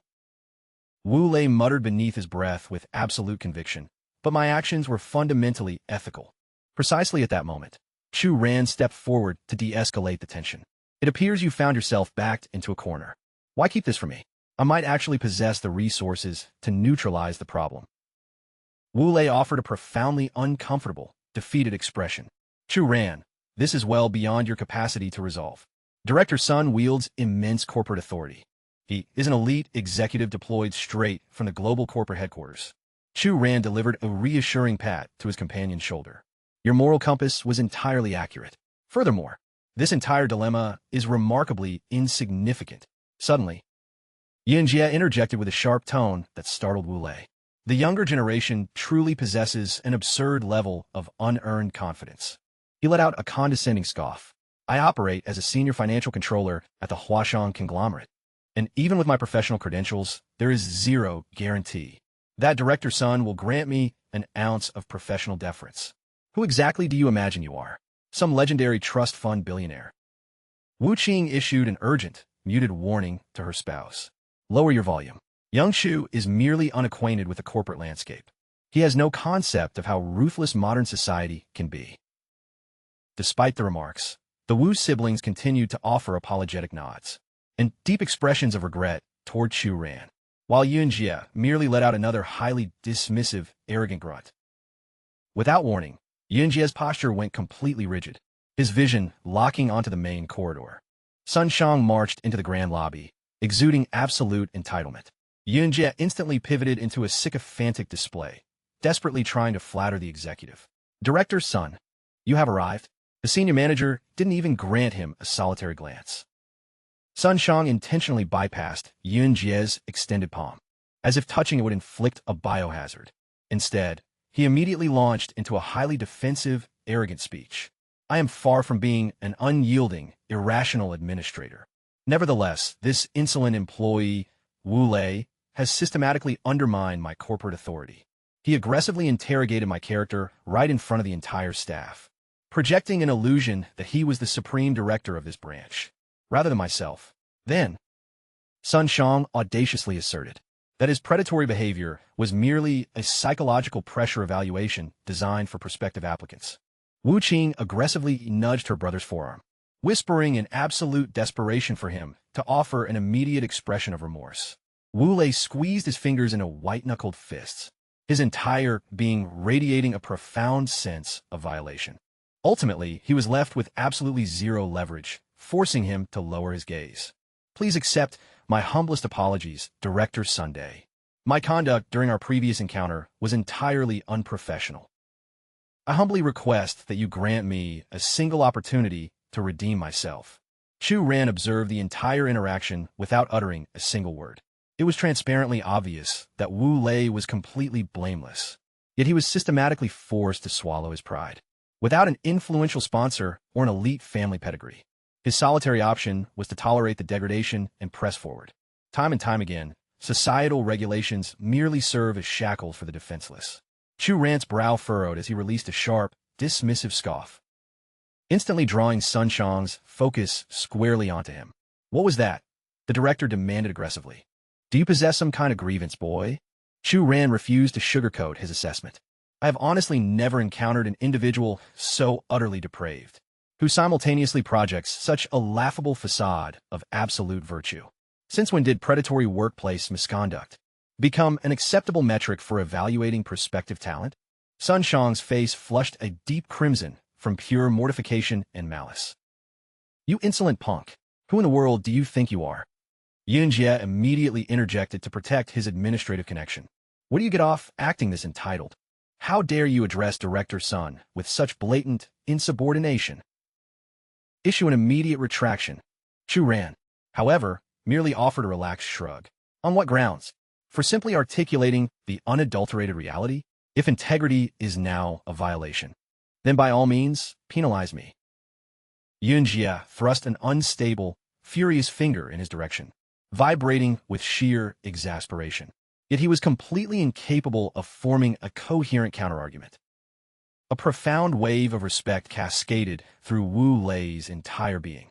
Chu Ran, you truly haven't compromised your core values one bit. Simultaneously, Wu Qing frantically attempted to defuse the corporate fallout. Director Sun, I implore your understanding. They are merely immature and profoundly foolish.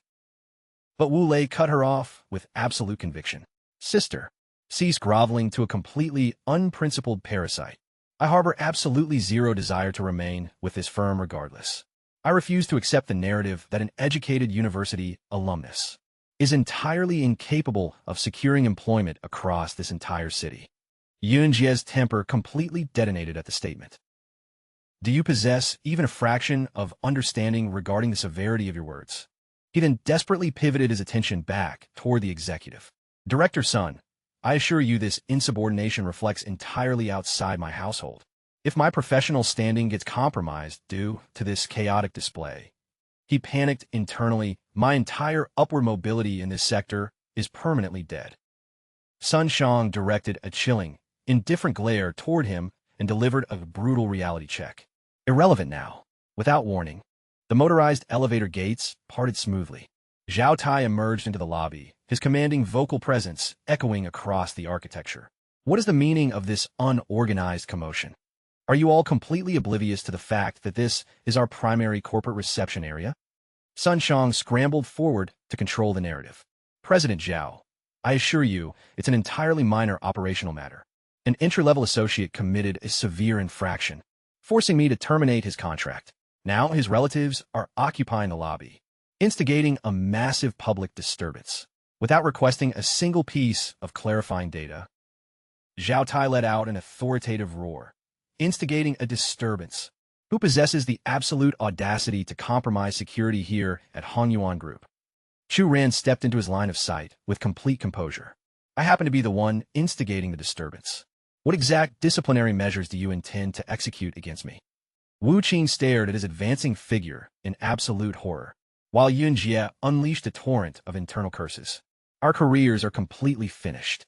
This reckless teenager is going to systematically orchestrate the downfall of our entire family.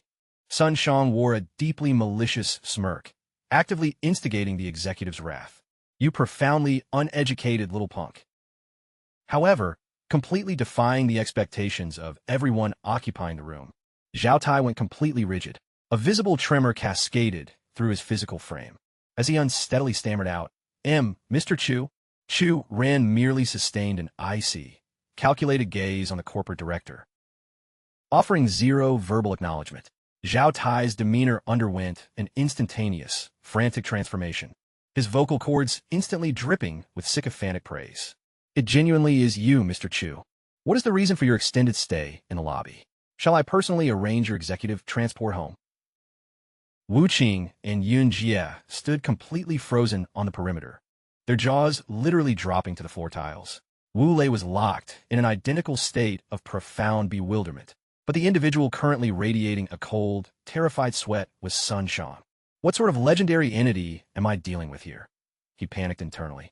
Even President Zhao is actively groveling at his feet. What caliber of untouchable powerhouse did I just inadvertently cross?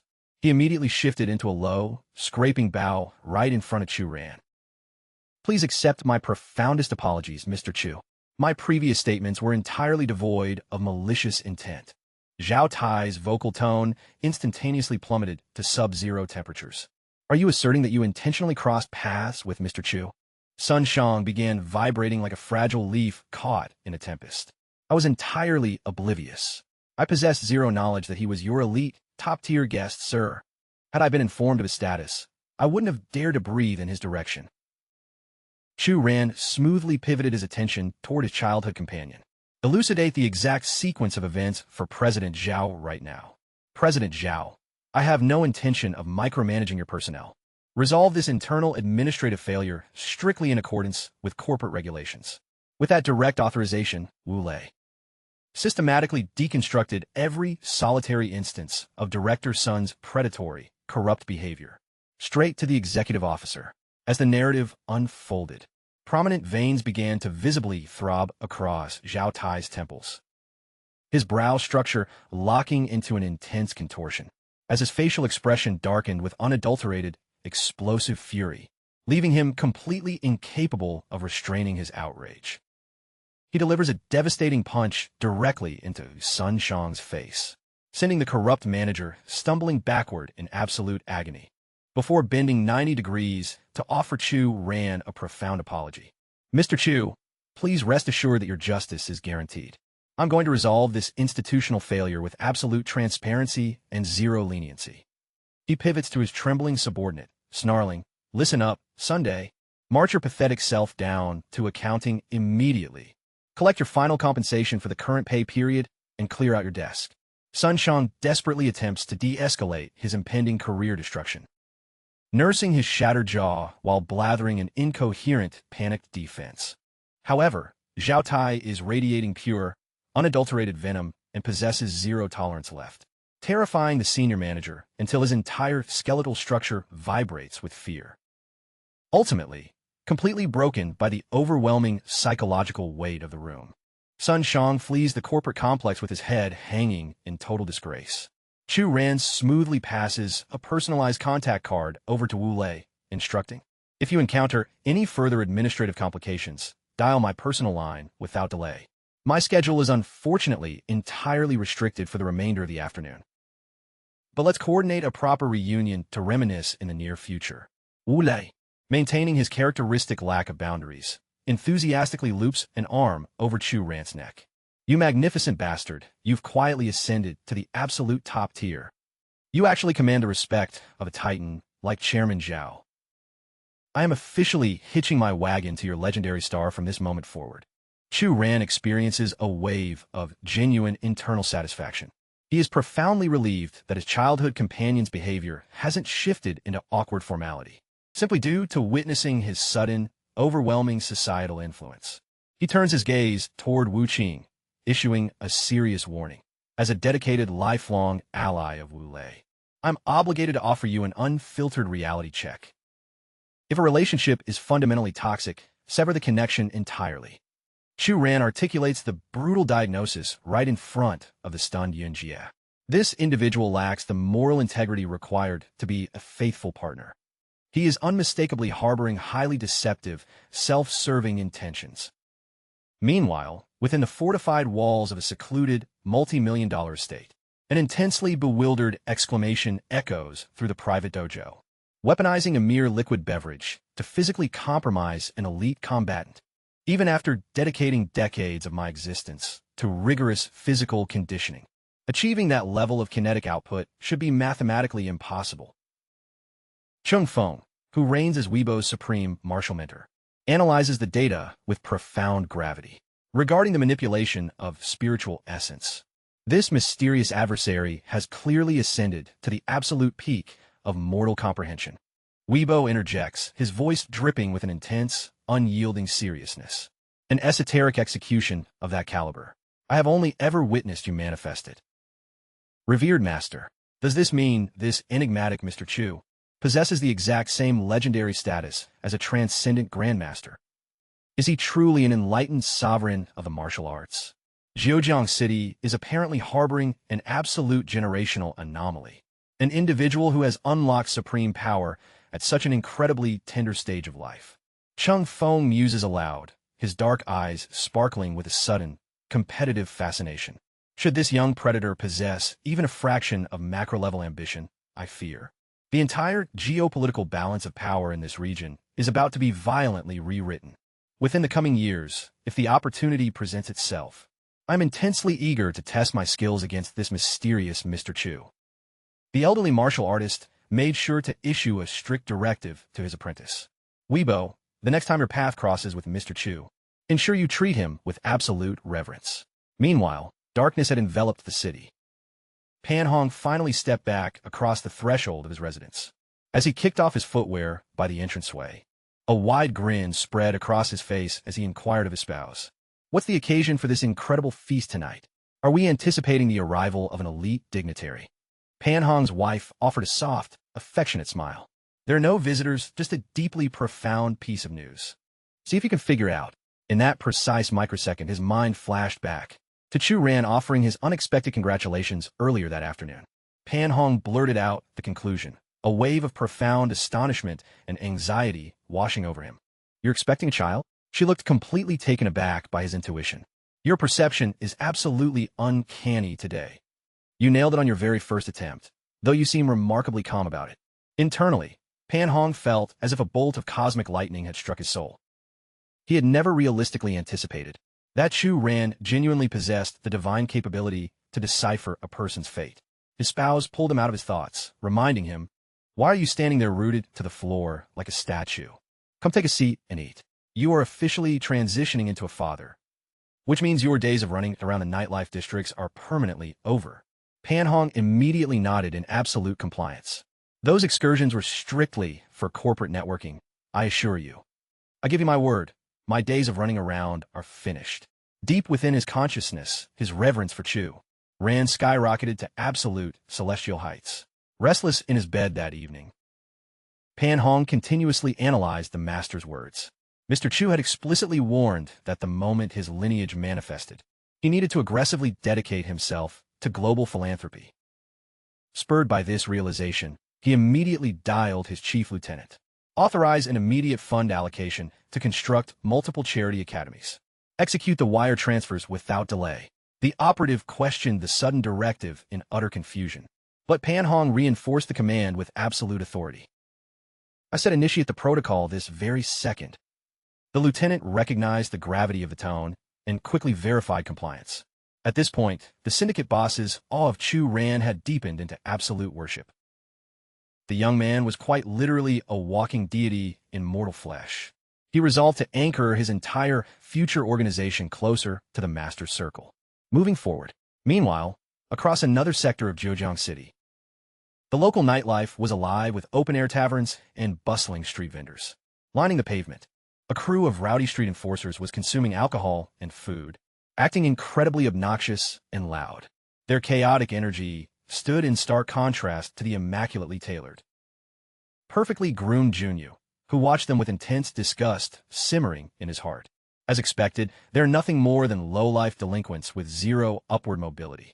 Even if you injected an immense fortune directly into their bank accounts, they would possess zero vision beyond squandering it at these low-tier street markets. Regardless of his internal contempt, Junyu maintained his diplomatic facade and elevated his beverage. Projecting a highly sincere, appreciative demeanor, he remarked, I am profoundly indebted to the tactical assistance provided by you gentlemen. With our current strategy, the moment this fabricated controversy gains traction and dominates the media headlines, I'm highly confident that pathetic educator named Chu will be permanently expelled from his position at the academy. Liu Gang released a sinister, self-satisfied chuckle. An operation of this microscopic scale is elementary for my crew. Consider the target successfully neutralized. Suddenly, a sharp ringtone fractured the airspace, abruptly derailing his arrogant display. Liu Gang barked into the receiver with absolute aggression. Who possesses the suicidal audacity to disturb my peace? At this ungodly hour of the evening, however, the exact millisecond his eyes registered the digital caller identification, his aggressive posture shattered, his jaw literally dropping in raw terror. Liu Gang turned to Junyu with a visibly frantic expression, whispering, I'm obligated to step away and process this communication immediately. He compressed his vocal cords into an anxious, muted tone. Brother Zhao, what critical directives do you require me to execute? Zhao Tai's voice exploded through the speaker with unadulterated fury. You absolute brainless idiot. You possess the audacity to target an untouchable entity. Are you under the illusion that my operations are running far too smoothly, causing you to systematically engineer my organizational destruction? Is it your endgame? Liu Gang was instantaneously drenched in a freezing perspiration, inquiring with an incredibly unsteady cadence, Brother Zhao, what specific operational failure has occurred? Could you please illuminate the situation for me first? Zhao Tai unleashed a barrage of venomous insults. Did your squad infiltrate the 3rd Academic District during the early morning hours today to deliberately sabotage the professional standing of an educator identified as Chu Ran? Liu Gang scrambled to clarify his intelligence dossier. I thoroughly vetted his credentials, sir. The individual in question commands absolutely zero influential alliances. Furthermore, regarding this contract, the elite heir representing the Huashang Hospitality Corporation personally bankrolled the intervention. The fallout should be entirely manageable. Zhao Tai released a highly mocking, icy scoff. Zero influential alliances? I'm legally compelled to humble myself and cater to his absolute whim. Even, the Supreme Boss Hong refuses to elevate his vocal volume within his physical presence.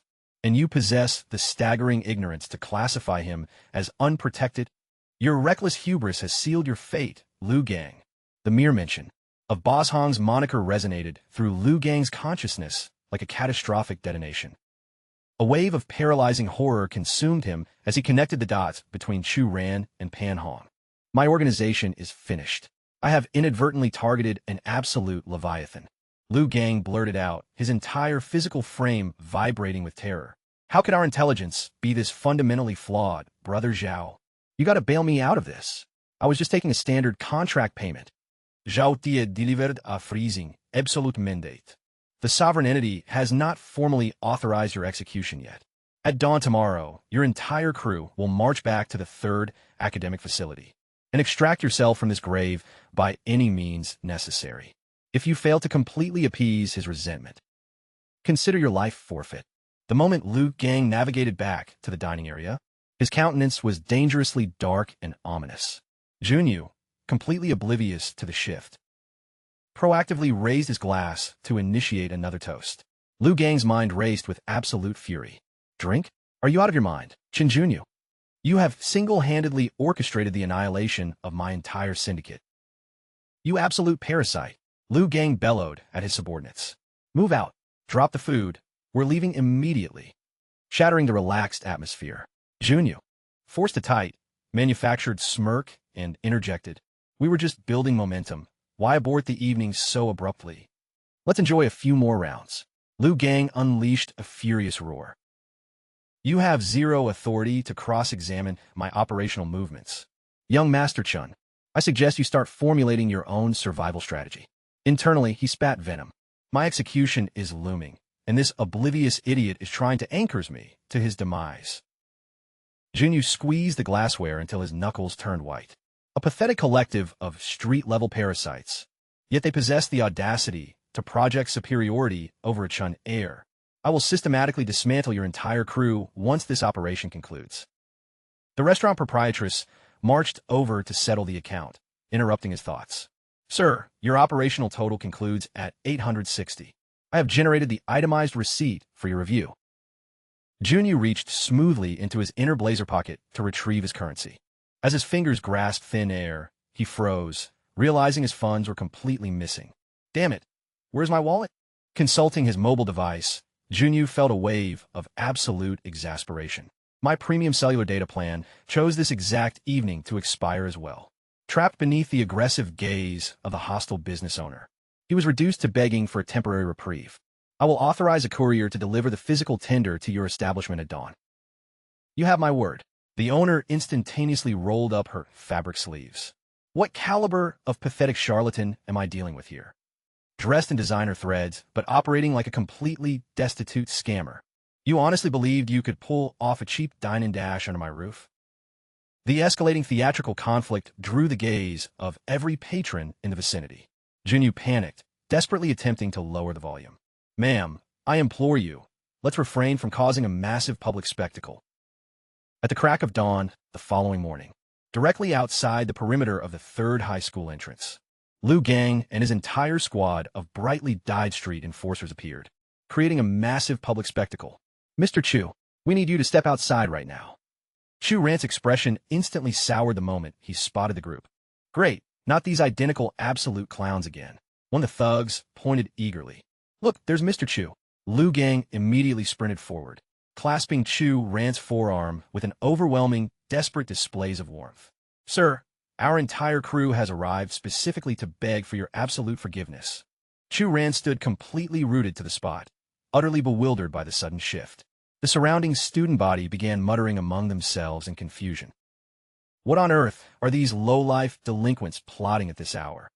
Does this dramatic confession imply that Mr. Chu never actually manipulated that female student into attending that nightclub?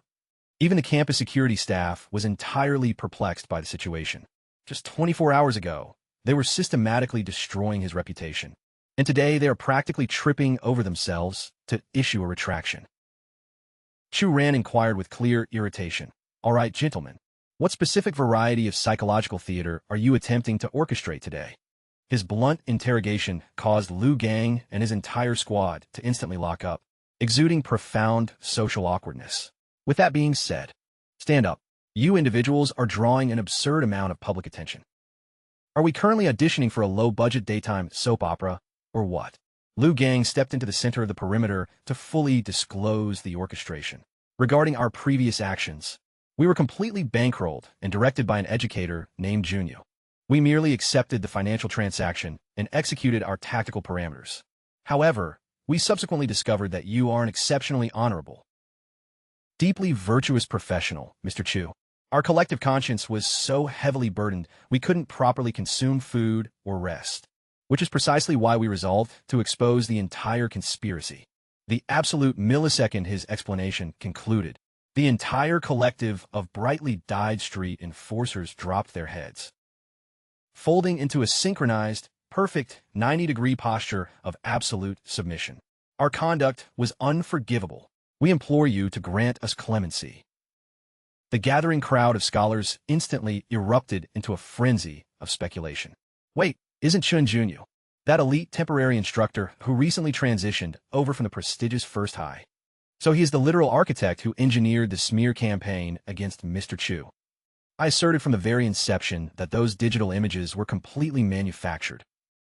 Simultaneously, within the confines of the main administrative office, Junyu was physically vibrating with pure, unadulterated malice. He violently compressed his plastic beverage container in his white-knuckled fist. That absolute pack of treacherous stray dogs accepted my capital and still possessed the audacity to systematically sabotage my identity. The heavy wooden entrance swung open, and Chu ran, crossed the threshold, delivering a remarkably vibrant, cheerful salutation. The morning light is spectacular. Greetings to all my esteemed colleagues. What an absolutely flawless day to be alive. Tang Yu gracefully stepped forward, presenting him with a freshly brewed beverage. Mr. Chu, I maintained absolute confidence in your integrity from start. Any individual possessing standard cognitive faculties could discern that a malicious adversary was deliberately attempting to orchestrate your professional ruin. Junyu let out a thoroughly contemptuous, mocking chuckle. If you desire my professional assessment, you clearly bankrolled those delinquents to execute a complete reversal and manipulate the narrative. Against Mr. Chun, Junyu put on a flawless mask of righteous indignation. As an academic professional, your behavior is utterly repulsive. I am profoundly disgusted that you would descend to such an unprincipled level. The institution will ultimately discover who the authentic orchestrator is. Chu Ran offered a remarkably collected, tranquil counter. Your hostile projection is showing, his voice heavy with sharp metaphor. If you're suffering from rabies, I suggest you avoid taking a chunk out of my shoulder. I am honestly far too occupied to coordinate a consultation with an animal specialist today. Understood.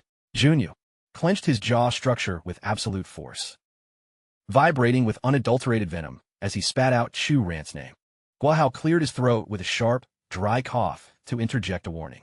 This is a professional administrative workspace. De-escalate your volume immediately. Chu Ran simply beamed, responding, I appreciate the premium beverage. Miss Tang, the aroma is absolutely exceptional. Tang, Yu's cheeks flushed a delicate crimson as she murmured, I am delighted it meets your standards. Depositing the porcelain container onto his desk space, Chu Ran entirely marginalized Junyu's presence with a cold shoulder. Shouldn't you be directing your attention toward your scheduled lecture block? Furthermore, Miss Tang, I advise you to exercise immense caution. The stray animals occupying this facility lack the cognitive capacity to identify allies. They blindly strike at any moving target within their immediate vicinity. Returning to the center of the lecture hall, his vocal delivery carried a layer of theatrical, exaggerated despair. I am profoundly wounded by this performance. Deeply traumatized. Not a solitary scholar in the room had managed to exceed a 70% threshold. Chu Ran analyzed the data with a quiet mental sigh. With these abysmal metrics, securing a spot within the elite top 5 tier is a fantasy. We have comfortably locked down the absolute premier position, starting from the absolute bottom of the rankings. Huli interjected with a defensive, sarcastic tone. The analytical metrics designed for this evaluation were absurdly complex. It is fundamentally irrational to assign the accountability of this failure to the student body. If you harbor skepticism regarding our critique, attempt the examination yourself. Your final percentage would likely fall significantly beneath our own baseline. That was an incredibly tactical blunder on the student's part. Chu Ran immediately shut down the defiance. The prompt explicitly instructed you to analyze and duplicate the metaphorical sequence. Given the baseline, if a solitary droplet represents a celestial favor, I shall manifest a localized deluge for your benefit. Yet, what did you submit? If a measured portion of protein signifies a moment of ecstasy, I shall deliver a prize-winning livestock asset to your doorstep. Is your household actively managing a commercial agricultural operation? The lecture hall instantaneously dissolved into a roar of uncontained amusement. Hu Li's face burned with a profound layer of public mortification, while even Wang Ling shielded her expression with her hand, quietly giggling. Chu Ran contemplated the underlying metrics in silence, setting aside Wang Ling's performance, who achieved a remarkable trajectory shift by securing a solid 69%. The remaining portion of the roster is a complete lost cause. Has Wang Ling finally begun to resonate with my pedagogical methods? He released a muted, internal sigh. Disregard it. Subjecting them to verbal reprimands will yield zero structural improvement. What is the origin of this profound psychological turbulence I am experiencing today? It feels as though a catastrophic event is actively looming on the horizon. The exact millisecond that foreboding premonition materialized in his consciousness. The piece of writing material clenched in his fingers fractured cleanly into two segments. Against the slate surface, he comprehended the underlying metaphysical significance of this event with absolute clarity. A critical, dark cosmic manifestation, an imminent tragedy, was rapidly approaching. Chu Ran's countenance instantaneously plummeted into shadow. He executed a swift pivot to confront the gathering of scholars. Provide me with the exact calendar coordinates for today. Bewildered, yet compliant, the academic roster responded in unison. It is currently the 8th instructor. The historical memory locked into place. In his primary incarnation, this precise date marked the tragic timeline where a scholar terminated their own existence on campus grounds. The institution's most celebrated female student, if his temporal archives served him accurately. Should I execute an intervention? His vision instantly isolated a human profile, perched precariously atop the structural summit of the adjacent facility. She has reached the precipice. He experienced a momentary flash of hesitation. If I actively disrupt the natural flow of universal retribution and altered destiny, the resulting causality ripple could potentially compromise my own ultimate ascension. Regardless of the cosmic risk, Chu Ran refused to remain passive. He formulated a definitive resolution within a fraction of a second. The fundamental nature of divine cultivation is centered around defying celestial mandates regardless. I refuse to permit the intimidation of karmic blowback to manipulate me into violating my baseline ethical principles. Chu Ran propelled himself toward the exit threshold, casting a final directive across his shoulder to the lecture hall. Transition into independent curriculum evaluation immediately, everyone. An extreme emergency requires my direct, instantaneous neutralization. However, the absolute microsecond his physical frame crossed the doorway, he collided directly with Chu Ran. Chu Ran, your current operational parameter dictates that you facilitate a lecture. To what alternate location do you imagine you are migrating? You had better possess an immaculate justification for this structural abandonment. Chu Ran's posture stiffened as an intense wave of urgency flooded his system. Why must our trajectories intersect at this exact, critically misaligned moment? Evasion is the solitary viable path. He instantaneously accelerated into a full sprint down the corridor. I am merely navigating toward the nearest sanitary facility. Chu Ran initiated an immediate high-speed pursuit, yet she briefly arrested her momentum to bark a definitive mandate. Toward the active classroom. Maintain independent curriculum analysis. I'm going to physically apprehend that rogue instructor and return him to his station. Simultaneously, at the highest point of the academic superstructure, Luo sat motionless, her despondent vision fixed on the horizon. Entangled in a dark web of contemplation. Is offering up my own autonomy for the preservation of my lineage truly the solitary resolution? Am I fundamentally obligated to enter into this forced matrimonial alliance with him? Following an agonizing period of absolute stillness, Luo arrives at her final, tragic resolution. She rises to her feet and navigates directly toward the absolute precipice of the structure, an incredibly grim realization completely dominating her psyche. If this forced compliance is the entirety of my destiny, I would rather terminate my own existence this very second. Precisely at that critical juncture, Chu Ran violently breaches the roof access, arriving with mere seconds to spare to disrupt her trajectory. Hey, hold on. Step away from there. What on earth do you imagine you are doing? She shifts around with an instantaneous wave of pure panic. Identify yourself. Do not advance another step. He swiftly articulates his credentials to de-escalate the tension. I operate as a member of the faculty here. You are welcome to address me as Mr. Chu. Mechanically, his internal analysis observes that her aesthetic presentation is remarkably striking. In evaluating the elite craftsmanship of her wardrobe, she undeniably originates from a dynasty of immense generational wealth. Luo releases a despondent, heavy breath. Mr. Chu, you are still at such an incredibly early phase of your life. She had honestly never anticipated that the absolute final human being she would interact with in this mortal incarnation would be an entirely unfamiliar academic instructor. Prior to initiating her descent, Luo harbors the silent wish that Chu Ran will at least safeguard the memory of her identity. He desperately deploys verbal psychological tactics to anchor her to the concrete. Hold your position, just take a breath. Analyze the situation. You possess flawless physical symmetry. If you execute this descent, the structural impact will leave you completely unrecognizable. Luo counters with an unsettling, absolute emotional detachment. Mr. Chu, this physical form is merely a temporary vessel. The moment my consciousness ceases, every solitary burden dissolves into absolute oblivion regardless. She extends her arms fully outward, elevating her chin toward the heavens to inhale one final, profound draft of oxygen.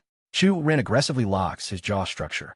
This architecture measures 15 stories in height. Under his current physiological limitations, pursuing her through the airspace would guarantee his own physical destruction. He fixes an absolute, unyielding focus directly onto Luo's spiritual core, and instantly triggers his specialized spiritual aura analysis. He is completely paralyzed by the reading. This young woman carries the legendary Empress alignment. In the historical eras of old, she would have sat upon the imperial throne of a nation. What catastrophic manipulation has systematically pushed such an elite soul to this fatal threshold? He projects his voice across the distance. Hold on. Luo, is your bloodline actively coercing you into an intolerable situation? Is that the foundational source of your absolute despair? Registering his query, Luo freezes, turning back to lock her gaze onto Chu Ran in total astonishment. How could you possibly possess that highly classified intelligence? Chu Ran clarifies that he is a master of decoding universal destinies. Chu Ran clearly discerns that her facial architecture projects supreme prosperity and absolute royalty. Consequently, he seamlessly extrapolates the underlying geopolitical equation. She is being systematically bartered away into a toxic, manufactured corporate union. By her own bloodline, Luo is internally completely paralyzed with shock. Absolutely zero individuals within this academic institution possess knowledge of her lineage, primarily because her family's aristocratic influence exists on a plane far beyond anything the standard civilian populace could even begin to conceptualize. She flashes back to the endless parade of elite spiritual mystics who previously attempted to decipher her karmic trajectory, recalling that not a single one of them possessed the pinpoint precision exhibited by Chu Ran. Chu Ran capitalizes on her hesitation, pressing forward. Simply extend your trust to me for this single afternoon. If your structural circumstances fail to undergo a radical evolution after today, the option to plunge from this ledge will remain fully available to you tomorrow. You lose absolutely nothing by waiting. Of course, if your determination to leap is genuinely absolute, by all means, execute the descent, but the ambient temperature out here is brutal. If you don't accelerate your decision-making process significantly, I'm going to suffer a medical emergency from thermal exhaustion right here on the concrete. Out of nowhere, a sharp, authoritative vocalization echoes directly behind Chu Ran. What in the name of sanity do you think you are orchestrating?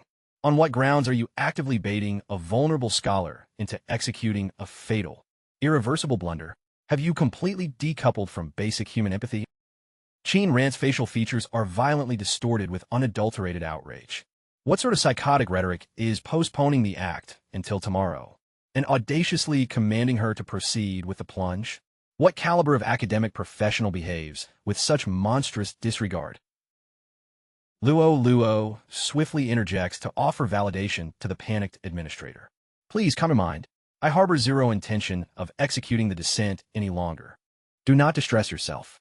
Qin Ran's internal psyche spirals into absolute panic. Merciful heavens! The trauma has caused her to internalize the boundary between life and death with total apathy. She projects a frantic command across the roofline. If you have abandoned the intent to leap, then what is the logistical justification for remaining perched on that razor-thin threshold? Staring blankly into the vacuum, she instantly redirects her absolute venom toward Chu Ran. If that young woman sustains a single microscopic injury today, I will personally ensure your entire existence is held legally and professionally accountable. He counters her hostility with an aggressive snap. Did your cognitive processing completely filter out the foundational premise of my dialogue? Without warning, an incredibly violent atmospheric pressure wave cascades violently across the structural summit, instantly arresting Qin Ran's forward momentum and rooting her to the spot.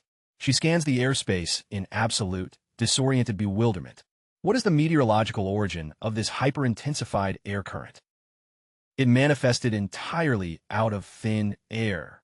At that identical microsecond, the localized gale force wind entirely compromises Luo's physical equilibrium, causing her footing to catastrophically fail at the absolute perimeter. The kinetic force of the air column sends her physical frame tumbling backward over the precipice, unadulterated, primal horror instantly overriding her facial expression. Bearing direct witness to the imminent fatality, Qin Ran unleashes a piercing shriek. Oh God, no! But acting with superhuman, lightning-fast reflexes, Chu Ran explosively propels his physical form across the gap, solidly clamping his fingers around Luo's wrist right at the absolute threshold of the abyss. She is so utterly consumed by sheer terror that she violently compresses her eyelids together, completely refusing to look down. Ultimately, Luo summons the internal courage to elevate her gaze, and realizes that Chu Ran has anchored her with an unbreakable, iron grip. Chu Ran stabilizes his posture, utilizing every fiber of his physical power to pull her upward. With a single explosive burst of energy, he hurls Luo completely backward onto the secure concrete of the rooftop, subsequently vaulting himself over the barrier with incredible, fluid athleticism. However, the exact moment his feet touch the ground, he steps directly onto one of Luo's discarded high-heeled shoes, completely disrupting his equilibrium. Qin Ran happens to be positioned squarely within his trajectory. Chu Ran shouts an urgent warning. Hold on. Shift. Clear the area. A microsecond later, his footing completely fails, causing him to collide heavily against Qin Ran. Chu Ran inquires if she sustained any injuries, his voice slightly unstable, only to be instantaneously met with a relentless barrage of slaps from the administrator. Chu Ran rubs his smarting cheek, feeling completely unappreciated. Principal Qin, I literally just prevented a student from falling to her death. Is it not possible to erase that negative performance review from my file now? Qin Ran glares at him with absolute hostility. Navigate back to your lecture hall and teach immediately. And Luo, escort yourself to my administrative office this very second. Observing Qin Ran march away in a total rage, Luo mutters beneath her breath, what an incredibly abrasive individual. Whack! Chu Ran delivers a swift, playful tap to the crown of her head.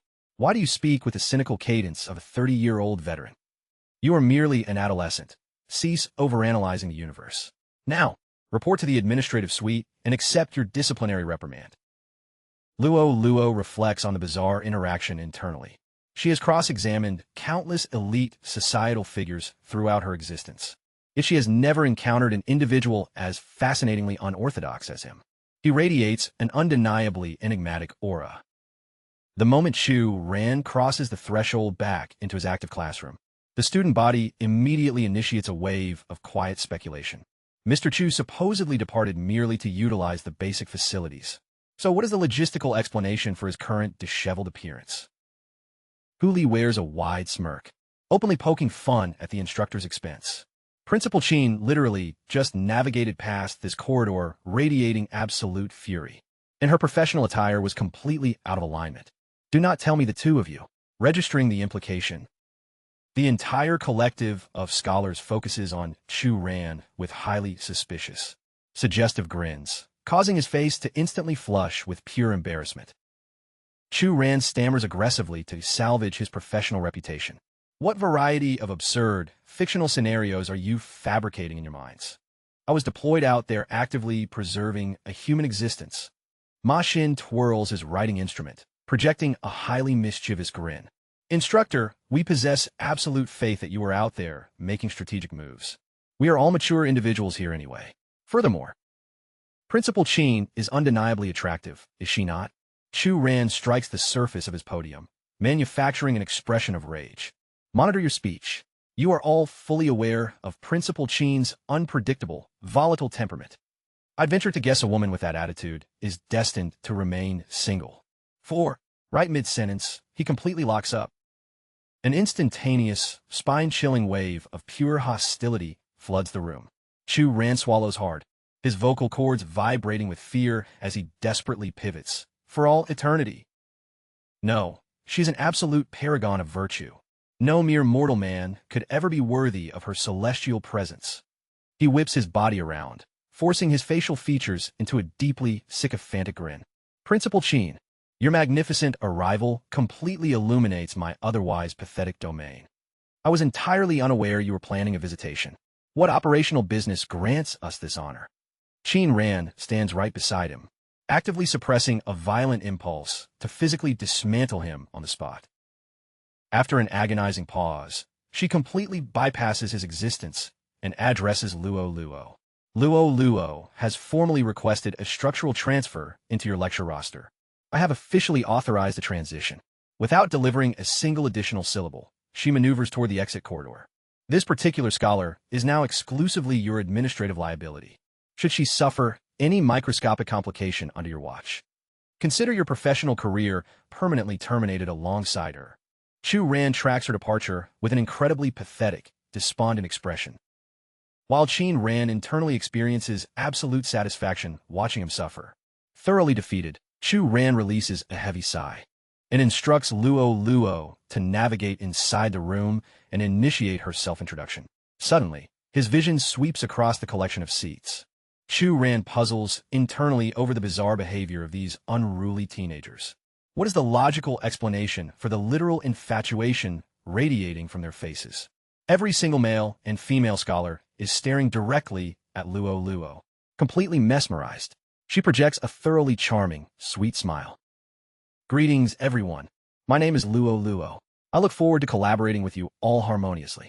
Chu Ran's brow furrowed aggressively, experiencing a distinct pang of envy regarding the overwhelming warmth of her reception. When I initiated my employment here, I didn't receive a solitary gesture of applause. Is this level of theatrical adoration truly justified? Hours dissolve rapidly, and the narrative advances to the following morning on the academy grounds. Chu Ran cross-examines the student body with an incredibly skeptical gaze. They are actually deeply immersed in their academic materials. He ponders to himself, did this entire roster undergo a collective neurological restructuring while sleeping? He paces deliberately toward the center podium. Umbriali. Under normal circumstances, your face is resting in a pool of saliva by this hour. Huli counters his observation with an immense, enthusiastic energy.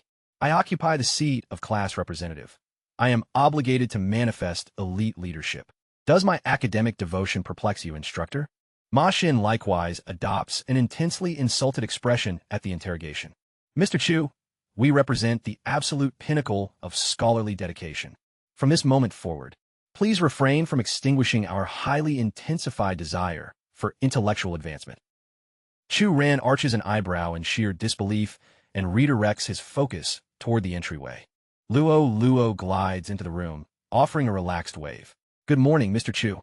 Instantly, the lecture hall descends into total chaos once more, their expressions radiating absolute infatuation as they chant her name like a collective deity. However, Chu Ran's voice sharply slices through the overwhelming noise. Luo Luo, you are officially tardy. Luo Luo instantly stiffens, while the rest of the room directs a unified, fiercely indignant glare at Chu Ran. Undeterred, Luo Luo immediately advances and rests her weight against the instructor's podium, adopting a highly exaggerated, theatrical pout. Come on, instructor. This is the definitive baseline perk that accompanies the title of the institution's premier academic scholar. I am fully entitled to arrive behind schedule, abandon mandatory lectures entirely, and disregard basic assignments. Deep within her thoughts, she remains highly analytical. Chu Ran unmistakably harbors depths far more complex than his pedestrian facade suggests. As Chu Ran's frustration visibly mounts, she instantly seizes the strategic opportunity to push his buttons. Oh, Mr. Chu, your aesthetic presentation is remarkably endearing when your temper flares. He physically petrifies into a total statue on the platform. He had honestly never calculated a scenario where an adolescent student would openly play mind games with him. The narrative abruptly transitions into the main administrative staff workspace. Chu Ran inquires curiously. Chen Junyu failed to report for his scheduled hours today. Tang Yu pauses briefly to organize her intelligence before offering a response. Following that colossal public humiliation, his professional pride was completely shattered. The administration systematically demoted his rank to instruct the incoming freshman class. Nevertheless, his network of elite sponsors is extensive, so his long-term recovery is guaranteed. Without warning, an abrasive, booming vocalization shatters their private dialogue, compelling both educators to immediately redirect their focus toward the source. An absolutely magnificent outcome. I was legally obligated to escort my elite academic squadron to the metropolis for the tournament. And fortunately, we effortlessly monopolized several champion-tier trophies. The arrogant newcomer is revealed to be childishing. He rhythmically rubs his palms together, exuding an insufferable level of self-satisfaction. You handle the management of Class 18. Do you not, Mr. Chu? Word has circulated that Luo officially transitioned onto your specific roster. You truly stumbled into an unearned fortune. He lets out a deeply condescending sneer. Nevertheless, Mr. Chu, it is my firm professional estimation that an individual possessing your mediocre credentials is fundamentally inadequate to facilitate the development of a generational prodigy like Luo. Why not authorize her immediate reallocation into my elite classroom environment instead? Chu Ran subtly vibrates his fingertips without uttering a sound, discharging an imperceptible, microscopic current of concentrated azure energy across the tiles. Devoid of any visible warning, dishing structural joints completely give way, causing his entire physical frame to collapse heavily onto the ceramic floorboards. In a submissive, kneeling posture, Chu Ran pivots toward his crumpled form, manufacturing an expression of intense, mock anxiety. Mr. Gao, what is the operational logic behind adopting a kneeling position on the floor? Is the acquisition of a solitary student truly worth descending to such a pathetic display of begging? I implore you to rise immediately. We are fully capable of navigating a standard professional dialogue. Chu Ran casually departs the immediate perimeter, delivering a razor-sharp verbal parting shot straight over his shoulder. Mr. Gao, I have absolutely zero intention of assisting you off the floor. There's truly no necessity to display such extreme subordination around me going forward. Chu Ran notes mentally that the man is nowhere near his competitive tier. Let him remain immobilized in that submissive posture until he develops basic professionalism. Dushing directs a venomous stare at the instructor's departing silhouette. Gnashing his teeth in pure rage, Chu Ran, you possess the audacity to inflict this degree of public degradation upon me. Consider our accounts far from settled. The sequence transitions abruptly, advancing straight to the early hours of the following morning. Amidst the dense traffic of a thriving commercial avenue, Chu Ran consumes a mouthful of a local street pastry. Instantly, a vibrant surge of spiritual luminescence encapsulates his physical frame. He has successfully ascended to the rank of an intermediate martial master, achieving a breakthrough from a mere casual morning snack. What is the foundational logic behind the evolutionary thresholds of this mystical reality? Being so profoundly unpredictable and chaotic, certain entities achieve transcendent ascension by simply strolling along the pavement. Chu Ran forcefully deposits a 100 yuan note onto the tabletop, barks a confirmation to the vendor, and accelerates his pace down the avenue. I am obligated to scale the summit of Haoyan Peak with absolute urgency, to guarantee my unauthorized infiltration into the Taiji sanctuary. The precise millisecond the celestial portal breaches the dimensional fabric. That remains my solitary tactical vector for discovering the whereabouts of my beloved Yenner. Suddenly, his mobile device begins vibrating inside his coat pocket. His brow furrows instantly. Who could possibly require my attention at this specific hour? A deeply distressed, weeping vocalization resonates through the speaker. Mr. Chu, I am entirely incapable of reporting to the Academy today. I need to formally request an emergency medical exemption. He cross-examines her with extreme urgency. Wang Ling, de-escalate your panic and cease weeping. Articulate the exact parameters of the crisis. The perspective shifts directly to the perimeter of a collision. Wang Ling is perched despondently on the concrete divider, clutching the receiver to her ear as she explains the situation. I was involved in a severe vehicular collision during my morning commute. The protective jade amulet you previously bestowed upon me shattered into fragments. Yet I sustained zero physical trauma. I perceived an ethereal, unquantifiable barrier materialize to absorb the impact and preserve my life. She delivers the testimony while staring intently at the ruined artifact resting in her palm. Registering the data, Chu Ran finally releases a profound breath of absolute relief. My solitary concern is the absolute preservation of your physical safety. Coordinate with your primary guardians immediately. You are entirely excused from your scholastic obligations for the remainder of the afternoon, and I shall personally assess your recovery status once the academic day concludes. Terminating the connection, an intense, quiet malice begins to simmer within his veins. They possess the absolute suicidal hubris to target a disciple under my direct patronage. I am highly eager to identify the exact individual who commands the perceived authority to cross paths with the supreme lord of the underworld, the celestial venerable. The landscape shifts dramatically as Chu Ran navigates his way directly onto the private grounds of the elite Wang family estate. The family butler lowers his head respectfully and announces, "Please accept our sincere apologies for the delay. Mr. Chu, Chairman Wang, and the young mistress are currently hosting elite, high-profile dignitaries, preventing them from welcoming you at the entrance personally. Should you experience any minor social friction during your visit, we humbly ask for your utmost patience." Chu Ran immediately questions the nature of this mysterious gathering. The butler explains further. The Wang Syndicate has been plagued by a series of unfortunate crises lately, prompting Chairman Wang to secure the services of 3 divine mystics to conduct a spiritual cleansing. Since you are an academic rooted in rational sciences, I was concerned you might find these esoteric practices somewhat bizarre. Chu Ran maintains a completely unbothered, stoic facade, and simply requests that the staff member escort him to the main hall. The butler immediately gestures for him to proceed inside. The very instant he crosses the threshold, Wang Ling breaks out into a vibrant, enthusiastic greeting. "Mr. Chu, I'm so incredibly happy you made it." Chairman Wang advances deliberately to offer Chu Ran a firm handshake. "Mr. Chu, I am deeply indebted to you for checking in on Linger's recovery." He then directs his attention to the eccentric group gathered nearby. These 3 esteemed sages, specifically the patriarch positioned in the center, are revered grandmasters originating from the sacred Gudian Mountains.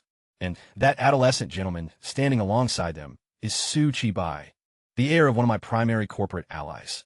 Chibai steps forward, a condescending smirk plastered across his face. "Uncle Wang, it appears this estate has completely abandoned its security standards for any random street parasite. Wang Ling instantly erupts in pure, unadulterated fury. Bite your tongue. Do not you dare disrespect my mentor in this house." Chairman Wang similarly voices his sharp disapproval of the boy's conduct. "Young man, mind your tone in this establishment. This is Mr. Chu, the head educator responsible for managing Linger's academic cohort." Chu Ran, on the other hand, remains entirely unaffected by the hostility, calmly stating, "It's inconsequential. Chairman Wang, please proceed with your scheduled agenda. I'm perfectly content to observe for a moment." Wang Ling steps closer, whispering nervously, "Please don't take their toxic arrogance to heart, sir. My father expended an immense amount of corporate capital to commission these 3 legendary spiritual guardians. I repeatedly emphasize that your capabilities are truly transcendent." But he stubbornly dismissed my testimony as mere hyperbole. Chu Ran analyzes the vital life force emanating from the trio. The central figure actually possesses a respectable reservoir of spiritual essence, comfortably matching the threshold of an established combat master. The remaining two accompanying him are absolute charlatans. They are entirely devoid of any authentic internal power. Yet they possess the absolute audacity to market themselves as divine entities. Though it is possible they have unlocked a rudimentary spiritual vision. Right at that critical juncture, Tian Shan points a dramatic finger directly at an artwork displayed on the wall. Mr. Wang, I have thoroughly audited the energetic signatures of your estate, and I have traced the epicenter of your familial ruin to this exact piece. Chairman Wang immediately gasps in sheer shock, but that was an exclusive corporate offering, presented by one of my most trusted high-end clients. The accompanying practitioner quickly reinforces the claim. Mr. Wang, Master Gu's spiritual diagnosis is completely flawless. The profound structural corruption originates entirely within that canvas. On the surface, it appears to radiate immense light and vitality. But beneath the brushstrokes, it harbors a dark, lethal spiritual resonance. The yin interjects with a grim tone, a predatory beast tracking its prey down the slope. Its predatory gaze locked directly onto the helpless community below. It possesses an unholy thirst for human consumption. At this stage, simply removing the artifact or incinerating the canvas will yield absolutely zero defensive results. This lingering curse has already woven itself directly into your bloodline's destiny. The spiritual corruption is so deeply entrenched that even a seasoned mystic like myself finds it exceptionally hazardous to neutralize. Chairman Wang aggressively presses his palms together in a desperate plea toward Tian Shan. Master Gu, an elite master of your caliber, must possess a countermeasure. I implore you to preserve my household. Financial compensation is entirely irrelevant. The elderly mystic confidently outlines his specialized protocol. The manifestation of a stalking predator signals an imminent, catastrophic downfall. There exist precisely two strategic vectors to shatter this curse. Either your global logistics empire must permanently sever all maritime operations from this exact moment forward, or you must legally unite your offspring in matrimony with young Su Chibai. Chairman Wang shifts his gaze to Chibai, his expression clouded with profound apprehension. Master Gu, is there truly no alternative spiritual compromise available? Wang Ling is the very first to completely spiral into terror, desperately clutching Chu Ran's sleeve. Instructor, I beg of you, employ your magnificent intellect to alter this trajectory. I utterly refuse to be bartered to him. His patriarch is my father's fiercest corporate adversary. Submitting to this forced alliance would mean the total absorption of our... Chu Ran steps out into the center of the room to intercept the conversation. Greetings, self-proclaimed divine masters. The supernatural diagnosis you are peddling is absolute, unadulterated garbage. Upon hearing the blunt accusation, the elder's eyes narrow into a deadly, piercing stare. Chibai instantaneously unleashes a hostile, booming response. Who granted a pathetic nobody like you the operational authority to wave your hands and disrespect a legendary entity like Master Gu? Tian Shan elevates a single hand to sharply silence the young heir's outburst. Young man, your profession dictates that you operate entirely within rational academia. So it is completely natural that you harbor skepticism toward the esoteric arts. Nevertheless, there exist cosmic phenomena that demand absolute reverence. From the deepest recesses of the human psyche, Chu Ran counters aggressively once more. In that case, let's see what pathetic parlor tricks you brought to try and convince me. The elderly man slowly tucks his hands into his long sleeves. Since you persistently demand an exhibition, this old master shall unveil a minuscule fracture of cosmic authority. I strongly advise you to mentally prepare yourself. Chu Ran waits with absolute composure, replying, then by all means, initiate your little performance. The handler operating alongside the spiritual entities instantly thrusts an aggressive finger directly toward the instructor's face, turning to bark at the patriarch. Chairman Wang, is this the abysmal standard of hospitality you afford your elite dignitaries? We are not here to orchestrate a theatrical production. This petulant child is directly desecrating the honor of our divine lineage. Chibai smoothly adopts a highly altruistic, protective persona, reminding everyone that he facilitated the exclusive alliance with Master Tian Shan, while simultaneously attacking Chu Ran's moral integrity. proclaiming he is fundamentally toxic to the academic system. Chu Ran maintains absolute radio silence, completely ignoring the coordinated verbal assault. Chairman Wang finds himself completely paralyzed by political deadlock, utterly conflicted on how to navigate this escalating confrontation.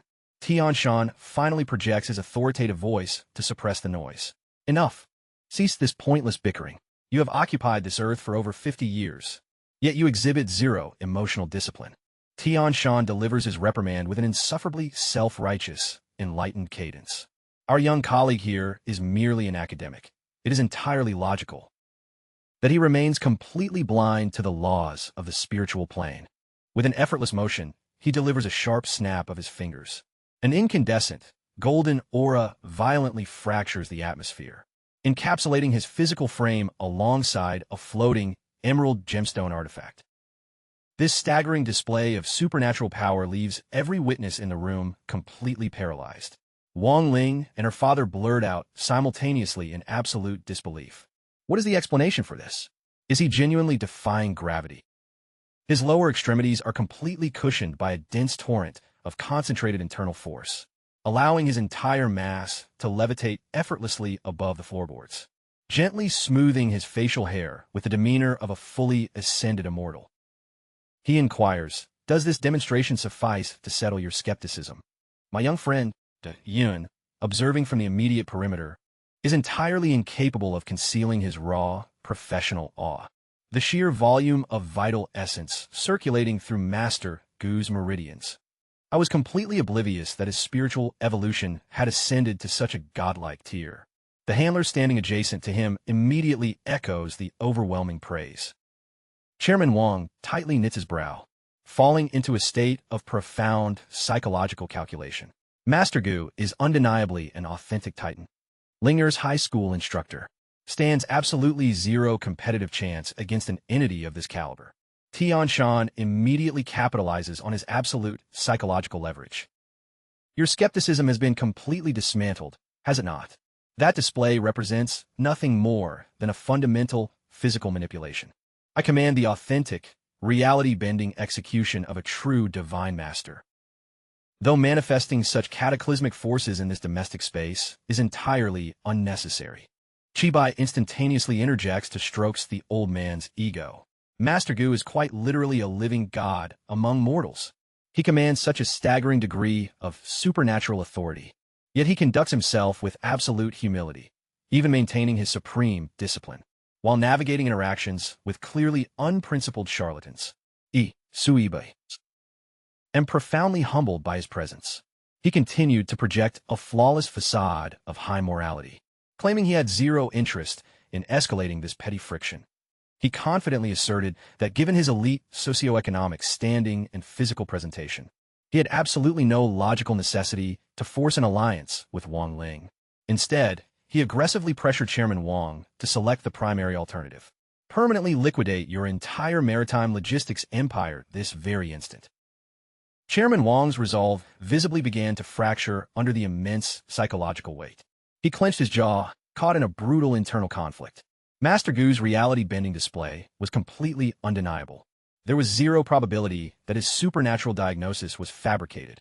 Yet, the prospect of entirely dismantling the corporate juggernaut he had sacrificed decades of his life to construct was agonizing. Exploiting his paralysis, Tianshan pushed forward to seal the psychological trap. Mr. Wang, physical currency is merely a temporary construct. A squandered empire can always be reconstructed from the ashes. My only operational directive is to illuminate the paths to your survival. The ultimate executive resolution belongs exclusively to you. Overwhelmed by intense panic, Wang Ling desperately clutched at Chu Ran's arm. Mr. Chu, I implore you, what is our tactical countermeasure? Chu Ran offered zero verbal response. He calmly slid his hand into the inner lining of his blazer, retrieving a small, unassuming relic that gently pulsated with a faint, otherworldly violet luminescence, and redirected his intense focus toward Tianshan. Your levitation display is certainly a neat theatrical performance, Master. However, I am curious. What is your professional evaluation of this simple copper piece? The elder smoothly stroked his facial hair. manufacturing an expression of total apathy. That currency, it has clearly been deeply contaminated by negative cosmic energies over the centuries. It radiates a minor, parasitic spiritual corruption, but at its absolute pinnacle, it is nothing more than a bottom-tier, worthless novelty. The attendant position directly adjacent to De Yun gazed at Tian Shan with an expression of pure, unadulterated reverence, completely awestruck by his analytical precision. But De Yun's internal deduction was entirely different. That item is an exceptionally rare, legendary relic, with just a fraction more refinement. It possesses the structural capability to evolve into an authentic divine weapon. Chu Ran broke the silence once more, his voice dripping with challenge. What if I utilize the spatial energy of this single piece to permanently vaporize the dark curse embedded within your stalking tiger canvas? Shall we test the hypothesis? The old man instantly surged forward to intercept him, his composure slipping. Absolutely forbidden. That volatile object will only exponentially accelerate the lethal intent woven into the artwork. Retaining possession of it poses an immediate, catastrophic hazard to your person. Surrender that artifact to our specialized council this exact second. Chu Ran let out a slow, dangerous smirk. He now possessed the absolute confirmation he required. Master Gu, your composure is completely unraveling. The energetic sabotage plaguing my student's household was completely engineered by you and the Su Syndicate. Was it not? Chairman Wang was the absolute first to protest. Absurd. Master Gu is a paragon of supreme virtue and elite reputation. We revere his enlightened presence. I will not permit you to defame him. Chu Ran displayed zero emotional disappointment at the denial. He calmly interrogated, if you execute his specialized directives, Chairman Wang, who ultimately monopolizes the advantage. This is not defamation. It is an absolute rendering of reality. Observe closely because I am about to systematically dismantle these charlatans and expose their authentic nature. Across the chamber, Tian Shan violently locked his hands into a mystical madras seal. Instantly, a roaring inferno of concentrated energy erupted directly behind his frame. You arrogant parasite, you possess the audacity to compromise my operations? On this very afternoon, I shall introduce you to the absolute, catastrophic might of an authentic divine sorcerer. The blazing torrents hovering at his back, violently contorted into the massive silhouette of a serpentine dragon, surging directly toward Chu Ran accompanied by a spine-chilling, unholy shriek. Chu Ran casually evaluated the entire theatrical display and let out a mockery-filled laugh. You genuinely believe a low-tier, cinematic illusion of that caliber can arrest my momentum? An impenetrable, translucent kinetic barrier instantly materialized out of thin air directly before his position. The catastrophic inferno slammed violently into the protective perimeter and completely disintegrated into absolute nothingness. Tian Shan violently convulsed and sprayed crimson fluid as the immense karmic rebound struck his internal organs. He shattered my ultimate spiritual array with a solitary, effortless breath. Ugh, what transcendent layer of divine cultivation does this monster occupy? A brilliant, emerald luminescence softly radiated around Chu Ran as he seamlessly neutralized the entirety of the hostile energy matrix. Tian Shan stared blankly, his pupils dilating with unadulterated, primal terror. He coughed up another heavy torrent of blood, stammering, You are an authentic, direct descendant of the legendary Taiji sanctuary. His definitive response materialized as a brutal wave of kinetic force, violently launching the old man backward until he smashed into the concrete structure. Chu Ran closed the distance with measured, lethal strides, while the elderly fraud, physically vibrating with profound cowardice, begged desperately for reprieve. Master Chu, I implore you, I swear to permanently abandon these machinations. My cognitive faculties were entirely corrupted by material wealth. Grant me clemency and preserve my life.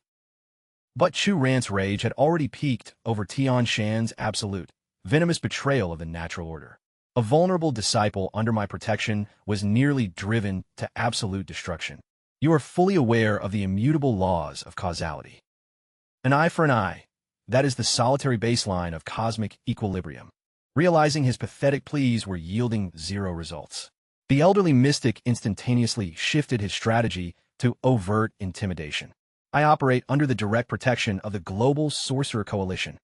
If you terminate my existence, Mr. Chu, you will effectively be declaring total warfare against our entire organization. And believe me, you are not prepared to handle that level of retaliation. The Yin stepped forward to offer a tactical perspective. Master Gu's operations were completely unprincipled. However, if I escalate these findings to our executive leadership, the Grand Council will administer proper disciplinary action. If you choose to terminate his existence on these premises right now, I am deeply concerned that the entire Wang family will suffer catastrophic blowback alongside you. Wang Ling also advanced to urge Chu Ran to exercise caution.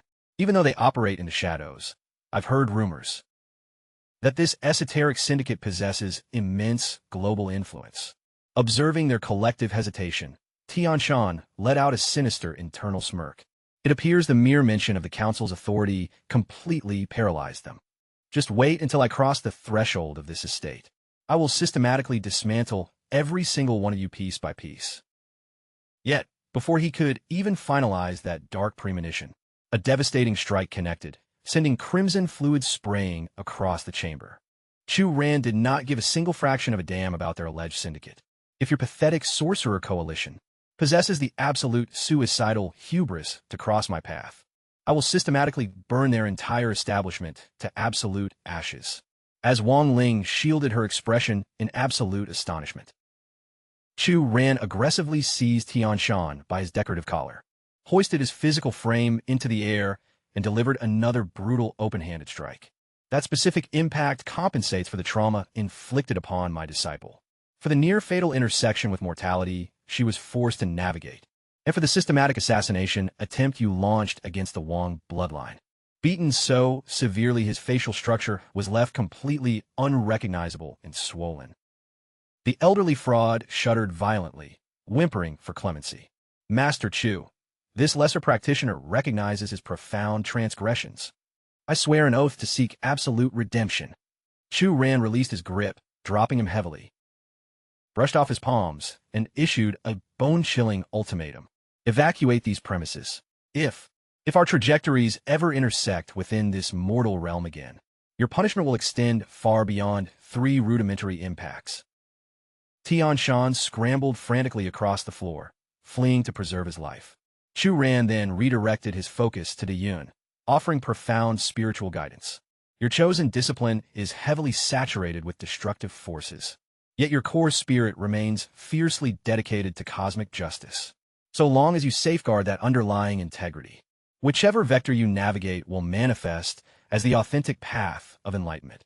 Abandon that inner truth, and your entire evolution will dissolve into pure corruption. The precise millisecond his declaration resonated through the space, an incandescent golden radiance violently encapsulated the old practitioner's physical form. He stared down at his trembling fingers in absolute, paralyzed disbelief. I have achieved ascension. I have formally integrated with the divine source. I sacrificed decades within the coalition completely devoid of genuine illumination. He instantaneously dropped to his knees, pressing his forehead to the floor before Chu Ran. I extend my eternal, boundless devotion to you, Grandmaster Chu. This humble practitioner shall safeguard the memory of your profound benevolence for eternity. Then, utilizing both hands, he respectfully presented an elite membership asset. Grandmaster Chu, I implore you to accept this minuscule demonstration of my endless gratitude. My liquid capital is somewhat limited, yet I beg of you to receive this token. It grants premium, unrestricted access to my descendants' corporate properties. Every single luxury service is rendered entirely complimentary. Chairman Wang's pupils instantly dilated in total astonishment. That specific item was the legendary purple diamond credential issued by the Fenghua Syndicate, the absolute pinnacle, ultra-elite, hospitality and culinary conglomerate dominating the entire Jiangnan region. Chu Ran effortlessly accepted the token and casually gestured for his departure. Chairman Wang stood frozen, completely paralyzed by the sheer magnitude of the interaction. That was an authentic Fenghua purple diamond asset. There exist no more than 3 elite titans across the entirety of Jinhua City who hold such clearance, yet he relinquishes it without a single second of hesitation. Su Qibai finally comprehended the lethal gravity of his predicament. He collapsed heavily onto his knees, whimpering frantically for his life to be spared. Deaf to the pathetic pleas, Chu ran smoothly, shattered the cursed canvas into absolute oblivion. Subsequently, he redirected his calm focus toward Chairman Wang. The focal point of your familial contamination has been permanently neutralized. As for the fate of this dynamic architect, I shall defer the executive verdict to you, Chairman. Chairman Wang immediately vowed to systematically liquidate the entire Su family empire. Consider the objective prioritized. Without warning, Wang Ling impulsively accelerated across the space, firmly wrapping her arms around his upper extremity, locking it securely against her form. Her forwardness caused a deep flush of embarrassment to paint his cheeks. Are you a literal deity, instructor? He matched her gaze directly, maintaining his smooth composure. I am fundamentally required to maintain a few transcendent capabilities if I intend to effortlessly manage such low-tier antagonists. Am I not? In a flash of spontaneous affection, she planted a soft kiss directly upon his cheek. No, from this exact milestone forward, within my absolute soul, you exist on a plane far superior to any mortal entity. The narrative seamlessly transitions into the dead of night.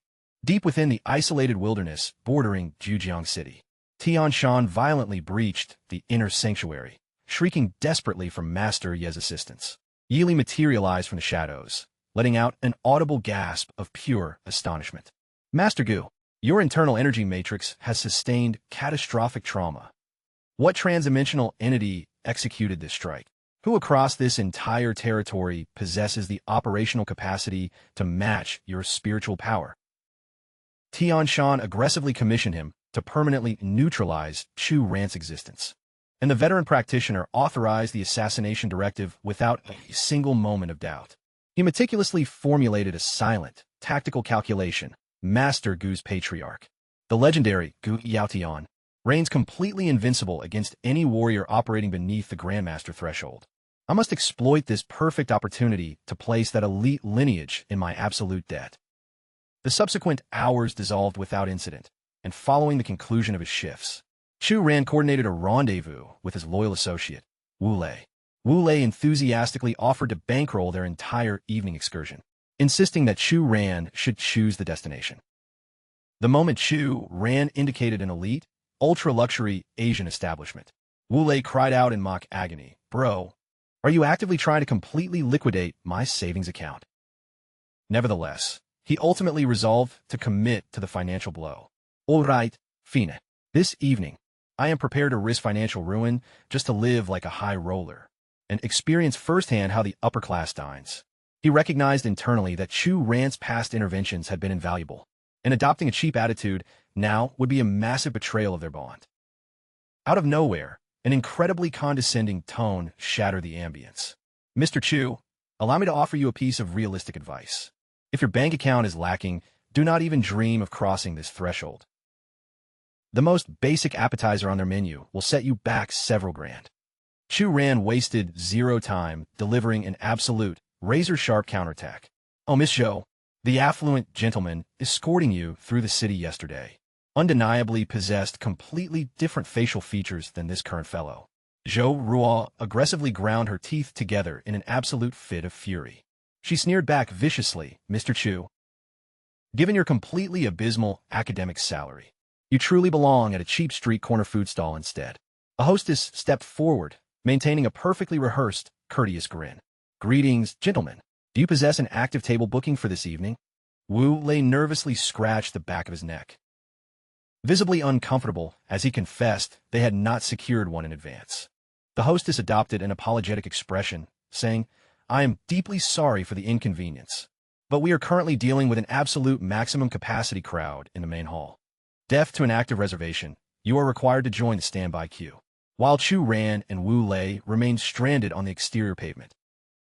Zhou Ruo and her affluent suitor glided effortlessly past security. She cast one final, toxic jab backward over her shoulder. Mr. Chu, did you travel all this way merely to perform like a circus act? It appears you lack the basic credentials to even breach the entryway. He refused to dignify the insult with an intellectual response.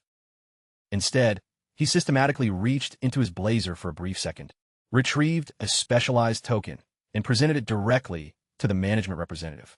Does this specific asset grant me clearance? The hostess accepted the item and instantly shielded her lips in unadulterated, paralyzed shock. Wu Lei's jaw completely dropped as his pupils dilated in pure disbelief.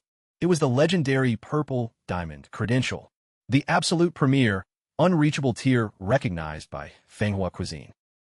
The employee executed a profound, submissive bow, treating him like an absolute monarch. Honored guest, it is my absolute privilege to escort you. Once you cross our threshold, our elite hospitality team will remain entirely at your beck and call. The manager deferentially guided them into the elite dining chambers, leaving Zhou Ruo and her corporate companion entirely frozen in absolute bewilderment. They actually secured unrestricted entry, she gasped out in horror. Her partner desperately attempted to pacify her escalating frustration. Listen, Ruo. Do not permit those absolute nonentities to compromise your emotional state. She flushed deeply, gazing upward into his eyes with absolute adoration. Suddenly, a hospitality representative intercepted their path, executing a polite bow while firmly directing them toward an alternative corridor. Please accept my sincerest apologies. However, the Premium Plum Blossom Pavilion has officially reached maximum operational capacity. Would you be so kind as to transition your party to the secondary Bamboo Sage Pavilion instead? Zhou Ruo's affluent companion aggressively knitted his brow in utter defiance. I meticulously finalized a premium reservation for the Plum Blossom Pavilion weeks ago. On what grounds are you reallocating my party? Do you possess any comprehension of my societal rank? The host simply redirected his physical gesture directly toward the elite section, where Chu Ran was currently establishing his position. That premium space is currently occupied by those high-profile gentlemen. Your options are exclusively limited to accepting the alternative arrangements or evacuating the premises. Zhou Ruo's partner completely detonated with unadulterated, hostile outrage. What is the logistical meaning of this insult? I operate as the chief executive of the prestigious Wanrong Syndicate. Are you actively campaigning to have your entire business permanently blacklisted from Zhujiang City? The employee calmly yet with absolute structural authority deflected his aggressive hand gestures. I must insist that both of you depart the interior immediately, or I will summon our tactical security detail. The executive was completely beside himself over the hospitality team's utter dismissiveness. You possess the suicidal audacity to cross my empire for the sake of that bankrupt peasant. The hostess let out a sharp, deeply condescending chuckle. A bankrupt peasant? Mr. Chu currently holds our enterprise's legendary, ultra-exclusive purple diamond credential. He occupies the absolute zenith of our global VIP hierarchy. Even our supreme director, Boss Hong, is legally obligated to defer his positioning to that gentleman. The executive gasped, his voice catching in his throat in total panic. The purple diamond credential? A simple, broken academic entirely devoid of material capital or political leverage. What reality-bending equation allowed him to secure a purple diamond credential? Zhou Ruo instantly shielded her lips, completely paralyzed by the staggering revelation. Right at that critical juncture, Ziqing confidently navigated his way into the foyer. Director Qian, I certainly did not anticipate intersecting with your party at this location. This functions as the absolute perfect milestone for us corporate brothers to network. Zhou Ruo's companion aggressively adjusted his eyewear, his tone dripping with venom. Network. My party is currently on the absolute precipice of being forcefully ejected from the establishment, simply because a random entity brandishing a purple diamond credential materialized in the lobby. Zhou Ruo spat out a bitter remark, completely consumed by an intense wave of pure envy. Who can truly verify if that artifact is an authentic token or a cheap counterfeit? They are nothing more than two oblivious peasants trapped in a localized bubble. Jingjing and Ziqing simultaneously cast their gaze deep into the elite dining chamber. The shocking reality of the situation struck their consciousness like a violent lightning strike, leaving both executives completely catatonic and utterly speechless. Jingjing whipped her body around, unleashing a piercing, furious shriek directly at Zhou Ruo. Bite your toxic tongue this instant. Ziqing decisively severed his alliance, pivoting his frame away. In alignment with our historical professional association, I shall afford your empire one solitary piece of absolute advice. There exist certain transcendent titans within this world that you fundamentally lack the capacity to survive crossing. He then rapidly accelerated into the dining area, desperately attempting to curry favor with Chu Ran. Please accept my most profound, humble apologies, Grandmaster Chu. Our previous administrative hospitality was completely beneath your exalted status. It was entirely our oversight. We humbly beg for your clemency. Zhou Ruo's companion stared into the private dining suite, deeply analytical. The combined economic warfare capabilities of those two dynasties easily match the total market dominance of the Fan Hong conglomerate, yet they are absolutely paralyzed with fear in his presence. Is it possible, did I genuinely cross paths with an untouchable titan?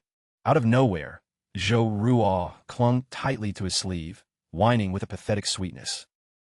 Sweetheart, this entire crowd has clearly lost their minds. Let's secure a reservation at an alternative establishment this evening. I will ensure your night concludes beautifully, all right? He instantaneously ripped his arm free from her grasp, shoving her to the side. Zhou Ruo, it has become abundantly clear that our alliance is over. Consider us finished. He calculated the close call internally. I was on the absolute brink of provoking a catastrophic adversary, solely due to the reckless ignorance of this superficial woman. Finding herself systematically discarded in an instant, Zhou Ruo unleashed a screech of pure malice toward his departing silhouette. This makes zero sense. He is nothing more than a low-level substitute educator. You have all completely lost your minds. Every single one of you. The service representative extended a firm hand toward the main entrance. Ma'am, if you do not possess an active dinner invoice, I must demand you vacate the premises. She whipped around, her veins absolutely simmering with unadulterated hatred. She genuinely believed she had anchored a wealthy elite suitor, guaranteeing an immediate resignation from her occupation to live a life of luxury. But now, Chu Ran, the blame lies squarely on your shoulders. You are the perpetual variable consistently sabotaging my societal advancement. By pure cosmic coincidence, her trajectory crossed directly past Yili. The elderly practitioner evaluated her chaotic aura and let out a soft sigh. What an incredibly volatile concentration of raw fury. Deducing that this vulnerable woman could serve as a perfect tactical instrument, he seamlessly affixed the dark talisman directly onto Zhou Ruo's shoulder blades. The trap is set. Yili peered deep into the elite dining chamber, reflecting, the entity who dismantled Gudian Shan's matrix is mere adolescent prey. In all likelihood, he is just a newly evolved martial arts practitioner. This represents the definitive milestone for me to systematically harvest his life force. Inside the pavilion, Chu Ran casually dismissed the bowing elites with a wave of his hand. Settle down.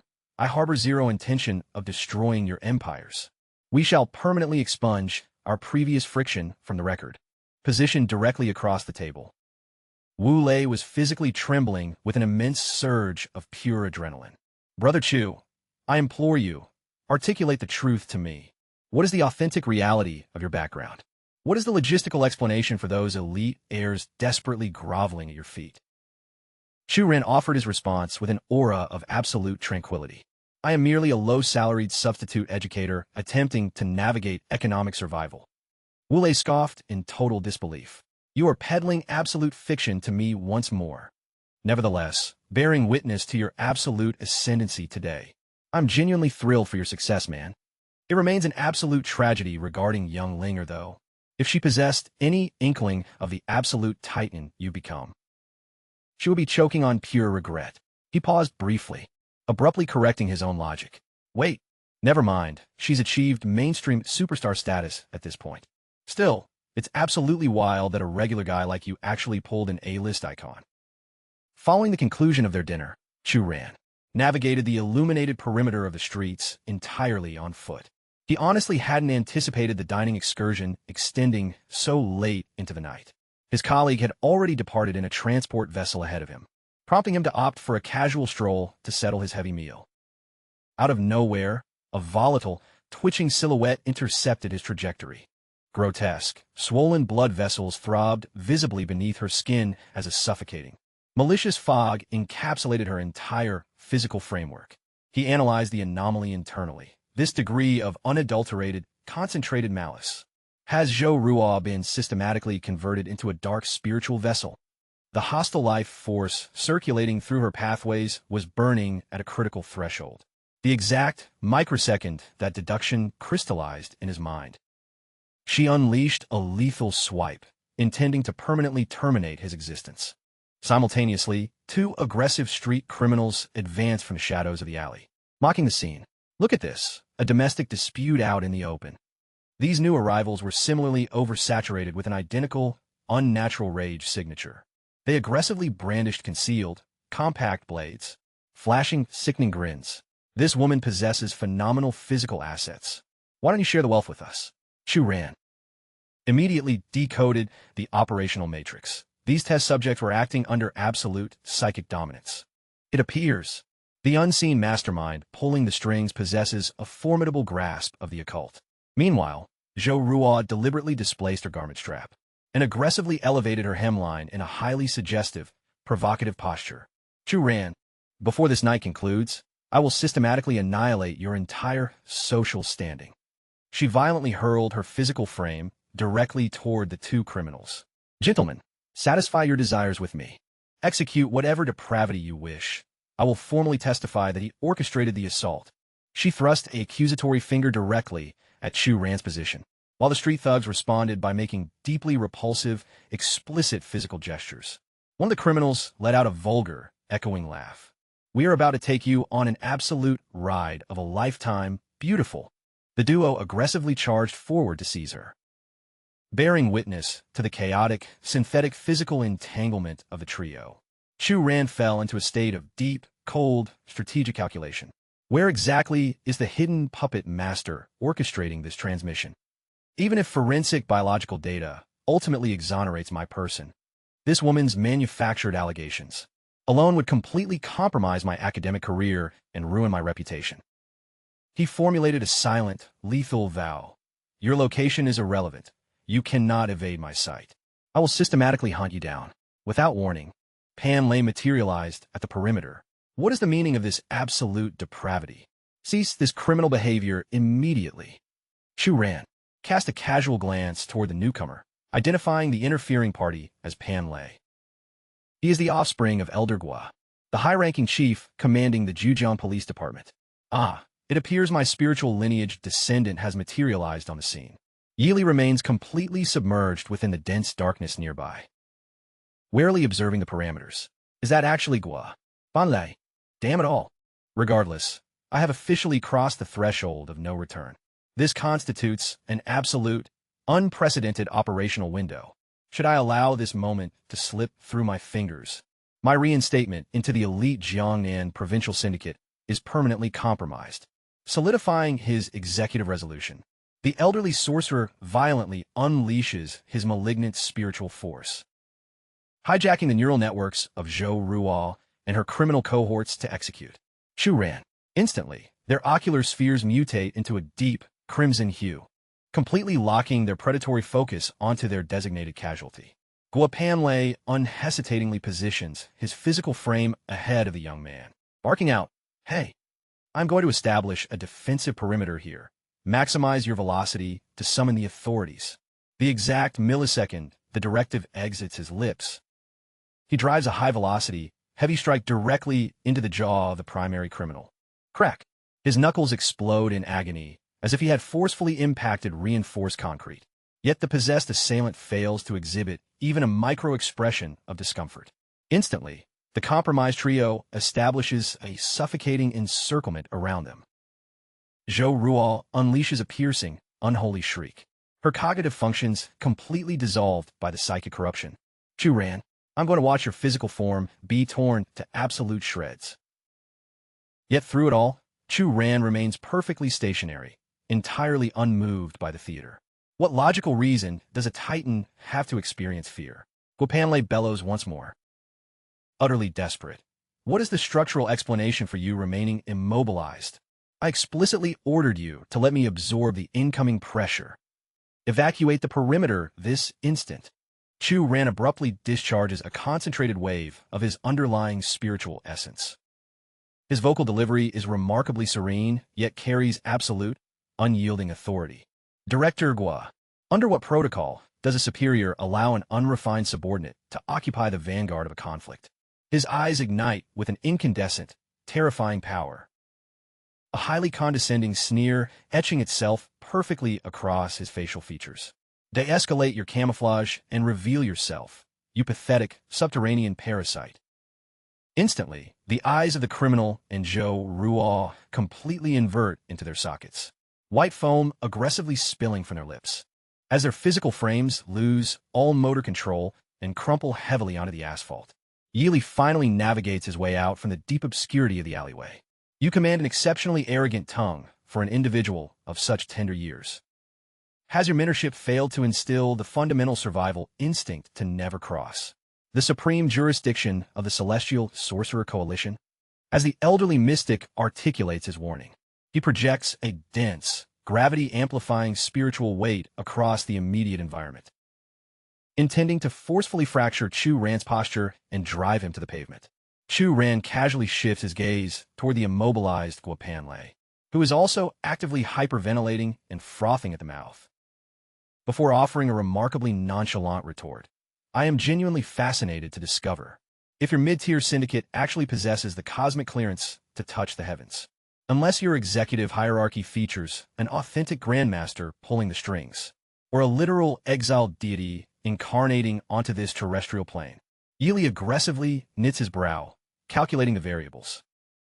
This adolescent is fully aware of the legendary grandmaster threshold. Why would an individual possessing such specialized intelligence deliberately seek friction with our sorcerer coalition? Furthermore, it is an absolute cosmological fact that exiled deities are entirely absent from this lower dimension. The arrogant brat is openly mocking our entire heritage. The elderly practitioner violently intensifies his psychic grip over Zhou Ruo and her thralls, snarling, "My initial parameters did not include your execution. I merely intended to inflict a modest degree of physical torment. However, your insufferable hubris has officially upgraded your penalty." Chu Ran counters the threat with a highly composed, dangerous grin. Well, that is a profound logistical error on your part, because I'm highly motivated to end your life. The exact millisecond that declaration hangs in the air, the remaining brainwashed assailant executes a high-velocity ambush from his blind spot. Boom! Chu Ran effortlessly discharges a shockwave of raw telekinetic force, instantly neutralizing and casting aside the three biological puppets. He advances with measured, terrifying strides, declaring, within 10 paces, "I will systematically butcher you like a stray animal." Yelis pupilles dilate violently in chair comique dirid. Spiraling into absolute panic, he frantically manipulates his fingers into a mystical mudra, vocalizing an incantation to weaponize thermal energy. A massive, roaring inferno projectile accelerates directly toward Chu Ran's chest. Yet, the instructor remains completely stationary. Instead, he casually extends his bare hand as if gently intercepting a summer breeze. With zero visible exertion, he forcefully compresses the roaring plasma vortex into the absolute center of his palm. His vocal delivery drips with unadulterated, biting mockery. Is this pathetic spark of yours configured specifically to roast meat at a backyard cookout? Yili is completely paralyzed by existential horror. Who in the absolute hell are you? A baseline physical combatant is fundamentally incapable of manifesting this degree of transcendent sorcery. Fully comprehending that his survivability rating has dropped to 0, the elderly sorcerer violently pivots on his heel to flee the sector. Chu Ran effortlessly flicks the condensed plasma orb directly back at Yi Li's retreating form.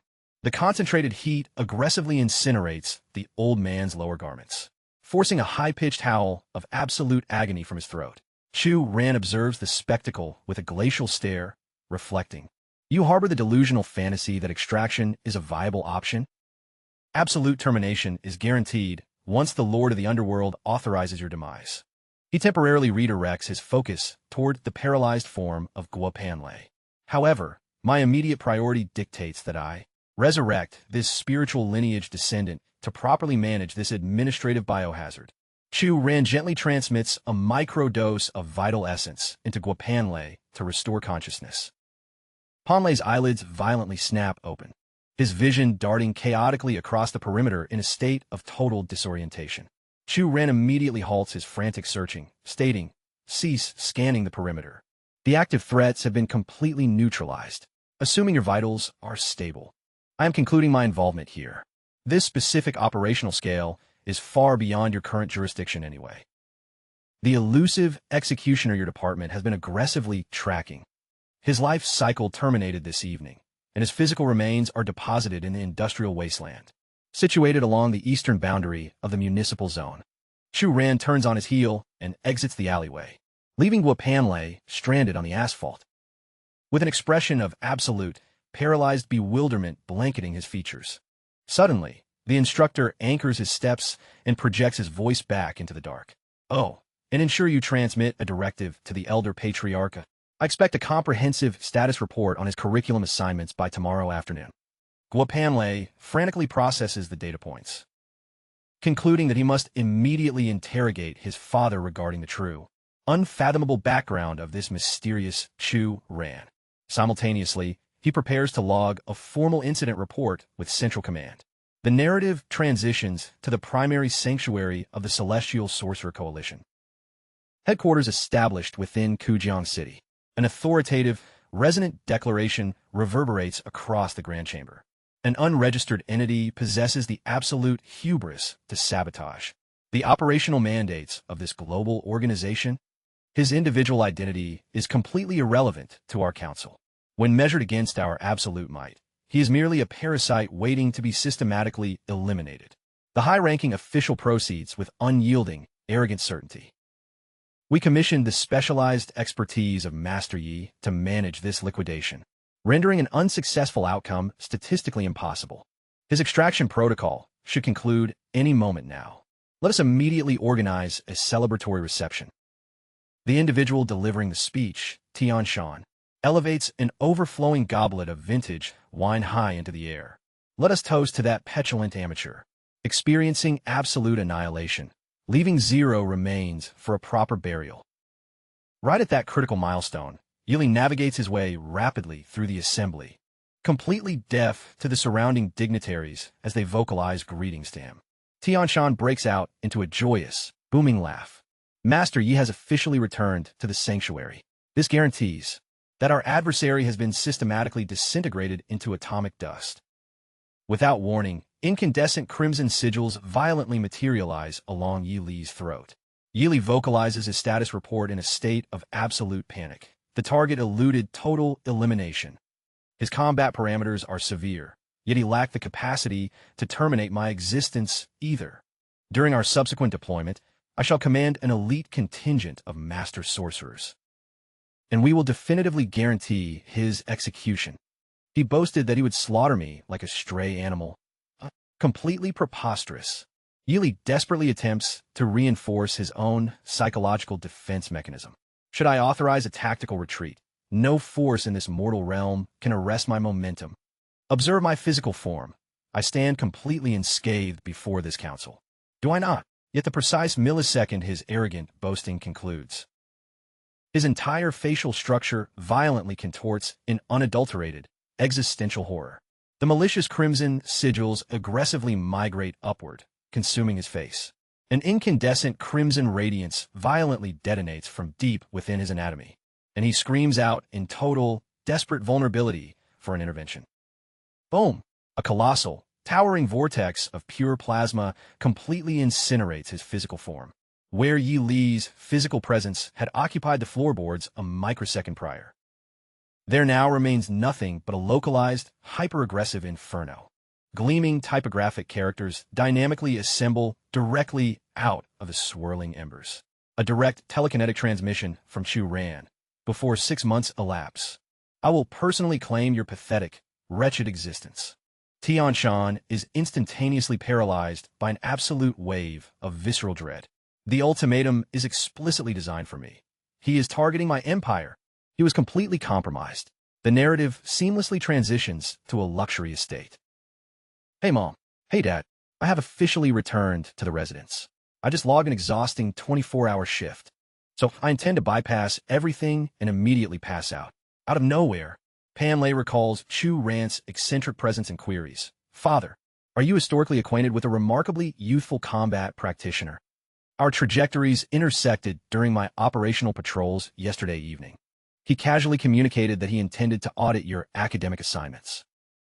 Upon absorbing the statement, the elderly patriarch becomes profoundly, visible destabilized. Divine lineage, my son, you have formally integrated with my grandmaster. Advance to my position this exact instant. Guapanle subsequently outlines the entire sequence of events that unfolded during the nocturnal operations, withholding zero tactical intelligence from the veteran administrator. The old man violently impacts his palm against the furniture structure. Panley, you must systematically suppress any official data transmission to your command hierarchy. We absolutely cannot permit the specialized security sector to compromise my mentor's tranquility. The Grandmaster explicitly rejects public notoriety. That is the precise motivation behind his low-profile camouflage as an educator. Panley visualizes Chu Rant's stoic presentation, a lingering trace of remorse coloring his tone. I will guarantee absolute operational secrecy regarding the incident. Nevertheless, should an elite asset of Instructor Chu's caliber deploy his talents for the sovereign state, the geopolitical advantages would be absolutely unquantifiable, while Yi Li's life force was systematically evaporating into atomic dust. Chu Ran was maintaining a cross-legged posture inside his private quarters, deeply anchored in focus. He meticulously formulated a silent, tactical assessment. Since their intelligence analysts are entirely incapable of calculating my absolute threshold, their executive council will lack the courage to authorize any hostile maneuvers. Furthermore, any hostile entity operating beneath the supreme general threshold is fundamentally equivalent to a microscopic organism against my current evolution. Yet I must refuse to allow stagnation to compromise my trajectory. It appears I will be required to exploit a fraction of Fan Hong's corporate influence to establish an operational foothold within the black market underworld, systematically harvesting rare artifacts to exponentially accelerate my spiritual ascension. The arrogant factions that previously presumed to dismiss my potential, they shall discover the absolute, crushing reality of remorse in due time. The setting rapidly shifts back to the academic institute's grounds. Chu Ran contemplates the immediate schedule internally. The first-tier class undergoes a comprehensive academic evaluation on this very morning. They officially label it an evaluation, but let's be real, it's nothing more than a thinly veiled combat tournament. Qin Ran explicitly pinged my comms yesterday afternoon, insisting I cannot permit our third-tier unit to suffer an embarrassing defeat. Right out of nowhere, an eccentric individual sporting traditional ascetic vestments intercepted his path. My good brother, I detect a severe, catastrophic cosmic omen enveloping your aura. You must exercise extreme vigilance against an incoming romantic disaster. Nevertheless, Chu Ren didn't give a single, solitary damn and casually glided right past him. Right, those physical parameters are undeniably massive. Returning to the administrative quarters, Chu Ran remained completely fixated on the digital display of his workstation. Suddenly, a highly distinct, aromatic perfume gently permeated his immediate vicinity. Luo's spontaneous, silent manifestation completely caught him off guard, prompting him to violently snap his terminal interface shut. Luo, safeguard the habit of requesting clearance before entering an instructor's office. Observing his frantic defensiveness, Luo couldn't resist dropping a playful jab. Mr. Chu, sealing your digital terminal with that degree of desperate velocity might cause an outside observer to formulate some highly inappropriate hypotheses. She closed the physical distance, effortlessly pulling a nearby seat along with her. She established her position, leaning directly into Chu Ran's personal space. Instructor, I have been meticulously analyzing your behavioral patterns for some time. You are fundamentally distinct from the typical elite suitors I encounter. She began systematically cataloging his specific lack of traditional assets. You drastically lack their curated facial aesthetics.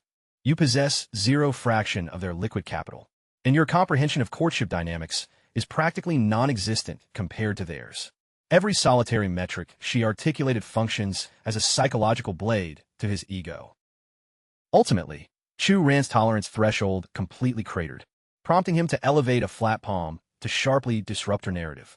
What is the core thesis of this monologue?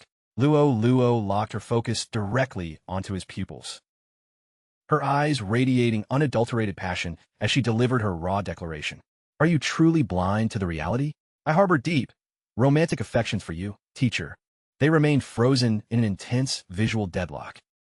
An almost tangible electromagnetic current fracturing the atmosphere between them. Chu Ran manufactured a dry cough to systematically disperse the suffocating friction. Luo, your analytical taste in partners is undeniably top tier, all right? Your message has been officially processed. Now evacuate back to your lecture hall. Instead of retreating, Luo reduced the physical gap even further. Instructor, I am operating with absolute deadly seriousness right now. He desperately deployed every imaginable administrative rationale to deflect her advances. But his logic yielded zero defensive results. Chronologically, the age differential separating them spanned a mere 8-year margin.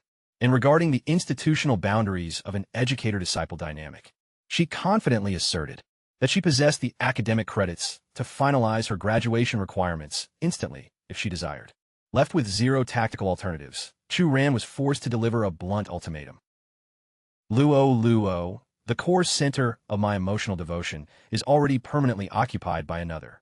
But Luo refused to let her confidence shatter, countering immediately. Does she surpass my physical appearance? Does she outmatch my intellect? Am I permitted to evaluate her in person? Because I reject the hypothesis that there is an available female on this planet who outclasses my value profile. Chu Ran found his defensive arguments entirely depleted. Concluding internally, her current physical location is anchored deep within the celestial dimension. Manifesting on this terrestrial plane is fundamentally impossible for her. Luo pressed forward, deliberately establishing physical contact by resting her palm against his shoulder. I am fully aware that this phantom rival is a strategic fabrication. To be completely transparent, from our absolute baseline intersection, I recognized that our underlying frequencies were identical. We exist entirely detached from the constraints of societal orthodoxy. Right at that moment, Qin Tianhua delivered a sharp rap against the doorframe, inquiring, "Is the office currently occupied?" Luo, displaying absolute emotional composure, casually projected a friendly gesture toward her academic superior. Qin Tianhua mirrored the wave automatically. As she navigated her exit from the space, Luo flashed a definitive hand-heart sign directly toward Chu Ran's position. He slowly massaged his forehead, completely overwhelmed by the escalating complexity. Qin Tianhua let out a relaxed yawn before launching into a highly complimentary evaluation of Luo, an exemplary academic asset, gorgeous, intellectually formidable, radiating positive energy, and completely immune to superficial high school romances. She pondered aloud what elite dynasty could possibly produce such a flawless individual. Chu Ran, forced to absorb the glowing review from the perimeter, could do nothing but exhale a breath of absolute, unadulterated defeat. Suddenly, a critical administrative memory sparked within Qin Tianhua's mind. "Oh, that completely slipped my mind. Mr. Chu, does your personal itinerary permit any flexibility this upcoming Friday evening? I am contractually obligated to navigate a high-profile corporate gala, and I would deeply appreciate your presence as my escort." Chu Ran's expression twisted in mild confusion. A textile manufacturing mixer? Precisely. Absenting myself is out of the question if I intend to safeguard my corporate network. I have been reliably informed that the Fenghua conglomerate is bankrolling the entire operation this evening. The pieces instantly connected in his mind, recalling the exact purpose behind Fan Diyun's telephonic communication. "Greetings, Instructor Chu, correct? This is Fan Diyun contacting your line. I am orchestrating an elite social function, and it would be my absolute honor to secure your attendance." Chu Ran finalized his confirmation without a single millisecond of hesitation. "Understood. Transmit the geographical coordinates to my terminal. I will command my own transport and rendezvous with your party at the main entrance portal." Her facial features instantly ignited with pure, unadulterated ecstasy. The setting abruptly transitions to an isolated, dimly illuminated thoroughfare in the dead of night. Chu Ran evaluated the chronometer internally. "I completely miscalculated the duration of my energetic refinement cycle. It is officially midnight. It appears navigating the return trek on foot is my solitary option." Within a compact corridor he had just bypassed, Qin Ran found her perimeter aggressively compromised by a hostile criminal syndicate. Catching sight of the volatile confrontation, his focus sharpened instantly as he questioned, "Qin Ran, What operational variable prompted her to navigate this treacherous sector alone? Deep within a claustrophobic alleyway, a trio of street punks was trapping a young woman, unleashing a torrent of explicit insults and aggressive catcalls at her. Out of nowhere, an unyielding, vice-like grip violently seized one of the criminals by his jacket collar and yanked him backward. It was Chu Ran, who effortlessly cast the assailant aside like a piece of discarded garbage, his facial features immediately tightening into a mask of pure fury. The remaining gang members whipped around, shouting profanities and preparing to escalate the violence. Who the hell do you think you are? Do you possess an absolute suicide wish, kid? Stay out of operations that don't concern you. Break him. Chu Ran refused to expend a single breath on verbal banter. Instead, he executed a sequence of lightning-fast, devastating strikes directly to their lower anatomy, instantly collapsing them to the pavement in agonizing pain while gently stabilizing Qin Ran's balance. He inquired with genuine concern, "Principal Qin, are you uninjured? What structural variable led to this confrontation?" However, her cognitive faculties were completely compromised by alcohol. She lost total consciousness right then and there, slumping heavily into his embrace. Growing increasingly irritated, Chu Ran firmly agitated her shoulders to rouse her. "Hey, return to consciousness. You cannot simply remain comatose on the asphalt. I possess zero data regarding your residential coordinates." Without warning, her body surged forward instinctively, firmly locking her arms around his neck in a desperate hold. Completely blindsided by her sudden forwardness, he let out a heavy, defeated sigh. It appeared he had zero alternative but to transport her back to his personal living quarters. Arriving at his private residence, Chu Ran carefully deposited her beneath the linens, a sudden flush of warmth coloring his complexion.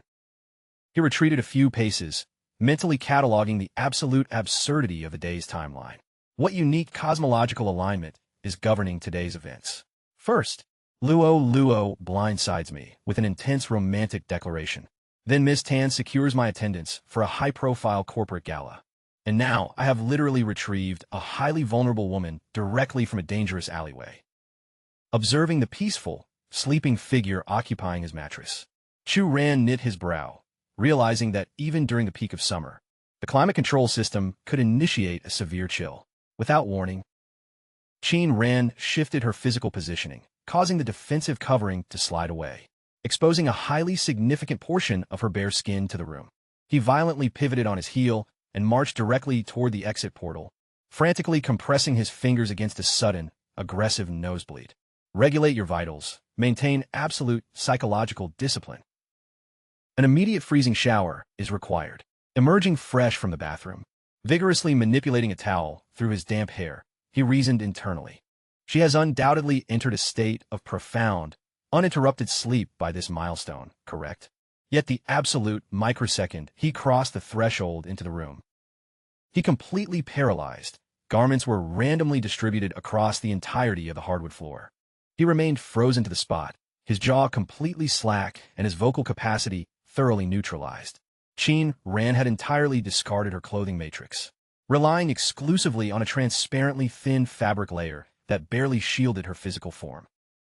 Bam! He forcefully impacted the door frame, sealing the portal shut. Instantly spiraling into absolute, unadulterated panic, Chu Ran aggressively clamped his nasal passages to arrest a fresh, volcanic eruption of crimson fluid. Sensational. It appears my itinerary demands a secondary freezing shower immediately. A few hours later, Chu Ran established himself on the sofa, realigning and anchoring his internal spiritual currents. It was officially the optimal alignment of the Eastern Violet aura, the absolute pinnacle window for esoteric cultivation. Yet his cognitive focus persistently drifted back to the imagery of Qin Ran, causing a fresh wave of warmth to aggressively color his face. He tightly clenched his jaw together, massaging his forehead in absolute structural frustration. All right, the chronometer indicates it is officially past 0600 anyway. It was time to rouse her from her slumber. Resting his hand against the mechanism, he wavered internally. She must possess full cognitive awareness by now, correct?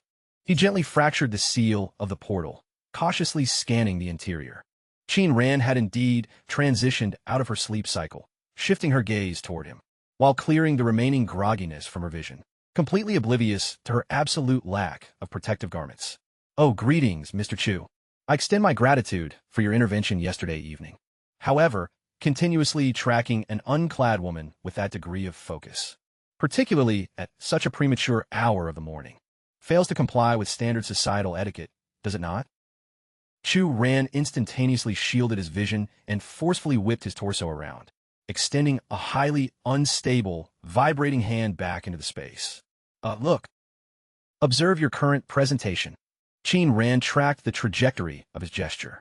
She had observed this precise, male, psychological pattern on multiple historical occasions. Sensational, the entire male demographic functions as an identical collective of degenerates. Suddenly, absolute clarity struck her mind, and she unleashed a piercing shriek, violently yanking the linens upward. This is absolute madness. You are nothing more than a highly calculated voyeur. Chu Ran sputtered frantically, desperately trying to stabilize his defensive narrative. Principal Qin, your hypothesis is completely inverted. I was not the architect of your unclothing. Should you reject my verbal testimony, I maintain an active internal monitoring system within that chamber. You are free to audit the digital logs. Shortly thereafter, in the common area, Qin Ran closed the physical distance to carefully analyze the digital output. The high-definition playback comprehensively demonstrated Qin Ran systematically discarding her own wardrobe matrix with zero outside assistance. Within the archival feed, she had reduced her coverage down to her basic base layers, locking her vision directly onto the optical lens. Qin Ran violently slammed her palm over the display interface, physically incapable of enduring an additional millisecond of the footage. Completely overwhelmed by agonizing embarrassment, she bellowed, "You absolute degenerate, Chu Ran. Purge that digital file from your storage array immediately. That is an executive mandate." Chu Ran refrained from executing the erasure protocol right away. Instead, a highly amused smirk developed across his lips as he dropped a deliberate, playful jab. "You know, Principal Qin, your aesthetic appeal increases exponentially when your composure completely collapses like this." That playful comment only served to accelerate her boiling fury. "Silence. You will permanently expunge this entire incident from your memory bank. I am departing from my residence immediately." As she aggressively stormed away, Chu Ran projected his voice after her, an amused smirk still firmly painted on his lips. "My destination dictates that I commute to the Academy campus now as well. Your apartment complex aligns perfectly with my route. Care to join me for a lift?" "Not in a million years," she snapped back viciously. Yet, despite her absolute protest, they ultimately concluded up navigating the sidewalk side by side. Chu Ran extended a freshly packed container of morning rations toward her. "Are you entirely certain your system does not require nourishment right now?" Qin Ran parted her lips, fully prepared to deliver a sharp rejection. But her digestive system betrayed her by emitting a massive, audible rumble, observing her aggressively consume the provided meal. He lowered his tone, asking with calculated intent, "Principal Qin, are you fundamentally confident that your recent activities haven't provoked any dangerous factions?" Qin Ran rapidly cleansed her lips, her expression suddenly morphing into visible agitation. "Negative. I have done no such thing." Chu Ran subtly narrowed his gaze, assessing her micro-expressions. She is fabricating a narrative. She possesses zero awareness that her nervous body language completely compromised her position. Very well. Given that I have already witnessed her absolute vulnerability, I suppose I'm obligated to shield her from whatever threat is developing. The duo soon arrived at the base of the Twin Towers, the ultra-exclusive, high-end skyscraper complex where Qin Ran maintained her residence. "You have officially escorted me to my private threshold. That concludes your assignment. What structural reason justifies you remaining anchored to this spot? Evacuate immediately," completely dismissing her demands. He casually crossed her threshold, navigating the interior as if he held the title deed to the property. "Let us exercise some basic hospitality, Principal Qin. I have successfully navigated you through the city streets all the way to your door. Is my performance not valued at a single cup of hot tea? View it as an administrative hush money transaction." She exhaled a defeated sigh. "Fiend, consume your beverage rapidly, and then extract your person from my estate." However, Chu Ran's analytical focus was entirely detached from the beverage. His vision locked aggressively onto a plush teddy bear positioned in the immediate vicinity. Without a single word of warning, He lunged forward and forcefully severed its plastic nasal component. Hey, what in the absolute hell do you think you are doing? Qin Ran shrieked in absolute bewilderment. Chu Ran effortlessly pulverized the synthetic nasal casing between his fingers, exposing a highly sophisticated, miniature electronic apparatus nested within the stuffing. He elevated the item directly into her line of sight for maximum clarity. A covert audio transmitter. Are you still prepared to claim you haven't crossed the wrong people? Principal Qin? Because this tactical hardware. This represents a highly professional operation. Qin Ran's complexion instantaneously turned ghostly white. That is an active surveillance listening device. Chu Ran refrained from providing an immediate confirmation, instead adding gravity to the situation. An active surveillance team was also meticulously tracking our movements earlier this morning. Furthermore, that mobile tail might originate from a completely separate syndicate than the one responsible for this wiretap. Her pupils dilated violently as she sank into a state of unadulterated, indescribable terror. How could a security breach of this magnitude manifest? Is it truly linked to that particular project? She shifted her gaze toward Chu Ran, her vocal delivery heavy with profound anxiety. Had my presence not intervened to audit your environment today, your operational confidentiality would have been completely compromised for certain. Does this systematic surveillance have any logical alignment with your extreme state of intoxication yesterday evening? Should you authorize full disclosure, I might possess the capacity to neutralize this threat. Qin Ran finally resolved to reveal the underlying background. I previously operated as a graduate researcher specializing in biochemistry overseas. During my lab rotations, I inadvertently isolated an unprecedented molecular compound. Based on our theoretical frameworks, it possesses the biocapacity to eradicate chronic pathologies and completely halt cellular decay. Excluding my patriarch, the data has been kept entirely classified. Our current infrastructure is focused on synthesizing it for industrial-scale manufacturing. Chu Ran immediately synthesized the tactical variables. The hostile factions are systematically executing a corporate espionage campaign for that intellectual property, and your deployment as an academic administrator functions as a cloaking mechanism. Because your father desperately desired to insulate your person from that lethal corporate arena, he formulated a highly critical analytical critique internally. Qin Ran is still deliberately withholding key data points from me. He gently massaged his jawline, translating his mental calculations into speech.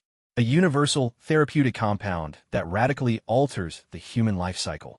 Should this breakthrough hit the global market, the Huashang Syndicate would instantly evolve into the absolute dominant macro-conglomerate across the entire sovereign territory.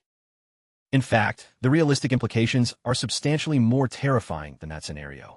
Chu Ran reflected deeply, yet wherever asymmetrical economic value exists, existential warfare inevitably follows, and conflict yields even more astronomical margins. He gestured toward his own frame, his tone adopting a highly confident, self-assured edge. Your adversaries are highly sophisticated. They have already retained mercenary occult specialists. My professional recommendation dictates that you acquire a transcendent guardian to stabilize your perimeter. Otherwise, your survival rating drops to 0. For instance, an elite, high-tier professional matching my exact profile. Before his promotional pitch could cross the finish line, Qin Ran violently launched a plush teddy bear directly into his facial structure and aggressively forced him out of her private threshold. Evacuate my estate this instant. I am required to transition into my professional wardrobe. Chu Ran leaned his upper back against the exterior drywall, letting out a prolonged exhale. Wow, that eccentric mystic's calculations were remarkably precise. My chaotic romantic alignment is manifesting with such severe velocity that dodging the incoming impact is structurally impossible. He knit his brow, transitioning into a phase of deadly serious evaluation. If the core catalyst were simple chemistry, fine. However, I harbor a strong suspicion that we are dealing with pure cosmic life force. Out of nowhere, a revolutionary hypothesis crystallized in his consciousness. Is it possible Qin Ran inadvertently breached a high-grade, primordial spirit crystal deposit? That specific geological formation is completely oversaturated with concentrated spiritual essence, which aligns seamlessly with the exact biological anomalies she just articulated. Should that hypothesis prove accurate, It will not merely incentivize multinational conglomerates. The absolute deepest layers of the global underworld will mobilize to seize it. Meanwhile, a duo of suspicious figures was navigating the shadows of the outer perimeter, systematically exchanging a surveillance file. Have you secured the target confirmation? The surveillance imagery currently transitioning between their hands comprehensively documented Chu Ran and Qin Ran's interactions from earlier that morning. Yao meticulously evaluated the collection of intelligence printouts, his expression shifting into a deeply patronizing, amused sneer. Sensational. This is absolutely priceless. The highly esteemed, sole heiress to the massive Huashang corporate empire, who simultaneously operates as the youngest secondary academy administrator in the district, is voluntarily spending her personal hours with a bankrupt nonentity. He flashed an intensely manipulative grin. It appears my dear cousin harbors a hidden vulnerability for attractive young men. I'm deeply fascinated to witness Zhao Tianming's psychological reaction when he audits this data. Yao found his mind automatically calculating the terrifying nature of Tianming's regional influence.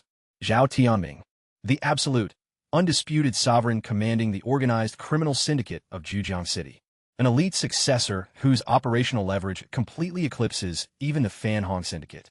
He massaged his temples, a flicker of pure irritation flashing across his features. My schedule dictates that I must manage a high-profile corporate gala this evening, which grants that pathetic amateur a temporary stay of execution. Should I successfully anchor a strategic alliance with the Fenghua conglomerate, I can permanently liquidate my pathetic cover identity as a low-salaried educator. At the perimeter of an architectural masterpiece piercing the skyline, luminescent beams aggressively radiated through the massive crystalline portals. Chu Ran executed his exit from the public transit vehicle, maintaining a remarkably poised, aristocratic posture despite his mode of transport. Line 31 has officially concluded its route at the Yulong Luxury Estate. Ensure all personal assets are retrieved before disembarking. The gate's sentries monitored his approach with absolute, thinly veiled contempt, muttering, "The entire luxury complex has been explicitly sequestered for a private summit. Exotic hypercars are lining the entire grand driveway. Any individual operating a transport asset valued under a baseline 7 figures would lack the confidence to even cross the perimeter checkpoint. I am genuinely stunned that a civilian actually utilized municipal transit to access this coordinate." Before Chu Ran could successfully cross into the main foyer, a security officer immediately obstructed his vector. "Hold it right there. Present your official security clearance credentials, please. The estate operations are entirely locked down for private dignitaries today. Unregistered civilians are restricted from entry."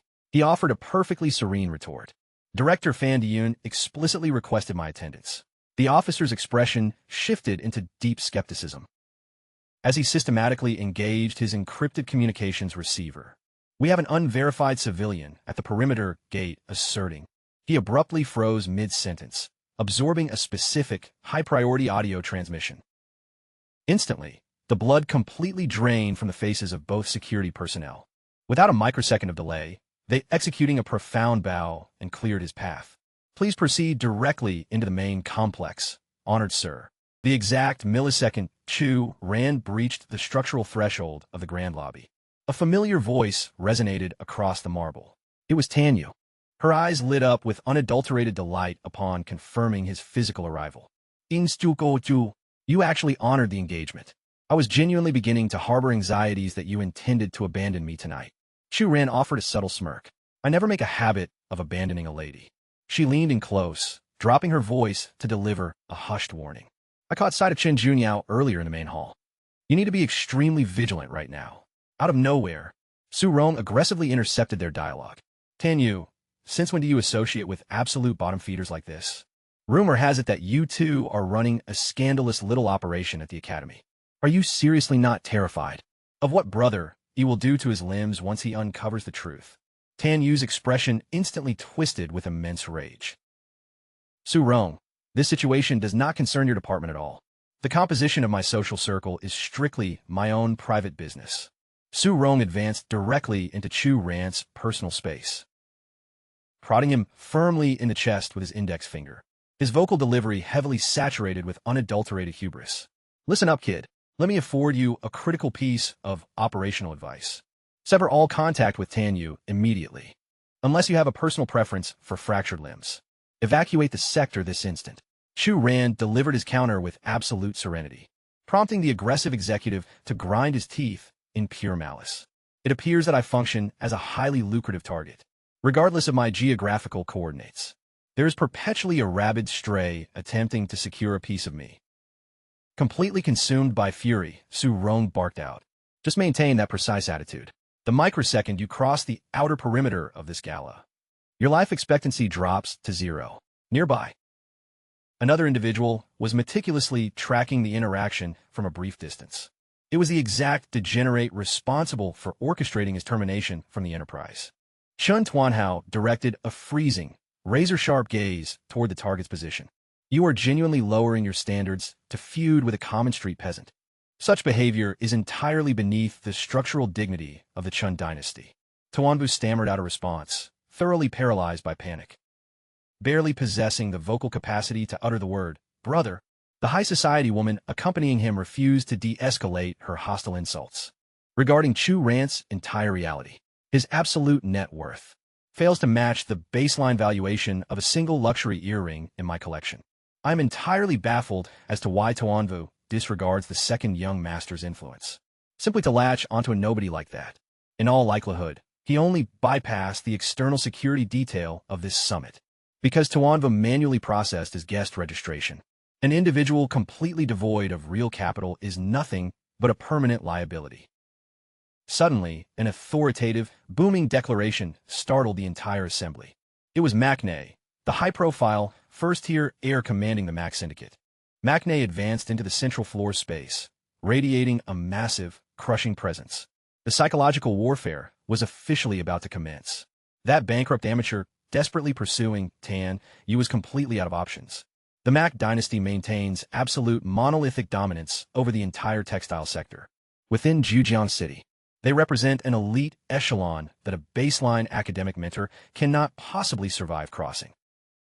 Bearing witness to Tan Yu completely dismissing his status to converse joyfully with Chu Ran. Chu Ran's easy demeanor only serves to stoke the fires of Maknae's irritation. Without warning, the elite heir forcefully wedges himself directly between the two of them. Tan Yu, it has been an absolute age.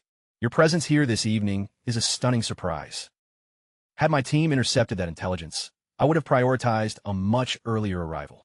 Tan Yu tightly grinds her teeth together in visible, profound irritation. Maknae, I acknowledge your greeting, but I must demand you cease sabotaging my active dialogue. Your lack of fundamental decorum is absolutely glaring. Maknae shifts a razor-sharp glance toward Chu Ran, his eyes dripping with unadulterated disdain. The privilege of anchoring an alliance with Tan Yu is not extended to baseline peasants. Assuming you possess an ounce of situational awareness, you will evacuate this perimeter before your presence becomes an absolute laughingstock. Far from exhibiting a single shred of intimidation, Chu Ran effortlessly delivers a razor-sharp counterattack. The sheer audacity of your psychological armor is remarkably profound.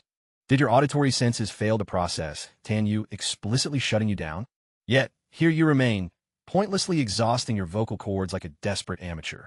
Do not harbor the delusion that just because you are encased in high-end tailoring, the entire room cannot instantly diagnose your profound, underlying ignorance. He systematically continues to dismantle the high society heir's psychological stability, driving his target into absolute blinding rage. Your designation is Maknae, correct? My own nomenclature shares an identical linguistic character of power. My official recommendation dictates that you permanently alter your identity. Cease bringing absolute dishonor to a noble title. The surrounding high society onlookers begin whispering aggressively among themselves. Has this absolute nobody lost all psychological grounding to address a supreme heir of the Max Syndicate with that degree of lethal disrespect? Let's immediately maximize our physical distance from the epicenter. We must ensure our own garments are not contaminated when the violence erupts. His survival probability has officially dropped to 0. He will undoubtedly be feeding the aquatic predators at the bottom of the channel before midnight. Monitoring the escalating theater from the safety of the perimeter, Chun Tuanhao flashes a sinister smirk. My blueprint originally dictated mobilizing Zhao Tianming's assets to systematically orchestrate his permanent destruction. But it appears MacNe's volatile temperament will execute the liquidation perfectly. The young master of the Mac dynasty is a clinically verified psychopath when provoked. MacNe's absolute rage completely boils over, swollen blood vessels throbbing along his throat as he bellows. Do you possess even a microfraction of understanding regarding my absolute authority? I genuinely did not anticipate that a mere 12-month absence from this territory would cause the baseline population of Zhujiang City to entirely forget the terror of my name. His psychological instability accelerates exponentially with every syllable he spits. Dan Yue, you possess the absolute hubris to publicly humiliate my honor with this street trash.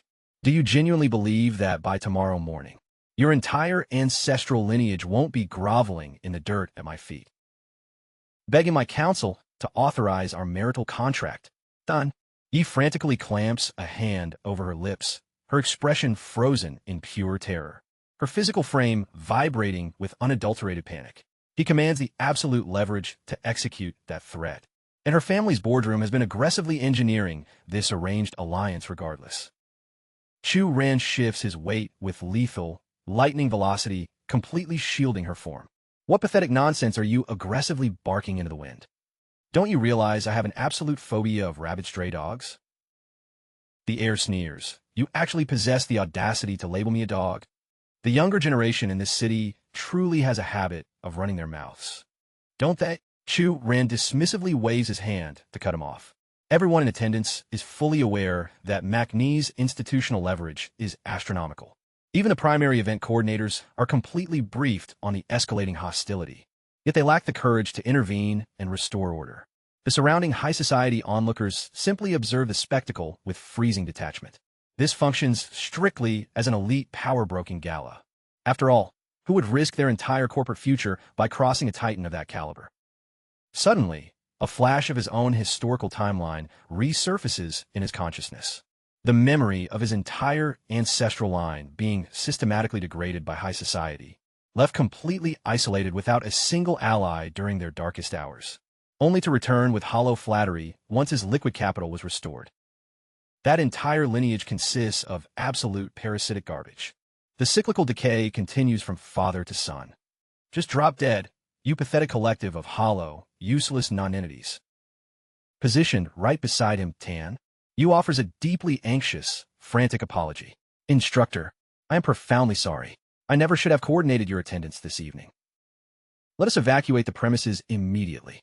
Out of nowhere, MacNe violently accelerates forward, driving a high-velocity strike straight toward Chu Ran. You dare to hurl insults at my honor and harbor the delusion that you can simply exit with absolute impunity. However, before the physical fist can make contact with his profile, Chu Ran effortlessly drives a devastating counterkick directly into the man's midsection. He seamlessly transitions into a secondary impact that launches MacNe airborne across the floorboards. MacNe's spine violently collides with a reinforced perimeter wall, instantly transforming the pristine ballroom into a scene of absolute, chaotic wreckage. Chu Ran maintains a completely unbothered, glacial expression as he addresses the room. My apologies. I failed to properly calibrate my output parameters. Your pathetic presentation simply triggered some highly toxic, historical recollections. Chun Tuanhao casually transfers his champagne flute over to Tuanva's grip, his vocal delivery dripping with immense, sadistic amusement. Remarkable martial capabilities, yet he has officially sealed his doom by crossing MacNe. At this milestone, not a single faction in the entire municipality of Zhujiang can authorize his survival. He manufactures a mask of deep concern as he advances to assist MacNe to his feet. It is my understanding that any civilian lacking liquid assets exceeding 10 million yuan is categorically restricted from gaining access to this elite gathering. Where exactly is the executive director? Why is security failing to contain this biohazard? Zhu Ran narrows his focus on a Tuanhao as an absolute flood of dark memories saturates his mind. Chen Tuanhao, the ultimate architects of his family's systematic destruction in his historical lifetime, was orchestrated by Chun Tuanhao, the billionaire chief commanding the Caixin hospitality empire. Right at that critical juncture, a senior floor manager sprints into the epicenter in a total panic. Honored sir, I must demand you immediately produce certified verification of your financial portfolio. The operational protocol here is absolute, regardless of whether you hold a physical clearance pass or were registered via a proxy endorsement. You are legally required to fulfill our elite socioeconomic threshold. The surrounding elites refuse to stop throwing gasoline on the fire either. Just analyze his choice of wardrobe. The guy is undeniably an unrefined peasant from sticks, a total newcomer to high society. His public eviction is imminent. That impoverished presentation isn't an aesthetic, it's his financial reality. Maknae desperately clutches his midsection in blinding agony, viciously grinding his teeth together. I will personally guarantee his life cycle terminates before sunrise. The very microsecond his physical form crosses the outer perimeter, my mercenaries will liquidate him for compromising my social standing. Tuanhao arches an eyebrow as he shifts his gaze toward the injured heir, his vocal delivery heavily saturated with biting mockery. Young Master Mac, allow your nervous system to return to equilibrium. Once this gala officially concludes, your unassailable status as the premier heir remains completely intact. Not a single dignitary in this room would possess the hubris to look down on you. As for that baseline dynamic, he is nothing more than temporary debris. The head waiter pivots toward Chu Ran, desperately eager to appease the wealthy crowd. Honored sir, if you are incapable of producing certified credentials, I am contractually obligated to mandate your immediate extraction from the premises. Su Rong is completely incapable of masking his sadistic, gloating grin. Granted, he was denied the satisfaction of watching the amateur get physically pulverized, but witnessing him get cast out into the elements like an unwanted stray, that level of psychological degradation is an absolute masterpiece. Let us observe how he attempts to project authority after this embarrassment. What economic value does a modest comprehension of martial arts provide? When positioned against authentic generational wealth, he is still fundamentally required to grovel when ordered to evacuate. Tan Yu tightly grips Chu Ran's forearm, her vocal cords vibrating with intense panic. The accountability for this entire disaster rests solely on my shoulders. He gently taps her hand, maintaining a remarkably serene, grounding cadence. Calm your breathing. This minor friction is entirely inconsequential. Maknae's absolute fury boils over as he unleashes a savage roar.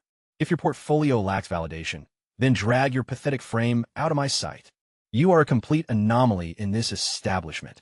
Suddenly, echoing from across the ballroom, Fan Hong advances into the epicenter, flanked by a massive phalanx of elite security operatives. Evacuate? I'm deeply fascinated to discover which suicidal faction in this room possesses the audacity to eject my primary VIP. Have you collectively authorized your own death warrants? Do you desire to find your enterprises permanently blacklisted from Jujiang City? The grand ballroom instantaneously fractures into absolute, unadulterated chaos. Fanon, what corporate variable prompted his personal deployment tonight? Is a titan of his magnitude seriously executing a defensive intervention for that nobody? The supervisor, recognizing the supreme sovereign of the district, frantically scrambles forward to offer a greeting like a thoroughly terrified rodent. Chairman Hong, your physical presence here this evening is a profound surprise. An absolute privilege. Fan Hong knits his brow, projecting a razor-sharp glare heavily laced with absolute disgust. I happen to be operating completely devoid of a physical security pass. I am completely devoid of a registration pass, so perhaps I am required to evacuate the sector as well. The supervisor felt as though an absolute bolt of high-voltage lightning had pierced his nervous system. Paralyzed by existential dread, he dropped his skull into a profound, submissive bow. Negative. Absolutely not, Chairman.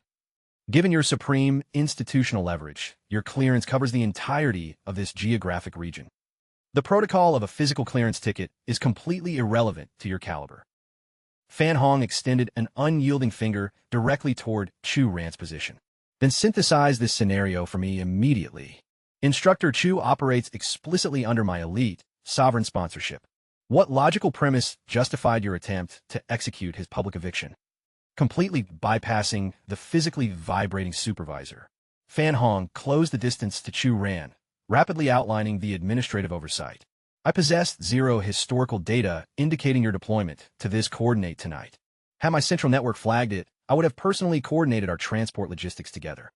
This entire amateur catastrophe would have been systematically avoided. Shu Ren exhibited zero indicators of emotional agitation or cognitive stress. He merely offered a highly relaxed smirk. Chairman Hong, this localized friction is entirely beneath our operational concern. We simply intercepted the sonic disruptions of some undisciplined strays barking out of line. They merely require a definitive correction to recalibrate their boundaries. As he articulated the phrase, he locked his trajectory directly onto MacNe's frame. That particular individual, MacNe, has been executing a persistent harassment campaign against my close associate. I was actively calculating the most efficient escalation protocol. Consequently, I am delegating the enforcement parameters to your department, Chairman Hong. Absorbing the intelligence, Fan Hong's absolute fury peaked as he compressed his jaw in pure malice. It appears the systematic operational dismantling I engineered against your syndicate previously failed to permanently stick. Did it not? The exact millisecond MacNe locked eyes with Fan Hong. His entire high society facade disintegrated, instantly replaced by raw, unadulterated terror. Chairman Hong, I possess zero intelligence, linking his identity to your personal inner circle. Fan Hong's vocal delivery dropped to a sub-zero, absolute freezing frequency. So your explicit thesis dictates that had he lacked my sovereign protection, your department would possess absolute impunity to execute whatever atrocities you desired. It is highly evident that your mandatory deployment within the military ranks yielded a severe deficiency in behavioral discipline. I am initiating a formal, immediate consultation with the patriarch of the Mac dynasty. Were you not the biological successor of his empire, your life cycle would terminate on this exact floorboard. Fan Hong executed a sharp tactical hand signal to his heavy security detachment, who instantly seized and aggressively extracted MacNe from the central floor. Goju. Allow my tactical team to permanently manage this localized biohazard. I possess some critical tactical data points that require your specialized assessment. Does your schedule permit an immediate debrief? Shu Ran redirected his vision toward Tan Yu, his vocal cadence shifting into a remarkably soft, protective tone. Mistan, does your itinerary dictate that you remain at this social mixer, or shall I facilitate your return transport? Tan Yu gently agitated the key ring secured within her palm. I operated my own transport asset to access this facility. I will simply execute a self-extraction. Suddenly, a wave of profound bashfulness washed over her, a distinct flush coloring her features. Understood. In that scenario, I will conclude this brief consultation with my business associate. She systematically monitored his retreating vector as he navigated deeper into the VIP lounge. Her expression thoroughly blanketed by deep, lingering anxieties regarding the developing timeline. Who exactly are you, Churan? Are you truly just an ordinary high school educator? You completely dismantled a military elite like MacNe in a single tactical maneuver. And now, a legendary underground sovereign like Chairman Hong is moving mountains to shield you. Su Rong aggressively ground his teeth together in absolute, seething fury. He maintains an active, direct line to Chairman Hong? How is that logically feasible? Did he exploit Principal Chin's family name back at the karaoke club to systematically manipulate Chairman Hong's organization? Is Hong operating under the false impression that this loser is an elite power broker? The further he descended down this toxic rabbit hole of calculation, the more toxic and venomous his underlying resentment became. Had I simply anchored my position in that VIP lounge that evening, would I be the primary asset standing shoulder to shoulder with Chairman Hong right now? What kind of absolute, cosmic lottery did this peasant just win? No wonder he carries himself with such intolerable arrogance. He views Chairman Hong as his personal, unassailable political shield. It is highly evident that I must liquidate this irritating anomaly sooner rather than later. The narrative transitions. The duo is now stationed within the soundproof perimeter of a secluded, high-end private study. Chu Ran effortlessly shattered the silence with a direct inquiry. Chairman Hong, did you mobilize your tactical team to locate my position, exclusively due to the impending evaluation scheduled for tomorrow morning? Fan Hong executed a subtle shake of his head, affirmative and negative. That impending event represents only a minor variable in my calculations. My primary objective centers entirely around the classified target profile. Your department commissioned us to aggressively track down. Chu Ren shifted his gaze toward him, his eyebrows arching in mild surprise. Your intelligence network has successfully yielded actionable data points already. Fan Hong's facial features instantaneously locked into a deadly, serious expression. We successfully intercepted an active lead, but a hostile cleanup crew severed the thread. Chu Ran remained unnaturally composed, completely detached from emotional volatility. Emitting a low, analytical grunt, Fan Hong pressed forward with the briefing. Even the global intelligence apparatus of the Supreme Chu dynasty failed to breach this sector. I specifically deployed my most elite undercover operative to the grid coordinate, leveraging specialized backchannels I have meticulously cultivated across decades to extract the data. Recalling the catastrophic aftermath of the operation, Fan Hong's brow knit into a deep, painful grimace. In a mere single-hour window, the entire operation cratered. A catastrophic, highly weaponized inferno consumed our compound. Our entire surveillance detail was systematically executed, over 100 prime operatives. The two elite lieutenants, maintaining a defensive perimeter directly behind his chair, could no longer mask the profound, raw grief fracturing their stoic composure. Chu Ran silently accepted the psychological weight of the catastrophe, blaming his own judgment. My operational calculus was deeply flawed. I exercised extreme recklessness by delegating this level of dangerous investigation to their civilian infrastructure. Those 100 fallen operatives were blood brothers, who navigated the absolute crucible of life and death as a unified front. The realization should have been instantly apparent to me. If the supreme resources of the Chu lineage were incapable of unearthing this dark secret, Fan Hong's localized network stood zero statistical chance. I am officially obligated to settle this blood debt. He extended his arm, his vocal cords vibrating with absolute solemnity. Chairman Hong, I extend my profoundest apologies for this tragedy. Fan Hong executed a dismissive sweep of his hand to halt the sentiment. The operational casualties were devastating, yet we successfully salvaged a solitary data point. An operative retrieved a vital intelligence fragment from a veteran citizen before his vitals ceased. Your maternal lineage, her ancestral family name is Tang. Chu Ran's cognitive faculties momentarily paralyzed from the revelation. I maintain a fragmented memory of my patriarch addressing my mother as Xiao Hui. Fan Hong pressed forward with the intelligence debrief. Decades prior, that elderly citizen operated as your parents' primary property lessor, well before your personal biological manifestation occurred. He incidentally intercepted a classified dialogue. Master Chu, does this piece of data trigger any historical associations within your memory bank? Chu Ran's eyes instantly ignited with a flash of absolute, profound clarity. So it was that specific faction all along. Fan Hong, along with his elite tactical security detail, found their respiratory systems instantaneously compromised by a crushing, weaponized pressure, detonating violently from Chu Ran's physical frame. Who commands that lineage? Chu Ran systematically neutralized his presence and inquired with glacial calm. Chairman Hong, provide me with a comprehensive breakdown of the supreme aristocratic dynasties dominating the sovereign capital. Fan Hong systematically cataloged the elite hierarchy without a second of hesitation. The four unassailable titan conglomerates dictating the future of Huaxia. The houses of Luoli, Feng, and Tang. Then, absolute realization detonated within Fan Hong's consciousness. The House of Tang. Master Chu, surely your analytical deduction is deeply flawed. He possessed full comprehension that these four sovereign houses transcended simple economic capital or political leverage. They functioned as the absolute spiritual foundations of the entire Huaxia territory. Monolithic, unassailable institutions that no earthly faction possessed the audacity to challenge. Chu Ran delivered a freezing, razor-sharp counterinterrogative. What variable rules out their involvement? Across the entire geography of Huaxia, what alternative faction commands the tactical capability to erase an elite syndicate in a single evening? Who else could successfully force the prominent Chu dynasty of Jiangnan to their absolute knees in total submission? Factoring in the explicit verification of the Tang nomenclature, my analytical modules cannot produce any alternative hypothesis. I fail to anticipate that my own biological essence was intertwined with the supreme Tang lineage.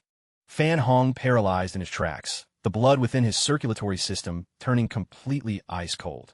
Who could have realistically calculated that a modest, low-profile high school educator operates as the authentic, direct biological descendant of a dominant Jiangnan corporate powerhouse? while simultaneously holding a premier blood claim to the unassailable Tang dynasty in the capital. His terrifying, godlike evolution at such a premature chronological age is suddenly logical, when backed by an absolute mythological pedigree of that magnitude. There is zero statistical universe where I can authorize his deployment in tomorrow's combat bracket. The risk parameters are far too catastrophic. Discerning his internal state of panic, Chu Ran clarified coldly. The House of Tang operates as its own independent entity. Their existence shares zero common ground with my personal trajectory. In reality, if we calculate the metrics to their definitive structural origin, they're classified as my primary targets. Fan Hong's entire forehead instantly saturated with a freezing sweat. Master Chu, you absolutely cannot initiate a conflict with the Tang dynasty. Their geopolitical and financial reserves are entirely bottomless. They possess the leverage to deploy legendary grandmasters to systematically eradicate you. Chu Ran let out a sharp scoff. What do I care if they command martial grandmasters? Out of nowhere, an elegant female voice intercepted their dialogue. Greetings, Master Chu. Chu Ran pivoted toward the sound, completely caught off guard. Wang Shui advanced gracefully into the light. I operate as the Chief Executive Officer for the Fenghua Syndicate here in Zhujiang City. My official designation is Feng Wang Shui. Chu Ran's face instantly crimsoned, and he rapidly averted his gaze. Miss Feng, I strongly advise you to adjust your wardrobe matrix before we proceed with this consultation. Wang Shui cast her eyes downward to inspect her presentation, realizing her upper torso was heavily glistening with high-intensity perspiration. Fan Hong instantly intervened to diffuse the sudden atmospheric tension. She undoubtedly navigated her way here with extreme velocity, which explains the physical exertion. Chu Ran stabilized his vitals, thinking internally. Fan Diyun's direct maternal descendant. Feng Wang Shui, interesting. She materialized back in the lounge shortly after, having transitioned into pristine garments. Master Chu, I formally request your pardon for my unrefined presentation moments ago. Effective immediately, the entire Fenghua conglomerate is permanently terminating all strategic alliances with the Max Syndicate. It is my profound hope that you will exercise magnanimity and completely expunge our historical oversights from your record. Moving forward, should you grace any official Fenghua asset with your presence, you need only exhibit this exclusive violet gold VIP credential. They smoothly brought their crystal stemware together in a mutual toast. Chu Ran then articulated the precise, analytical anomaly lingering in his mind. The gesture is accepted, but what explains your alignment with the Feng patronymic? Are you not direct biological kin to Elder Fan? Wang Shui's bright demeanor instantly darkened with deep sorrow. My nuclear bloodline was entirely eradicated. I'm the solitary survivor. Grandfather Fan provided sanctuary for my person during that dark epoch, rendering me his true kin in everything but genetic code. Chu Ran took a measured sip from his wineglass. Understood. Director Feng, your operational competence at such a youthful milestone is truly remarkable. Wang Shui shifted her weight, closing the physical boundary between them. Instructor Chu, she murmured softly, there is zero necessity for such cold, institutional titles between us. Simply address me directly as Wang Shui. Fan Hong executed a highly deliberate, booming throat clear, silently mandating that she restore professional boundaries immediately. Wang Shui flashed a sheepish, embarrassed smile. My apologies, Chairman Pan. I simply experienced a surge of genuine enthusiasm upon encountering my grandfather's primary VIP. I possessed zero intelligence, indicating your organization maintained a connection with Master Chu as well. Fan Hong offered an understanding nod. So, Master Chu maintains a relationship with the venerable Master Fan. He remains an absolute, unassailable myth across the entirety of Qinhua City, even though he has completely withdrawn from the public eye for a generation. Chu Ran offered a relaxed response. It was merely an accidental crossing of paths. Yet I harbor a distinct respect for the venerable patriarch's moral code. Wang Shui found herself momentarily paralyzed with absolute bewilderment. His cadence mirrors that of an ancient patriarch, relegating my legendary grandfather to the status of a novice. She analyzed internally. Furthermore, what structural variable prompts an elite sovereign like Chairman Pan to exhibit such raw, submissive terror in his presence? Incapable of suppressing her curiosity any longer, Wang Shui inquired, Master Chu. What extraordinary feat did you execute to command such massive validation? From my personal grandfather? Chu Ran flashed a serene, calculated smirk, expertly deflecting the core trajectory of her question. My presence here is strictly coordinated with the Premium Antiquities exhibition. I am deeply curious if Director Fong might authorize an exclusive early screening for me. Internally, a wave of profound satisfaction washed over him. It appears the venerable master fan possesses flawless operational discretion. He completely insulated the authentic nature of our covenant from his successors. Wang Shui carefully deposited her crystal stemware onto the surface. Maintain your position in this lounge, Master Chu. I am instructing our principal evaluator to manifest a select few artifacts for your assessment. She pivoted smoothly, executing a sharp hand signal to mobilize her subordinates. Moments later, Wang Shui formally presented the arriving specialist. Allow me to introduce our premier artifact authenticator, Master Su. Master Su commands a legendary half-century of operational experience in the sector. It required a staggering financial incentive to coax him out of absolute retirement. Master Su systematically evaluated Chu Ran with a highly critical, condescending gaze. We exclusively bypass standard security protocols for elite global dignitaries. This delicate youth is undeniably the overprivileged offspring of some minor corporate dynasty. He unlatched a secure container, announcing proudly, "Observe our initial specimen. An authentic imperial ceramic vessel forged during the legendary Kangxi dynasty." Chu Ran's internal perception modules instantly intercepted a subtle, vibrating resonance of cosmic energy radiating from the elder himself. The underlying frequency does not originate from these commercial historical relics, which dictates he is actively concealing a highly anomalous asset on his person. Before Chu Ran could articulate his physical diagnosis, Fan Hong let out a sharp, awestruck gasp. Breathtaking structural integrity. This individual piece must command a baseline valuation in the millions. Chu Ran casually executed a dismissive sweep of his hand, cutting through the hype. Master Su, I have fully cataloged these baseline offerings. Authorize immediate access to the high-tier, authentic showroom pieces. The specimens currently displayed before me are nothing but standard civilian novelty items. The veteran evaluator's brow instantly knit into a tight, highly irritated grimace. Listen closely, arrogant youth. Are you suggesting your unrefined perception challenges the unassailable vision of a grandmaster? These 5 historical treasures represent the absolute crown jewels of my selective screening process. 0 alternative assets within this entire complex can hope to match their intrinsic value. Wang Shui was entirely incapable of masking the profound flash of disappointment washing over her features. As she meticulously monitored the escalating psychological friction, she processed a silent, highly critical observation. This individual's hubris is dangerously unchecked. He commands such a premature age, regardless of whatever latent genius he possesses.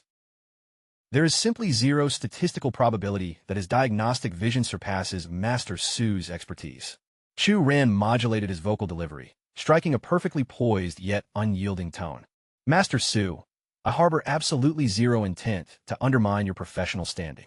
The reality is merely that our analytical lenses operate on entirely separate frequencies, meaning the data points we intercept are fundamentally distinct.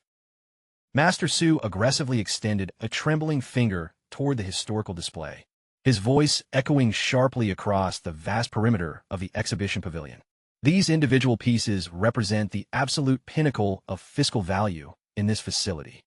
Should Master Chu possess the capability to identify a solitary asset, whose intrinsic worth eclipses the combined valuation of my 5 selected treasures, then I, Master Su, will openly and unconditionally concede to your superiority. Chu Ran smoothly allowed his eyelids to close, preserving his absolute serenity as he expanded his sensory perception matrix across the room. Almost instantaneously, his internal radar flagged an incredibly faint, rhythmic pulse of power. Activating his specialized spiritual vision modality, he systematically scanned the dense inventory of historical relics. Chu Ran processed the breakthrough internally. That asset functions as a primordial spirit-gathering vessel. In all likelihood, it was abandoned on this plane by a transcendent entity, originating from the higher realms. during the historical convergence when the cosmic gate last fractured open. Granted, the underlying aesthetic design is remarkably minimalist, yet its structural capacity to channel cosmic currents remains entirely operational. Noticing Chu Ran's focus locking firmly onto a highly specific, unrefined object, Master Su let out a patronizing sneer. Does Master Chu find himself captivated by that mundane basin? While that particular earthenware item boasts a chronology exceeding a single millennium, its thermal processing phase during manufacturing was severely flawed, and the overall structural craftsmanship is completely substandard. It lacks any historical alignment with imperial dynasties, rendering its real-world market valuation entirely inconsequential. Bypassing any further verbal debate, Chu Ran advanced smoothly, making direct physical contact with the discarded relic. The exact moment his fingers stabilized the spirit-gathering vessel, he injected a specialized stream of refined cosmic energy directly into its core structure, before calmly presenting the altered artifact to the veteran evaluator. The elderly Grandmaster let out a sharp, breathless gasp of pure astronomical shock. Could this genuinely represent an authentic instrument of the gods? Fan Hong gestured toward the object resting inside Chu Ran's palm, his entire physical frame vibrating with nervous energy. Master Chu, what unparalleled anomaly are we realistically observing right now?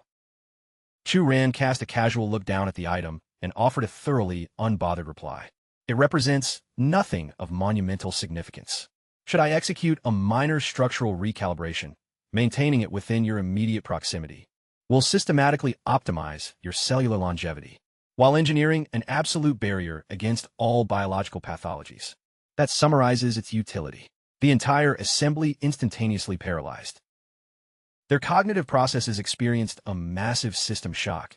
Did his vocal tract just assert that literal life extension and absolute biological immunity are of minor consequence? For the global elite commanding endless capital, personal longevity was the single most invaluable asset in the entire known universe. Chu Ran pressed forward, director phone. I'm afraid I must unapologetically claim ownership of this specific relic right now. View this transaction as a binding personal debt I now owe your organization, should your department encounter any existential crises moving forward. Regardless of the scope, your team can directly mobilize my intervention. Wang Shui processed the terms, her facial muscles tightening with intense conflict.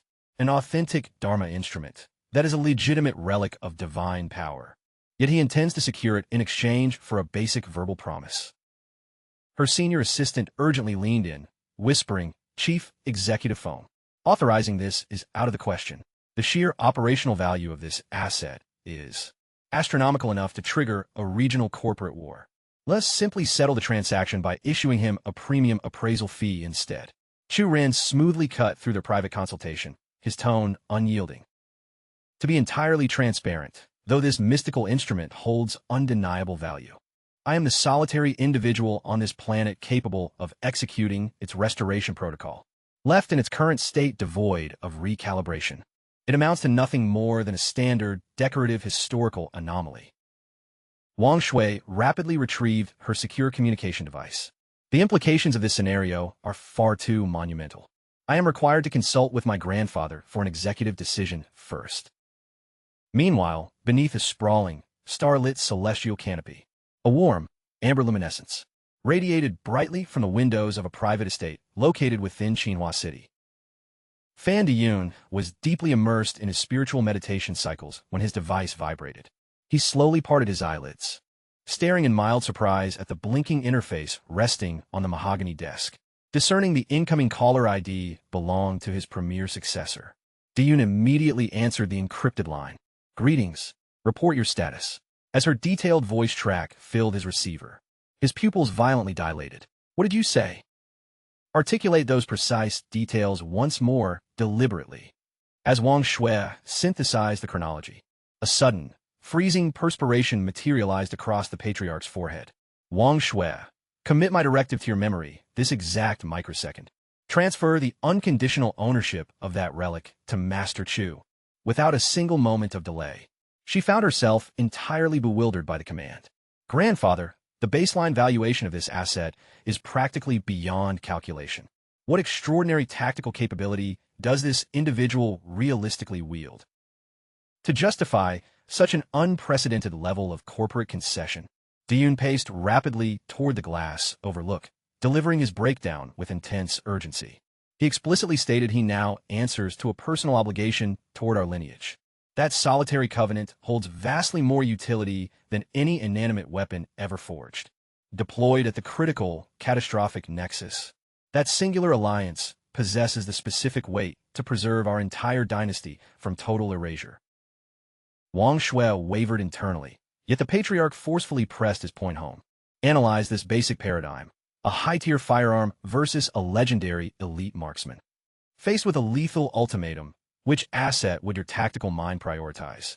Master Chu represents the undisputed marksman in that equation. She locked her vision back on a Chu Ran, her thoughts completely racing. Grandfather's analytical metrics elevate his value to an almost mythical status. We are casually sacrificing billions in raw capital right now. She let out a soft exhale. Very well. I will abide by grandfather's explicit directives. Wang Shui bridged the physical distance between them and delivered the verdict. Master Chu, I have concluded my high-level consultation with my grandfather.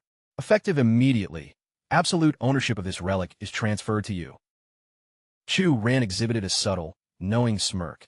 In that scenario, you have my profound gratitude. My word remains completely ironclad. Should any complications arise, your team possesses an open invitation to recruit my strength.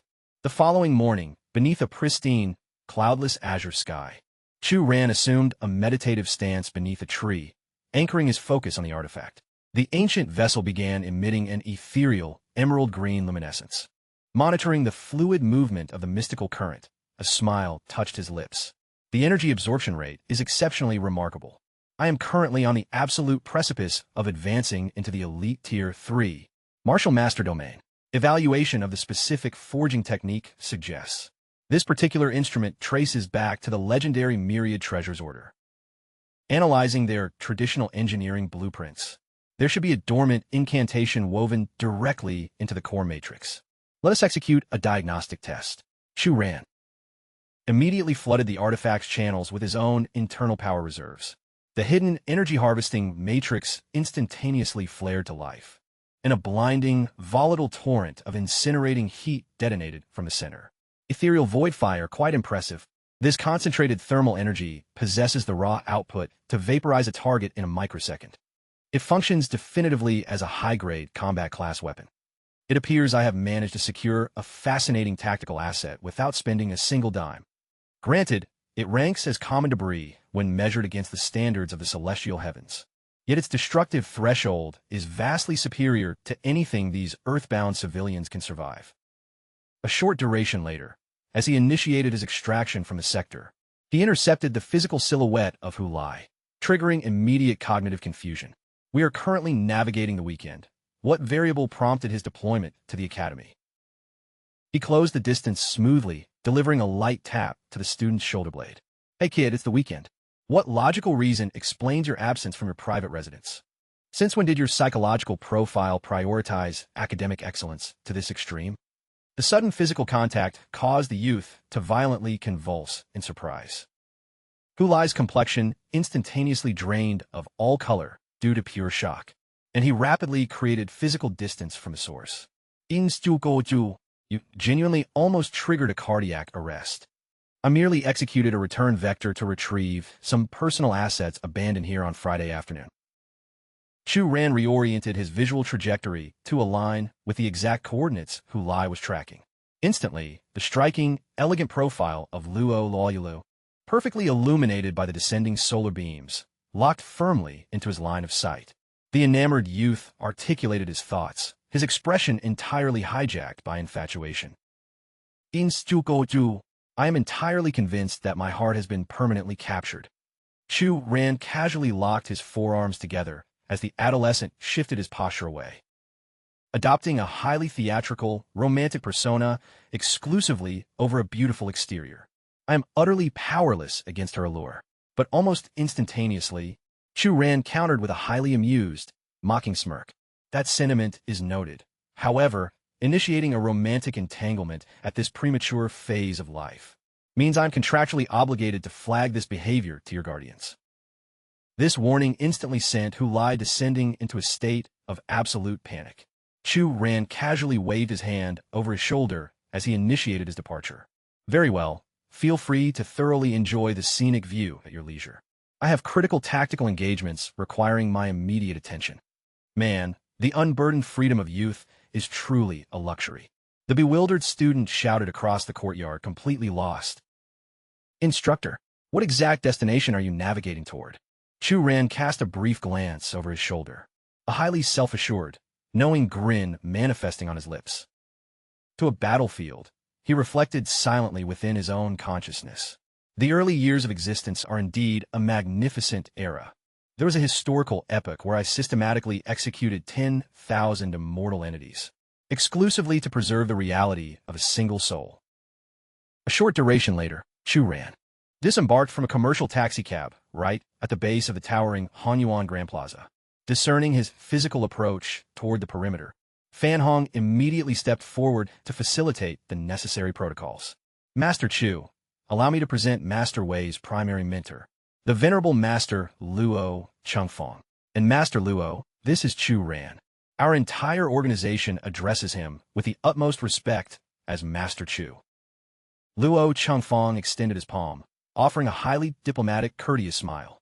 Master Chu, the privilege of this meeting is entirely mine. I must formally request your indulgence for my prior, uncalled-for assumptions. Chu Ran smoothly accepted the elderly martial artist's handshake. Salutations, Master Luo. As the ancient proverb dictates, authentic alliances are forged through the crucible of conflict, instantly diagnosing the internal resonance of their colliding spiritual matrices. He pressed the dialogue forward. Master Luo, your internal energetic conditioning is remarkably advanced. You have clearly secured absolute mastery over the intermediate martial master domain. You have my genuine commendation. With that being established, Chu Ran's dormant power reservoir instantaneously detonated, completely suffocating Luo Changfeng's presence, and leaving the veteran combatant utterly paralyzed with absolute shock. Observing the immediate psychological shift, Chu Ran inquired with mild amusement. Honored Elder, has your diagnostic evaluation of my capabilities officially concluded? Luo Changfeng brought his palms together in a formal salute, squeezing out a highly forced smile. The horizons of mastery are truly endless, with a greater peak perpetually casting its shadow. Master Chu, your evolutionary tier completely transcends the baseline human metric. Analyzing the elderly master's total lack of defensive hostility, Chu Ran processed a silent evaluation within his own mind. This individual harbors zero lingering malice or desire for vengeance regarding the prior humiliation of his subordinates. Even after failing to map the boundaries of my internal power reservoir, he exhibits zero emotional volatility. He possesses a remarkably expansive perspective and a moral baseline that legitimately commands high authority. It would likely be highly beneficial for me to afford him a few advanced insights. He returned the formal martial gesture with absolute equilibrium. Venerable Master Luo, embedded within the core frequency of your internal matrix, I perceive the underlying architecture of a warrior who has endured far too many severe conflicts. You must systematically condition your system to release some of that rigid tension. For any operational parameter, driving it to absolute extremes yields structural decay. Luo Changfeng instantly paralyzed in deep contemplation, evaluating the words internally. Driving parameters to absolute extremes yields structural decay. I have traversed countless unforgiving territories, survived brutal attrition, and navigated the literal threshold of mortality on infinite occasions, simply to secure my current tier of cultivation. It appears that internal suffering has manifested as my default behavioral pattern. Without a second of hesitation, he lowered his skull into a profound bow and brought his palms together in an expression of raw, unadulterated respect. I extend my deepest structural gratitude, Master Chu, for illuminating my operational blind spots. Observing the psychological transaction from the perimeter, Fan Hong was completely transfixed with awe. Master Chu's influence is genuinely supernatural. Did he seriously just secure the absolute psychological submission of Grandmaster Luo Changfeng exclusively through a solitary physical handshake? Luo Changfeng pivoted toward the organization chief and articulated a new variable. Chairman Fan, I am introducing a secondary administrative request. I strongly desire your authorization for my premier disciple and myself to join your immediate convoy as operational observers. Fan Hong issued his confirmation devoid of a microsecond of reluctance. Affirmative. Securing the tactical oversight of Grandmaster Luo is a strategic asset my network could previously only dream of mobilizing. A brief duration later, Chu Ran tracked their trajectory as they breached the perimeter of an opulent, ultra-luxury compound. He remarked with mild amusement, "The global elite genuinely understand how to optimize their comfort matrix. And your department certainly possesses an eye for high-end tactical coordinates. Sequestering an entire premium estate exclusively to execute a localized combat engagement." Right at that milestone, Weibo advanced from Chu Ran's rear flank to add his perspective. "Given the absolute, god-tier magnitude of your combat profile, Master Chu, should you express the desire, there would be an endless queue of corporate syndicates, desperately competing to gift you real estate assets that dwarf this facility." Chu Ran exhibited absolute detachment from the concept of material wealth. He casually interlocked his fingers behind his skull and maintained his forward advance. "My current reality as a baseline academic instructor fulfills my requirements perfectly." Suddenly, an unverified, hostile vocal frequency echoed across the open air, prompting Chu Ran to arrest his movement and execute a sharp pivot. Qin Yi, casually balancing a burning cigarette between his lips, addressed his patron, Chairman Lin. "Is this pathetic specimen truly the primary threat profile you commissioned my assets to liquidate? An absolute zero of this caliber fails to even justify the logistics of my transit to Zhejiang City. This merely validates my hypothesis. This entire district is nothing but an impoverished, bankrupt wilderness completely devoid of authentic martial masterclasses." Weibo was entirely incapable of suppressing his boiling rage, barking out fiercely, "You possess insane audacity to publicly degrade my supreme mentor." Chu Ran abruptly intercepted the escalating verbal friction with a relaxed tone. "Master Wei, what is the underlying logical purpose behind your persistent visual focus on him? Are your medical modules not aware that maintaining prolonged eye contact with such hideous sights induces severe aesthetic trauma?" Weibo immediately erupted into a booming roar of laughter. "Master Chu, your pedagogical instincts are truly flawless. That is an absolutely accurate scientific diagnosis." Qin Yi locked a lethal, razor-sharp gaze directly onto Chu Ran's position, his brow knitting into a dangerous grimace. "Articulate those exact words one more time." Right at that critical juncture, Lin Haifeng firmly tapped his combat specialist on the shoulder. "Master Qin, I must request you suppress your irritation. There is zero logistical necessity to expend cognitive energy on this generic street garbage." He aggressively indicated the jagged, historical laceration tracing across his skull and bellowed, viciously gesturing with his open palm toward his corporate rival, Fan Hong. "A generation ago, you violently split my skull open with a combat blade. Should you authorize me to replicate that exact physical injury on your person today, I will officially sign over the title deeds to that disputed territory completely free of charge." Fan Hong preserved his absolute composure, returning a cold, measured counter. "Save your breath. We will navigate this resolution strictly by the pre-established combat parameters." Meanwhile, Luo Chengfeng shifted his weight closer to Chu Ran, dropping his voice to a hushed whisper. "My sensory modules are entirely incapable of reading that individual's energetic index. Master Chu, how exactly are you executing a successful diagnosis of his profile?" Chu Ran casually interlocked his forearms across his chest. "He is merely employing a specialized masking matrix to suppress the frequency of his internal pressure. It is a standard operational parlor trick. Absorbing this evaluation." Weibo instantaneously advanced past the defensive perimeter. "In that scenario, allow my own fist to audit the real-world extent of his masterclass. Should he fail to comprehensively neutralize my own combat threshold, he is fundamentally unworthy of occupying the schedule of my Grandmaster or Master Chu." Qin Yi unleashed a highly condescending, mocking sneer. "Advancing so deeply into your twilight years, yet still permanently bottlenecked at the baseline martial disciple tier? What an absolute tragedy. This isolated, bankrupt province of Zhejiang City is truly a graveyard of evolution." utilizing high-velocity acceleration that blurred across the pavement. Wei Bo materialized directly inside the enemy's guardrail, roaring out, "Drop dead!" Faced with the full kinetic momentum of Wei Bo's incoming assault, Qing Yi simply maintained his relaxed posture, nonchalantly inhaling a cloud of nicotine. The exact millisecond the strike was calibrated to breach his perimeter. He effortlessly elevated his arm, deflecting the entire trajectory with absolute ease. Confronting a massive disparity in raw power due to his advanced age and inferior kinetic force, Wei Bo's entire physical frame was instantaneously launched backward across the floorboards. Fortunately, Luo Chengfang executed a lightning-fast intervention, securing his momentum just before his spine made catastrophic impact with the concrete foundation, stabilizing his student's structurally compromised, fragile physical form. He processed a dark, alarming realization. He completely neutralized my top operative with a casual, single block. By some stroke of absolute fortune, he chose not to apply lethal pressure. Yet this level of public humiliation is completely intolerable. Having meticulously audited every single micro-movement of the brief engagement, Chu Ran suddenly muttered with casual precision, the 5-animal frolic style.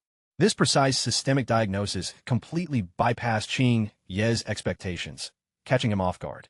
A slow, lethal smirk crept onto his features as he demanded, "You actually possess the specialized data to identify my lineage." Lin Haifeng threw his head back, unleashing a psychotic, manic wave of laughter across the courtyard. "Fanong, it appears the fighter you recruited isn't even operating in the same stratosphere as my specialist. If I orchestrate your immediate liquidation right here, right now, do you honestly harbor the delusion that anyone will trace the execution back to my syndicate?" Fan Hong tightly compressed his jaw, the veins bulging on his neck from sheer, unadulterated fury. "Lin Haifeng, do not commit the fatal mistake of celebrating a victory that hasn't been finalized." Haifeng completely bypassed his rival's outburst, ignoring his presence entirely. He pivoted smoothly toward Wu Qingye as he initiated his extraction from the active area. "Master Wu, I apologize for requiring your high-level intervention once more. Exterminate every single one of them." Luo Qingfang's facial expression shifted into a dark, solemn mask. He forcefully brought his hands together, locking into a traditional combat greeting. "Luo Changfang, representing the absolute vanguard of Zhujiang City, I formally demand a trial of your capabilities." The elite mercenary flashed a dangerous smirk, his vocal tract heavily saturated with biting mockery. "A trial? My department does not offer instructional masterclasses. My specialization is strictly body counts." He aggressively accelerated forward, his fist instantly enveloped in a suffocating, lethal shroud of dark energy. "Then let us execute a real-world audit to see if you possess the capacity to put me in the ground." Luo Chengfang slammed his concentrated power downward to intercept the threat. But Wu Qingye's silhouette had already completely dissolved from the local plane. He materialized instantaneously in the airspace directly above the elder's blind spot. The veteran master's jaw dropped in absolute, paralyzed horror. External manifestation of raw energy. He has breached the legendary threshold of a grandmaster. With predatory velocity, the contract killer smoothly orbited to secure a position directly behind Chengfang. By the exact millisecond the elder processed the tactical repositioning, the window of counteraction had closed entirely. He violently pivoted on his heel, desperately interlocking his forearms to construct a makeshift shield against the incoming impact. However, the sheer kinetic output behind the blow was completely catastrophic, shattering his defensive posture and forcing Changfang to skid uncontrollably backward across the concrete. He tightly clutched his fractured sternum, violently coughing up a dense torrent of crimson fluid, sending Fan Hong descending into an immediate state of pure, unadulterated panic. Lin Haifeng enthusiastically struck his palms together, thoroughly delighted by the display. "Sensational execution, Master Wu. You have comprehensively validated your title as the supreme combat sovereign of Jinlin City. In this godforsaken province, your power is effectively equivalent to a deity." Fan Hong spun frantically toward Chu Ran's position, his eyes reflecting absolute desperation. "Master Chu, this scenario has completely spiraled out of bounds. Our probability of success is absolute zero. Our optimal strategy dictates an immediate, unconditional surrender to preserve our lives. Even accounting for your extraordinary capabilities, Master Chu, I harbor immense dread that you will simply replicate Chungfang's catastrophic defeat. We possess zero structural means to neutralize this monster. Wu Qingye easily intercepted their frantic dialogue and arched a condescending eyebrow. Fascinating, a fellow practitioner of the martial arts path. To navigate your way into the higher echelons of the Tao at such a premature age, your genetic potential is actually somewhat commendable.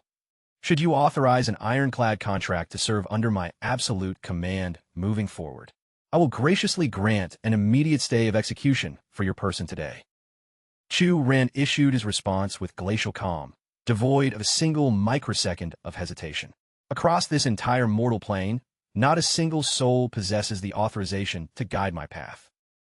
Wu Qingye's facial expressions violently distorted into a mask of pure, seething irritation.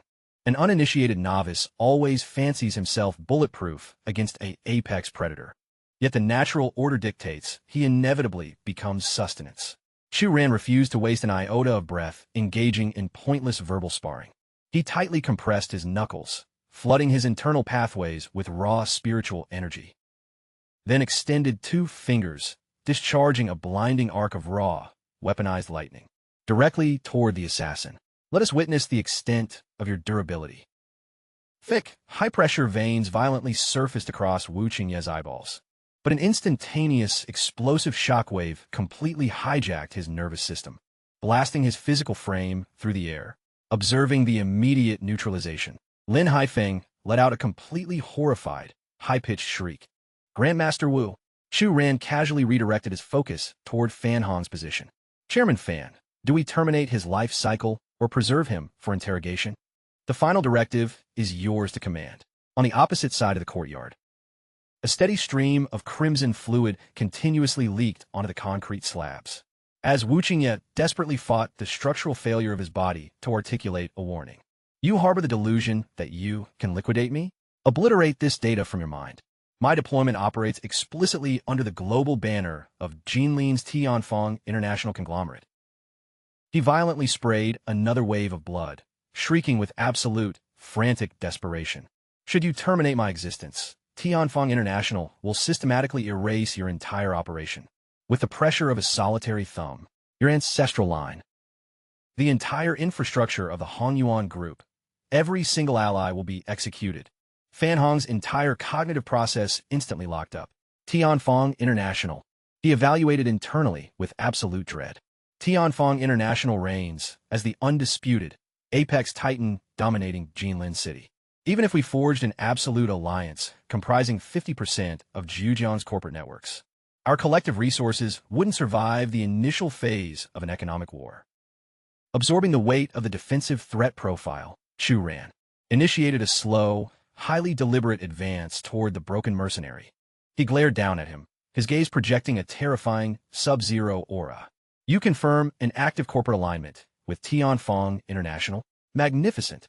My operational timeline hadn't prioritized initiating hostilities with your syndicate just yet. However, your asset has graciously fast-tracked the confrontation to my doorstep. Chu Ren silently monitored the utterly broken entity lying at his feet, his consciousness violently flashing back to his historical timeline. In my previous existence, my younger sibling nearly terminated her own life parameters, solely because the primary heir of the Tianfeng International Empire attempted to execute a barbaric assault against her person. In this current timeline, I will systematically dismantle their entire network without mercy. Discerning the lethal escalation of the atmosphere, Fan Hong's anxiety spiked exponentially. He synthesized the catastrophic reality that Lin Haifeng now commanded the leverage to mobilize the entire weight of Tianfeng International against them. Wu Qingye's strategic value within the borders of Jinlin City vastly eclipsed the localized influence that Luo Changfeng exercised here within our native territory of Zhujiang. Should the executive board of Tianfeng issue an absolute liquidation order, the surrounding megacorporations will launch a unified blitzkrieg to erase our existence. The Honyuan Group will undergo total structural collapse within 24 hours.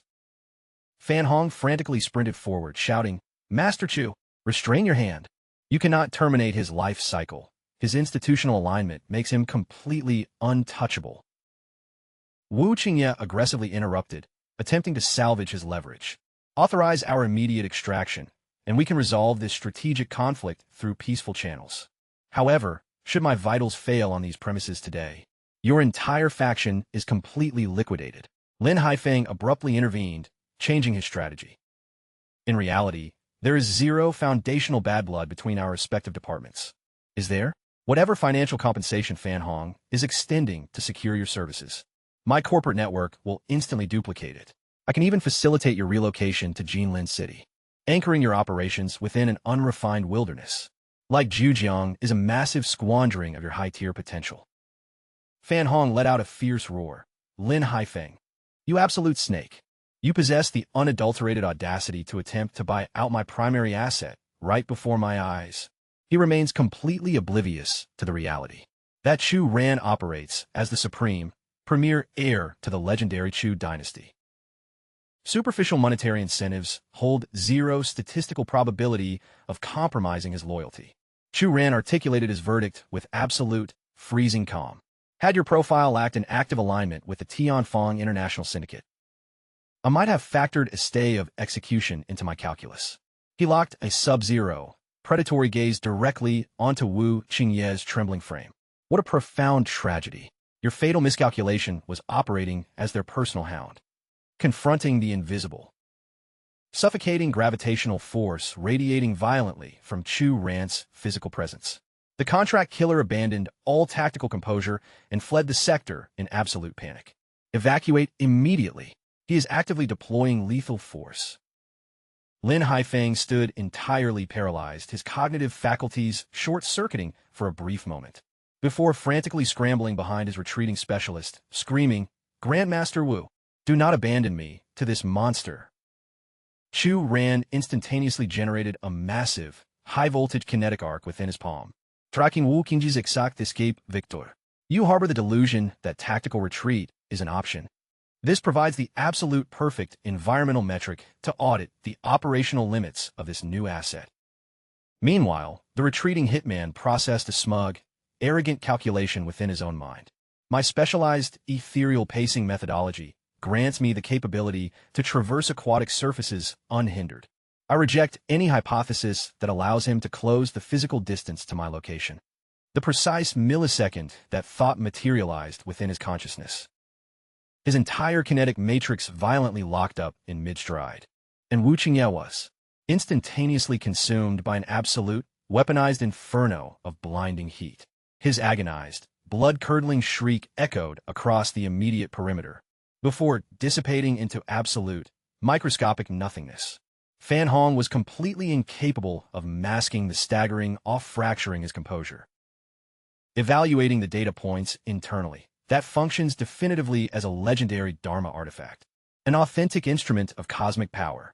To think that our minor, unrefined province of Zhujiang conceals an entity commanding such absolute, apocalyptic lethality. As Chu Ran casually neutralized his active combat stance with a wave of his palm, Luo Changfang lowered his skull into a gesture of profound, unadulterated reverence. Master Chu, your combat execution has completely shattered the limits of my understanding. Your evolution has definitively breached the legendary parameters of the Grandmaster tier. Has it not? The volatile arcs of electricity enveloping Chu Ran's knuckles abruptly contract, condensing into a compact, specialized slingshot device. He casts a passive glance backward while slipping the conduit into his coat pocket. Musing internally, a Grandmaster tier? The baseline analytical framework of these earthbound humans is remarkably narrow. The exact moment Chu Ran shifts his focus forward, Lin Haifeng collapses heavily onto his knees, dropping his skull to the pavement in a desperate, pleading gesture. Master Chu, I beg of you, grant my person a stay of execution. Fan Hong steps across the perimeter, offering a tactical resolution. Master Chu, allow my logistics division to permanently liquidate this corporate waste on your behalf, while Haifeng physically vibrates with unadulterated dread. Chu Ran pivots smoothly and delivers a cold, measured instruction. Chairman Fan, regarding the underlying mechanics of your syndicate, I maintain absolute detachment from your daily corporate operations. However, should your department desire to aggressively scale the market dominance of the Hong Yuan Group, within a minimized timeline. What variable stops you from systematically absorbing Director Lin's entire equity stake in the Jindai Empire? Absorbing the strategic insight, Fan Hong locks a predator's gaze onto Lin Haifeng. Master Chu's assessment is structurally flawless. What is your department's immediate position on this restructuring model? Devoid of a single microsecond of hesitation, Haifeng violently drives his forehead against the solid concrete floor. I grant unconditional compliance. I, Lin Haifeng, formally pledge to liquidate my entire portfolio of corporate shares. Furthermore, I issue an absolute vow that effective this exact milestone, my presence will permanently evacuate the borders of Zhujiang City. Monitoring Chu Ran's retreating silhouette as he navigates toward the extraction point, Fan Hong processes a profound realization within his own mind.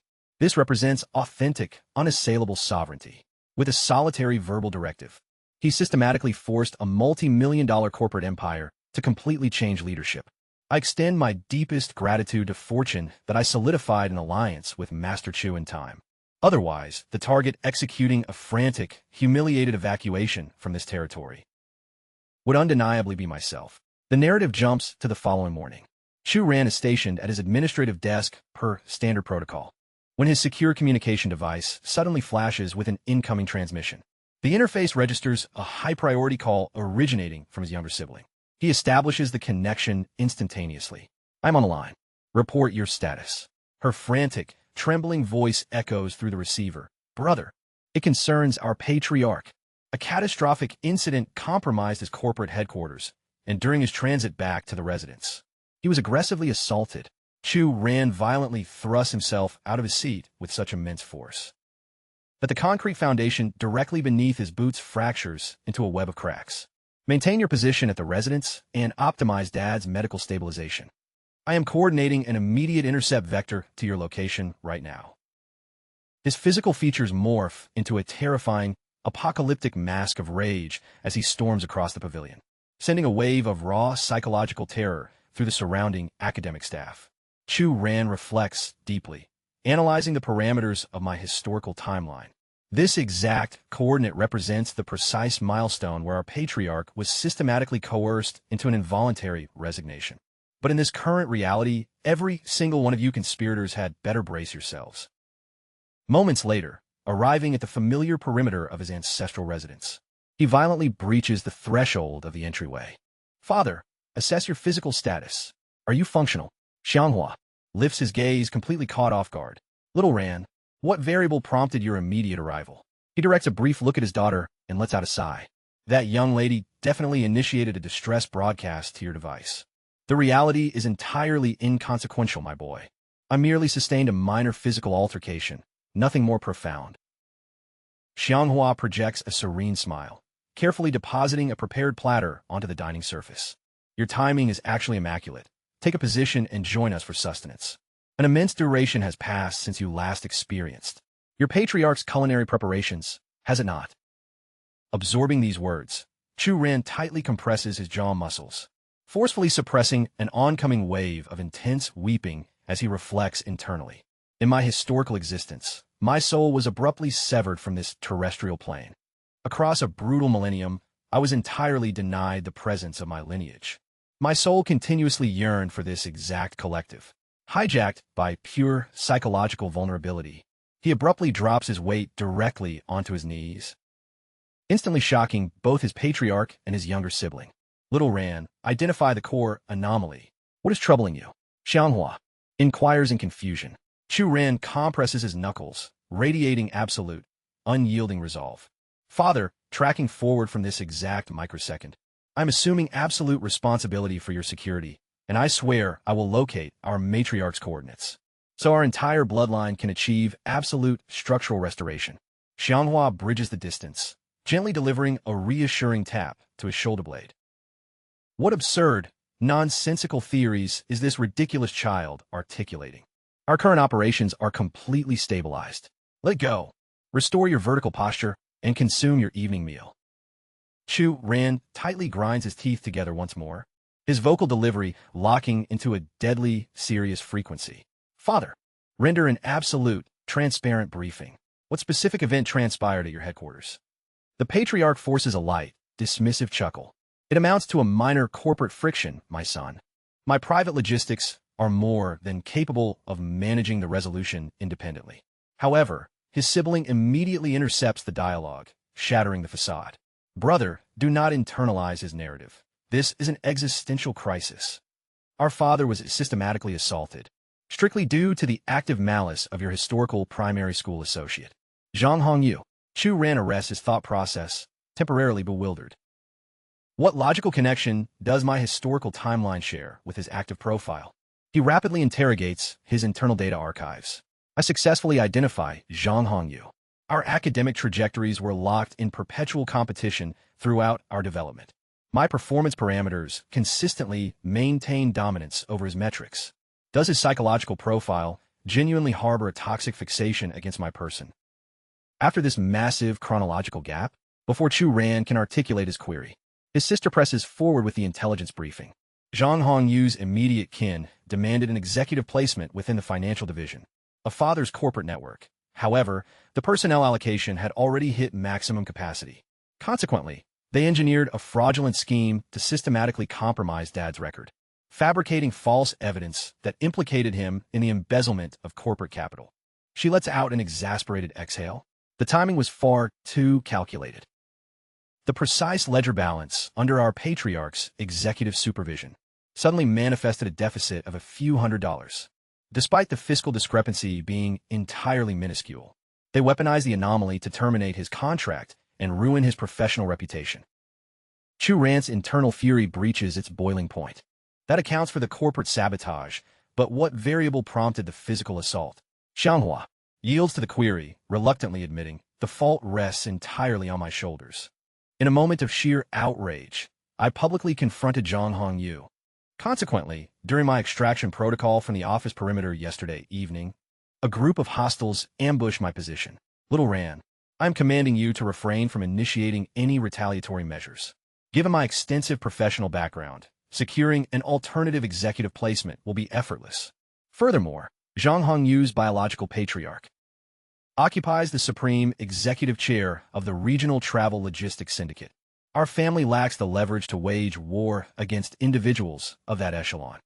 Now that you have secured a permanent, stable academic placement, my mind is completely at peace. Chu Ran tightly compresses his knuckles and answers. Father, I comprehend the structural parameters of the situation. Maintain your composure. I have zero intention of initiating an uncalculated scene. He casts a brief, sharp glance at the vacant dinner setting adjacent to his father, musing silently. That coordinate historically belonged to our matriarch. For the entire duration of my conscious memory, our patriarch has consistently prepared a complete culinary allocation for her, operating under the profound psychological reality that her spirit remains anchored right beside him. Concluding the evening meal, Chu Ran exits the domestic perimeter, tearing the final portion of protein from a wooden skewer held firmly in his grip. Masticating with absolute deliberation, he systematically surveys the surrounding coordinates, calculating internally. Their operational base should map precisely to this sector. You possess the catastrophic audacity to lay hands on my bloodline. This equation will not settle peacefully. Within the skeletal structure of an adjacent industrial development zone, a raucous wave of celebration shatters the silence. Consume the alcohol. By the gods, generating capital has never been this effortless. Satiate your appetites to maximum capacity, gentlemen. One of Zhang Hongyu's premier corporate enforcers elevates an aluminum beverage container, unleashing a triumphant roar. That is the standard protocol when aligning with Zhang Hongyu, liquidating tens of thousands of dollars in a single financial transaction. Our liquid reserves are entirely overflowing right now. This is the absolute apex of existence. Drain your containers, boys. Without warning, Chu Ran's cold vocal frequency slices through the festive atmosphere from their rear flank. So, my tracking algorithms were entirely accurate. More than a decade has bled into history. Yet your collective psychological evolution remains completely stagnant. Zhang Hongyu's primary lieutenant lets out a highly derogatory sneer, smoothly unsheathing a lethal combat blade concealed at his waist. We all share historical data points as childhood associates within this district. What structural variable is driving this immediate hostility from your mouth? Oh, wait. Intelligence reports suggest you are currently masquerading as a baseline educator over in Jujiang City. Correct? So allow me to extend a crucial piece of strategic intelligence to your position. There exist specific echelons of power you lack the clearance to interfere with. He condescendingly aligned the tip of his weapon directly with Chu Ran's facial features. During our childhood epoch, you might have easily dominated Zhang Hongyu. But the contemporary socioeconomic landscape has undergone a radical transformation. His lineage commands absolute financial sovereignty, while your house possesses nothing. He let out a booming, arrogant roar of laughter. Zhang Hongyu. The exact next microsecond, Chu Ran completely dissolved from the visible spectrum. He forcefully drove his knee directly into the midsection of Zhang Hongyu's primary enforcer, prompting the operative to violently discharge a dense mist of crimson fluid. Chu Ran cast a freezing, calculated look across the perimeter. Maintain your composure. The moment I conclude the liquidation of this street garbage, Zhang Hongyu will face his own inevitable systemic erasure. The remaining syndicate thugs instantly erupted into a collective wave of unadulterated fury. He possessed the absolute audacity to neutralize our commander. Brothers, intercept his position. Terminate his vitals. They aggressively mobilized against Chu Ran, unsheathing lethal combat blades. Shrieking fiercely, your extraction from this zone alive is a statistical impossibility today. Mutilate his frame, yet, in rapid, sequential succession, every single operative violently impacted the concrete floor, bypassing the mass of incapacitated, groaning bodies with an effortless stride. Chu Ran maintained his precise forward trajectory. Zhang Hongyu's top lieutenant desperately clutched his fractured abdominal area, vibrating violently with profound psychological terror. Is this entity even biologically human? Chu Ran's cold vocal tract caused all remaining color to immediately drain from the thug's features. I'm formulating my final data interrogation. Crack. He heavily brought his boot down, crushing the bones within the lieutenant's hand. An agonized, blood-curdling shriek vibrated through the air alongside Chu Ran's unyielding, glacial demand. Reveal the exact spatial coordinates of Zhang Hongyu this instant, with bodily fluids running uncontrollably down his contorted face. The broken enforcer wept hysterically. The pain is intolerable.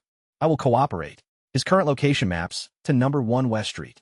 Chu Ran glared down at the pathetic figure, smoothly retrieving a pair of sharp wooden skewers from his grasp. Excellent. Given that your vocal tract provided the accurate intelligence. Thud Chu Ran casually flicked his wrist forward. The sharpened wooden instruments cleanly impaled themselves straight through both of the enforcer's lower limbs. The operative collapsed entirely, howling in unadulterated, blinding agony. For what reason? My department rendered unconditional transparency. Chu Ran let out a cold, derogatory sneer. Whether you collaborated with my investigation modifies 0 baseline variables. Your collective physically assaulted the patriarch of my house, and you publicly degraded my sibling. That remains an unalterable reality. Had my personal combat threshold failed to eclipse your capabilities today, my immediate bloodline would have been subjected to a catastrophic reality far too horrific to even conceptualize. Chu Ran cast a cold, scanning glance at the broken enforcers, who were desperately trying to crawl away, to permanently eliminate any future threats. Every single one of you is forfeiting the use of your lower limbs tonight. That guarantees you will never be capable of targeting my household again. He ruthlessly hurled the remaining wooden stakes toward the retreating cowards, ensuring absolute neutralization across the board. Once the brutal enforcement was successfully finalized, Chu Ran pulled his hood over his face and dissolved into the dark streets, under the absolute concealment of the midnight hour. Inside the sprawling, high-end estate of Zhang Hongyu, the syndicate heir lounged comfortably with an attractive woman on each flank. His voice overflowed with pure narcissism as he questioned his associate, Shun Tao. Did you witness just how utterly broken and pathetic Chu Xianghua appeared today? Within the perimeter of this territory, my word is the absolute law. Shun Tao instantly lowered his head, adopting a deeply subservient posture. Boss, to be completely transparent, your sheer commanding presence easily rivals the elite heirs of the premier dynasties. From this moment forward, my loyalty belongs exclusively to your network. The young executive, Zhang Hongyu, took a slow, deep drag from a cigarette, thoroughly satisfied with the praise. Excellently articulated. That old man's son happens to be a thorn in my side as well. Regardless, my psychological state is highly elevated right now. Are you ready to engage in a highly chaotic game? Shintao's interest was instantly piqued. Oh, what specific brand of amusement are we talking about? Without warning, Hongyu violently seized both women by their hair, his facial features twisting into a dark, predatory expression. Let's make these two perform for one another while we enjoy the display. Now that provides some high-quality psychological stimulation. Shintao's eyes gleamed with immediate excitement as he eagerly catered to his boss's ego. Your creative vision is truly unparalleled, young Master Zhang. One of the women attempted to hurl a desperate plea for mercy through her terror. But before she could articulate a single syllable, Hongyu aggressively thrust the glowing ember of a cigarette directly toward her eyes. What? Are you planning to disrespect my authority? The secondary captive monitored the escalation, processing a horrifying realization. He is an absolute psychopath, a literal demon we possess zero leverage to challenge. Left completely devoid of options, the two women reluctantly began to touch each other. Hongyu erupted into a loud, unhinged burst of manic laughter. This is precisely how premium entertainment ought to look. Shintao enthusiastically cheered from the perimeter of the room. Young Master Zhang, you truly dominate this entire domain. Suddenly, an unverified, icy vocal frequency echoed sharply across the luxury suite. How does the old philosophical paradigm articulate it? Those on the exterior fight to breach the perimeter, while those trapped on the inside desperately claw to escape. Your department certainly commands an interesting definition of recreation. Shen Tao immediately barked out in a panic. Identify your profile. How did you bypass our perimeter security to breach this room? Where the hell are our operational sentries? Chu Ran remained completely unbothered, locking his eyes on the target. Young Master Zhang, do not tell me your cognitive faculties have entirely failed to identify an established associate. Hongyu locked eyes with him, offering a completely dismissive, casual greeting. Well, if it isn't Chu Ran, what is your operational objective? Are you tracking me down because you finally processed the utility of joining my syndicate? Chu Ran treated the high-end space as his own personal domain, taking a seat directly in the primary armchair with absolute, unbothered tranquility. Your sheer, unadulterated audacity is genuinely remarkable. I highly appreciate that trait. It guarantees that your impending physical dismantling will possess a highly satisfying fluid dynamic. Hongyu's facial features instantaneously twisted into a dark, menacing grimace. It appears your deployment here is a direct response to the situation surrounding your patriarch. You possess an insane amount of reckless audacity to breach my private compound. Chu Ran immediately countered with a lethal verbal strike. I would systematically breach the literal gates of the underworld if my objectives required it. Do you honestly harbor the delusion that this glorified livestock enclosure triggers fear in my system? Render an assessment. What specific financial valuation do you assign to your own survival? The exact millisecond that interrogation echoed across the room, Shen Tao violently shattered his crystal chalice directly against the floorboards, attempting to project artificial dominance by hiding behind his superior's institutional weight. He bellowed fiercely. Your vocal tracks are outputting pure delusion. Your profile registers as Chu Ran, correct? Do not assume that simply because you secure a baseline academic income over in Zhujiang City, you possess the clearance to articulate yourself to young Master Zhang in that manner. Shen Tao aggressively extended his index finger directly toward Chu Ran's facial features. Drop to your knees and execute an absolute apology this instant. Otherwise, your extraction from these premises tonight will be strictly on a stretcher. The security personnel commanding this perimeter are elite-tier special operations veterans. Yet Chu Ran merely countered the threat with an icy, sub-zero detachment. Your security detachment? By all means, proceed.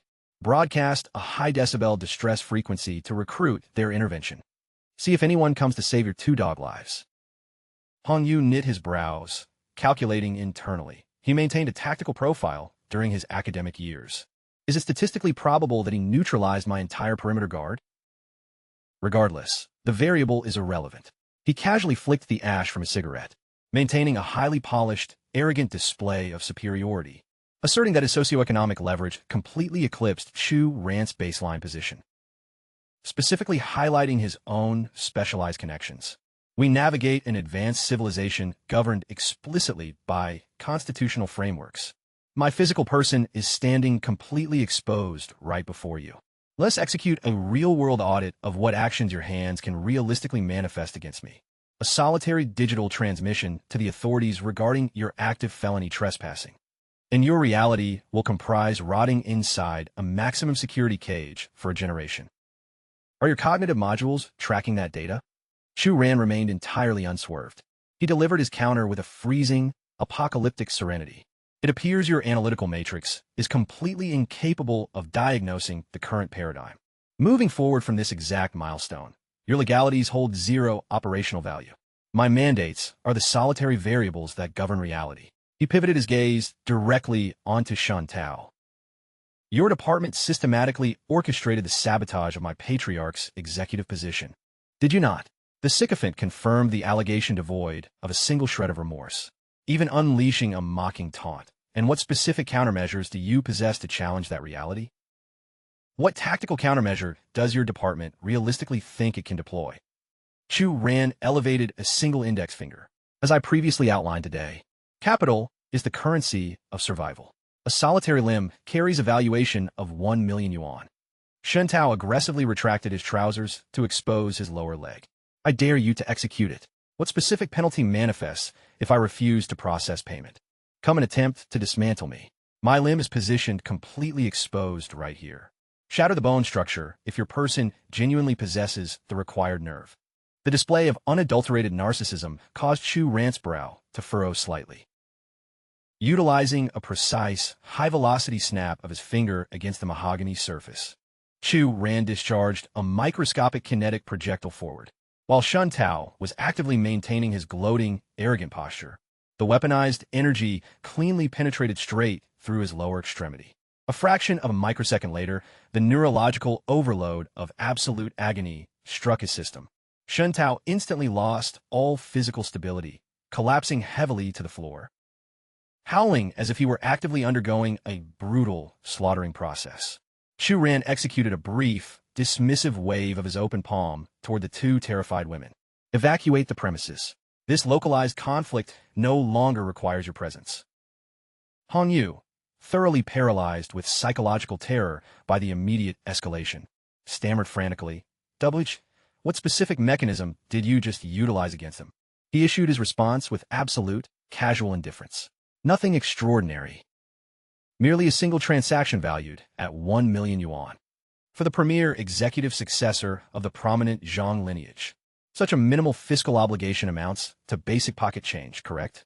1 million in exchange for a functioning limb represents an exceptionally equitable trade. However, the timeline remains open. You still possess a secondary leg awaiting audit. Completely consumed by fear, yet desperately attempting to preserve a facade of dominance, Hong Yu bellowed fiercely. Chu Ran, identify your absolute, final objective on these premises. This operation directly violates federal statute. Chu Ran's gaze morphed into an apocalyptic dark mask. Your network fabricated evidence to sabotage my patriarch and authorized a physical assault. Did your cognitive modules fail to register that those actions violated federal statute as well? He directed his index finger toward the broken sycophant bleeding out on the hardwood floor. It appears your blood, relative resting right there, lacks the necessary motivation to preserve your physical autonomy. Shun Tao instantaneously let out a pathetic, high-pitched wail, locking his desperate vision on Hong Yu.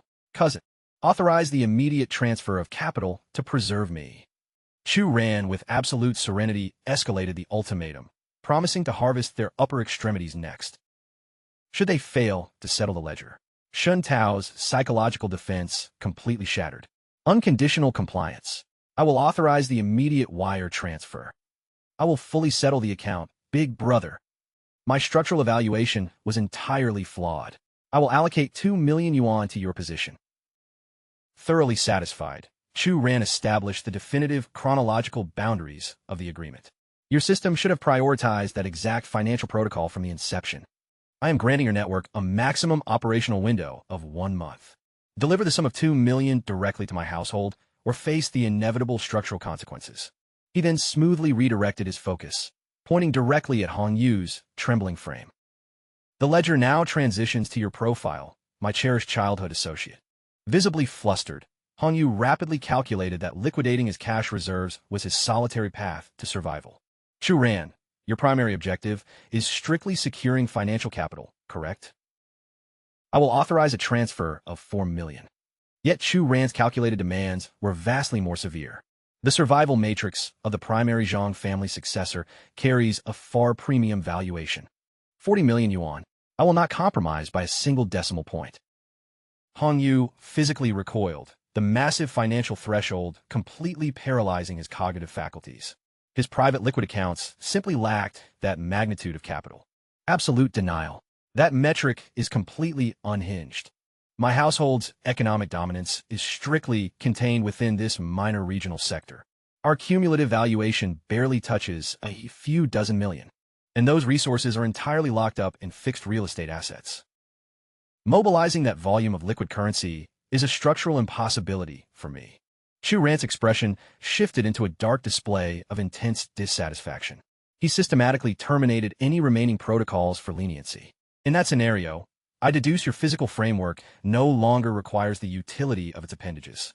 Hong Yu was instantaneously neutralized, his body crashing heavily to the floor slabs. As a dense pool of crimson fluid rapidly expanded around his frame, he erupted into a seething rage. He hurled a desperate threat toward Chu Ran. You have completely shattered the bone structure of my limbs. I will dedicate my entire corporate legacy to ensuring your existence becomes a living purgatory. Suddenly, a lingering security operative violently breached the threshold of the room. Frantically scrambling across the floorboards to audit the operational status of his employer. Director, assess your vitals. Are you functional? Hong Yu barked out frantic commands. Terminate your hesitation. Establish an immediate patch to law enforcement. Disregard my current stabilization. He reoriented his bloodshot vision toward Chu Ran, unleashing a grotesque, pain-ridden grin. Chu Ran, your tactical timeline has officially hit absolute zero. I remain entirely indifferent to whatever mystical combat threshold your person commands. The exact second state authorities breach this perimeter, your life parameters are effectively canceled.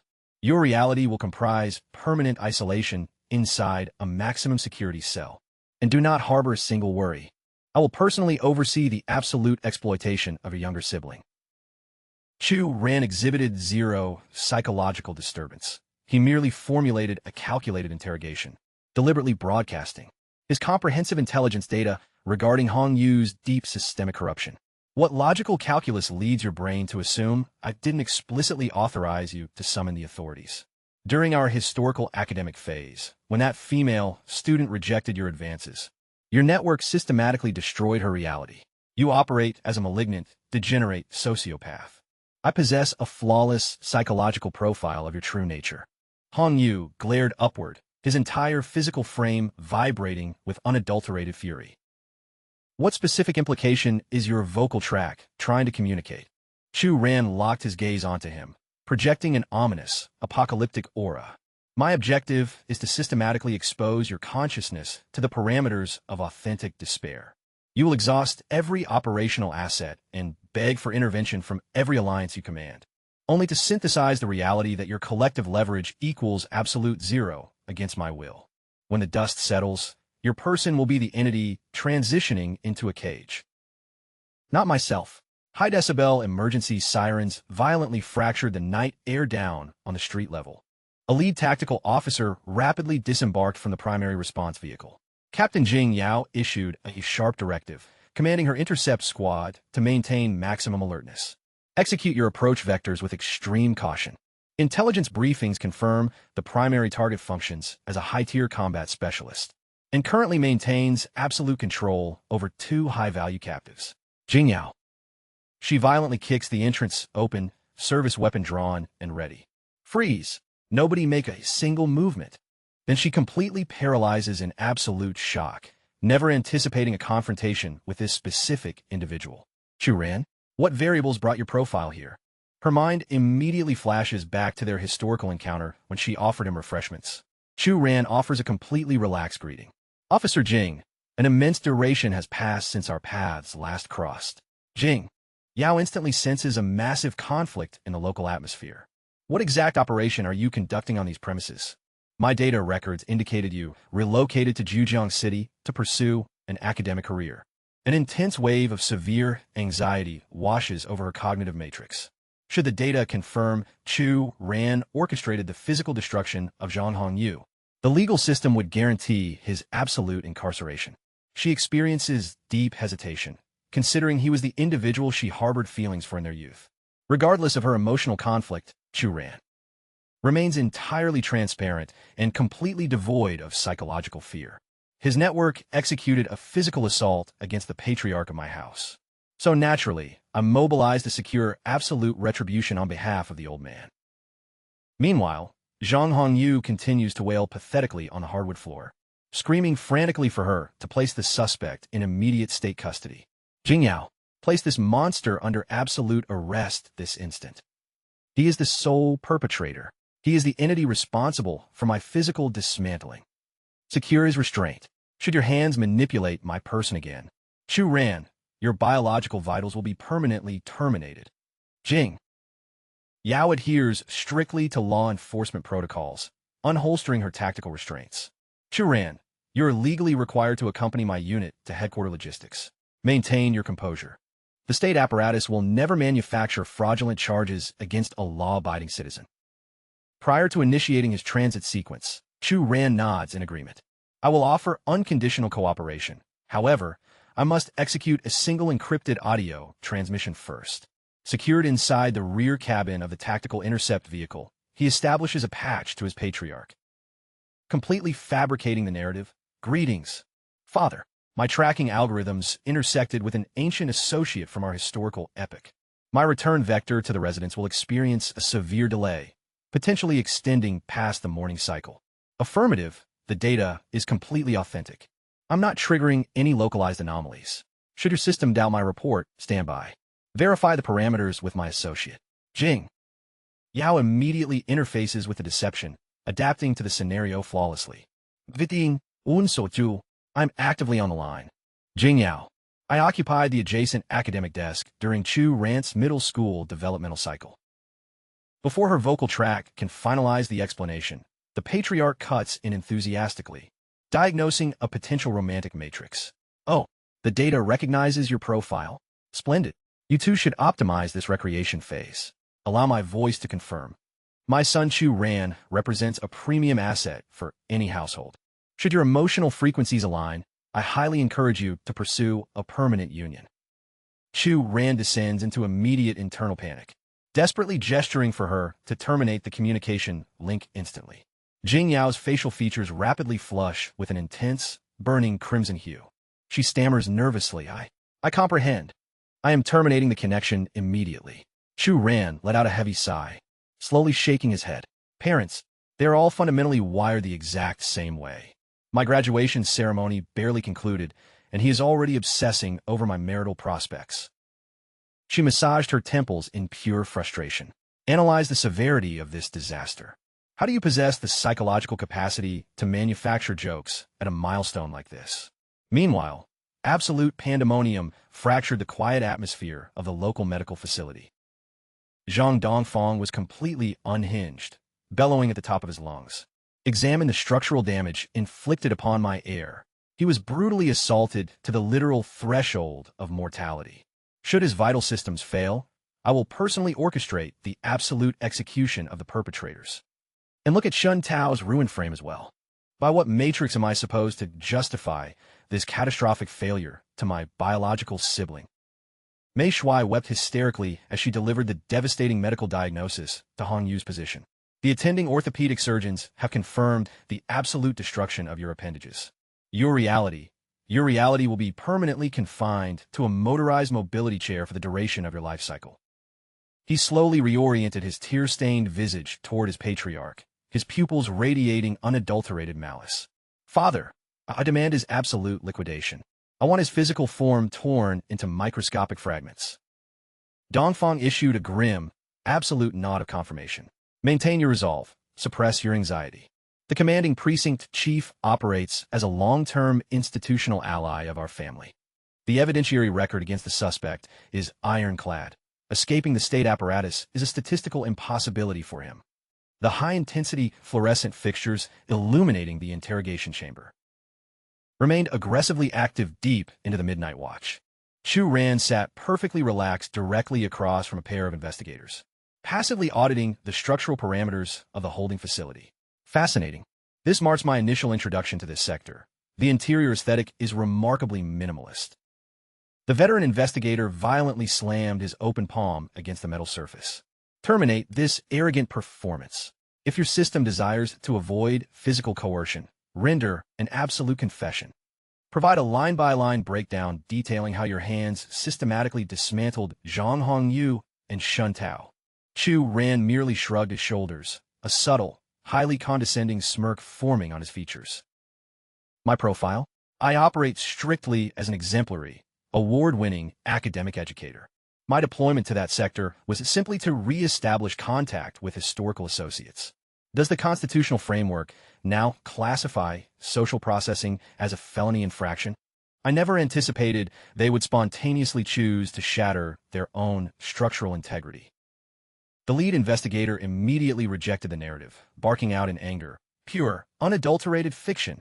Should we accept the hypothesis that your hands refrained from making contact? What baseline force intervened? Are you implying they fractured their own skeletal structures purely for psychological amusement? Chu Ran let out a massive, unbothered yawn, elongating his upper frame to stretch. The data remains unverified by my department. He locked a completely innocent gaze onto their positions. Does my schedule authorize sleep parameters now? Let us resume this data interrogation during the next solar cycle. We have drifted significantly past the midnight milestone. The investigator scowled deeply, yet dismissed the request with an aggressive wave of his hand. Granted. Escort the suspect to temporary housing. My solitary hope is that your verbal defiance maintains this exact level of durability when the sun rises. A brief duration later, a pair of processing officers secured Chu Ran's wrists in steel restraints and marched his physical frame down the secure corridor toward the holding enclosure. They aggressively thrust his body inside a highly confined, low-capacity cell, where a collective of 4 or 5 high-threat inmates had already established their perimeter. The exact millisecond the mechanical locking mechanism of the restraints clicked open, an arrogant, highly antagonistic vocal frequency sneered sharply from the shadows of the corner. Listen up, new arrival. Relocate your physical frame over to this position immediately. A heavily scarred felon lounged across the concrete bench, projecting absolute dominance like a sovereign ruler. Drop to your knees and kiss my boot. We will classify it as your mandatory initiation ritual. Chu Ran cast a passive, analytical glance at the surrounding syndicate lackeys.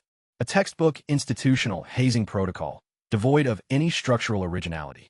The prominent Zhang family infrastructure undoubtedly manipulated the facility logistics to orchestrate this specific welcoming committee on my position.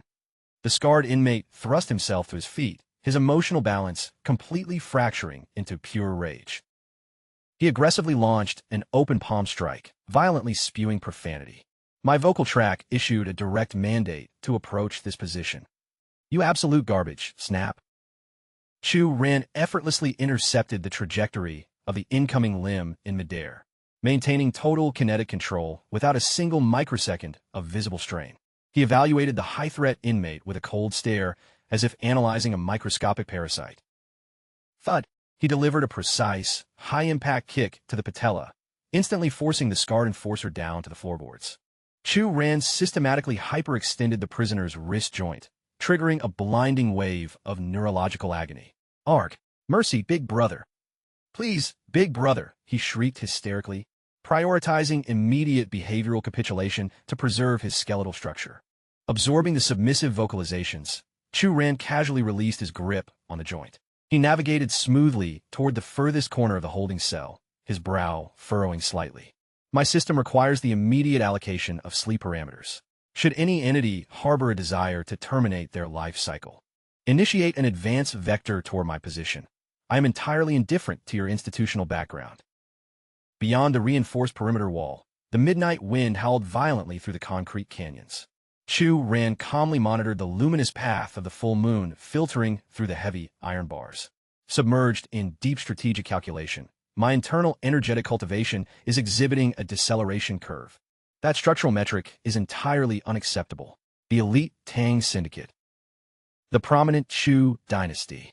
Their internal security apparatuses have likely mobilized high-tier grandmasters to shield their assets by this milestone.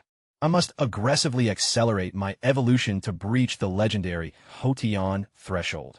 My operational timeline dictates the absolute settlement of all terrestrial conflicts within a 3-year window, before positioning myself to intercept the inevitable reactivation of the immortal ascension portal. Simultaneously, within the interior coordinates of a modest urban flat, a solitary lighting fixture remained aggressively functional. Jing Yao continuously shifted her weight across the bedding, completely incapable of entering a rest cycle. What specific variable compelled Chu Ran to orchestrate a direct confrontation with that corrupt political dynasty? Her analytical models were entirely incapable of resolving the equation. Finally, she thrust her physical frame into a vertical posture. I'm structurally obligated to extract him from the state apparatus. I refuse to passively monitor his systemic destruction. At the inception of the subsequent morning shift, the precinct commander's authoritative voice boomed loudly across the primary bullpen. Monitoring the severe signs of sleep deprivation marking her facial features, his brow furrowed in disapproval. Officer Jing, your current physiological metrics are highly compromised. Evacuate the sector and utilize a temporary leave parameter.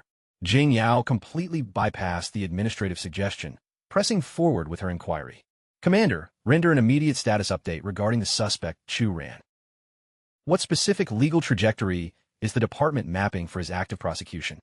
Our profiles share deep historical roots from our academic development phase, she pleaded desperately. Our personal histories have been intertwined since early childhood. His psychological profile would never permit him to deploy such violence without absolute justification. However, the commander's facial features immediately shifted into an ominous mask the second she finished. He aggressively forced Officer Jing to reevaluate her sworn institutional obligations as an active agent of the law. With such clear evidence, the parameters of your historical relationship are completely irrelevant to the state. Your department possesses zero structural leverage to insulate him from prosecution. Synthesizing the reality that a massive block of her operational window had already evaporated, Jing Yao released an incredibly heavy, defeated breath, vacated the administrative space of the command center, and prioritized executing a direct wellness check on Chu Ran first, intersecting with a fellow precinct deputy immediately beyond the threshold of the entryway. Jing Yao instantaneously initiated a verbal request to acquire the precise spatial coordinates where Chu Ran was currently contained, harboring the intent to spearhead the tactical debriefing session under her own authority. The deputy nervously massaged his facial features, projecting a highly visible aura of corporate guilt before ultimately conceding the data points. The suspect has been processed and locked inside detention wing 1048. Jing Yao felt a sudden surge of adrenaline, as if a literal high-voltage strike had bypassed her defenses.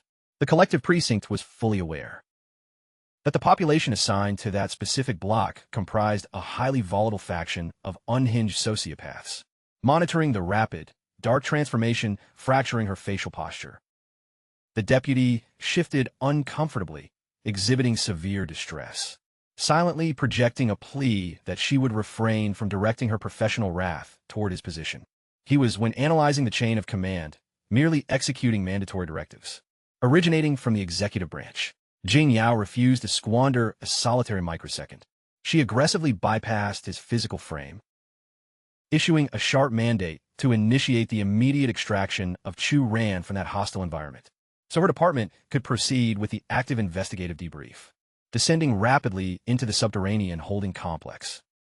The tracking officer manipulated the manual security layout to unseal the heavily reinforced entryway. Jing Yao urgently forced her physical frame through the opening, frantically demanding a full diagnostic update to verify if Chu Ran had sustained structural injuries. However, prior to her vocal cords even finalizing the phonetic delivery of the interrogation, she entirely paralyzed in sheer, unadulterated bewilderment. Chu Ran was lounging casually on the bench, exhibiting absolute physical pristine condition, completely unbothered and radiant with vitality. Simultaneously, the high threat seasoned felons were tightly condensed into the furthest parameters of the cell corner, vibrating so violently with pure psychological terror that their physical frames appeared to be on the absolute precipice of complete biological failure. A subtle, involuntary muscle contraction twitched at the edge of her mouth. The environmental data before her was completely surreal, yet Jing Yao forcefully suppressed her rising analytical skepticism and ran a secondary visual scan to definitively confirm his physical framework remained entirely undamaged. Chu Ran projected a slightly underwhelmed, disappointed demeanor, massaging his midsection precisely as his digestive system emitted a highly audible, low-frequency roar. He calmly communicated that his vital systems were operating within normal parameters, stating he was merely experiencing a severe caloric deficit, and that once sustenance was introduced to his biology, he took a seat inside the interrogation space alongside Jing Yao and a secondary monitoring investigator, nonchalantly inquiring if he possessed the clearance to execute an outgoing phone call, despite her complete lack of insight regarding his underlying tactical intentions. Jing Yao extended her personal communication unit into his custody and requested the identity of the specific individual he aimed to contact. Chu Ran casually bit down on the plastic straw of his beverage, meeting her gaze with a highly amused, mischievous expression. He calmly informed her that he was dialing his personal grand disciple, while formulating a silent, supplementary thought entirely within his own mind. Specifically, that exact grand disciple occupies the supreme command chair of the city police force, Guopanlei. The precise millisecond the communication network established the live connection, completely disregarding the thoroughly bewildered expressions of the two investigators. Chu Ran casually addressed Chief Gua by his official title. He delivered the intelligence with stark, unadorned bluntness, stating that his physical frame was currently processed under active administrative detention at the Huanghua Town Precinct facility operating inside Chongping city limits. Following the termination of the transmission, a wave of cold anxiety visibly hit Jing Yao. She urgently demanded he identify the recipient of that conversation, specifically which official named Chief Gua he was referring to. Chu Ran continued manipulating the touch interface of the device without pausing, rendering a completely indifferent verbal reply, clarifying that his conversation was conducted with the absolute director of the Zhujiang City Police Department. Guopanlei, the secondary investigator, immediately erupted into a loud, derogatory burst of laughter, casting a highly cynical sneer directly toward Chu Ran's position. He aggressively charged the young man with executing a fraudulent, theatrical performance, advising him that his survival matrix would be far better optimized by rendering a full confession, thereby reducing the total duration of his impending multi-year incarceration. Following that statement, he forcefully escorted the young man across the corridor into the primary interrogation chamber. Remarkably, the moment he crossed the threshold, Chu Ran intersected with a highly familiar profile. Zhang Hongyu unleashed a deeply sadistic, mocking laugh, directing intense, verbal hostility toward Chu Ran. He launched a vicious taunt, maliciously reminding the youth of the grand, confident proclamations he had articulated regarding his absolute intent to secure Hongyu's permanent imprisonment. Yet the current metrics demonstrated that Chu Ran was the entity confined inside a cage. Chu Ran completely refrained from deploying any energy toward an explanation. He simply evaluated the broken air with a gaze of unadulterated, absolute psychological disdain, despite undergoing the comprehensive destruction of every single extremity. The individual had clearly failed to integrate a single modicum of self-awareness or humility. Chu Ran silently calculated whether the target required the systematic fracturing of his fifth limb to comprehend reality. Absorbing the severe underlying threat, Hongyu began vibrating violently with raw indignation. Yet the deep psychological trauma of their initial encounter kept his aggression entirely checked.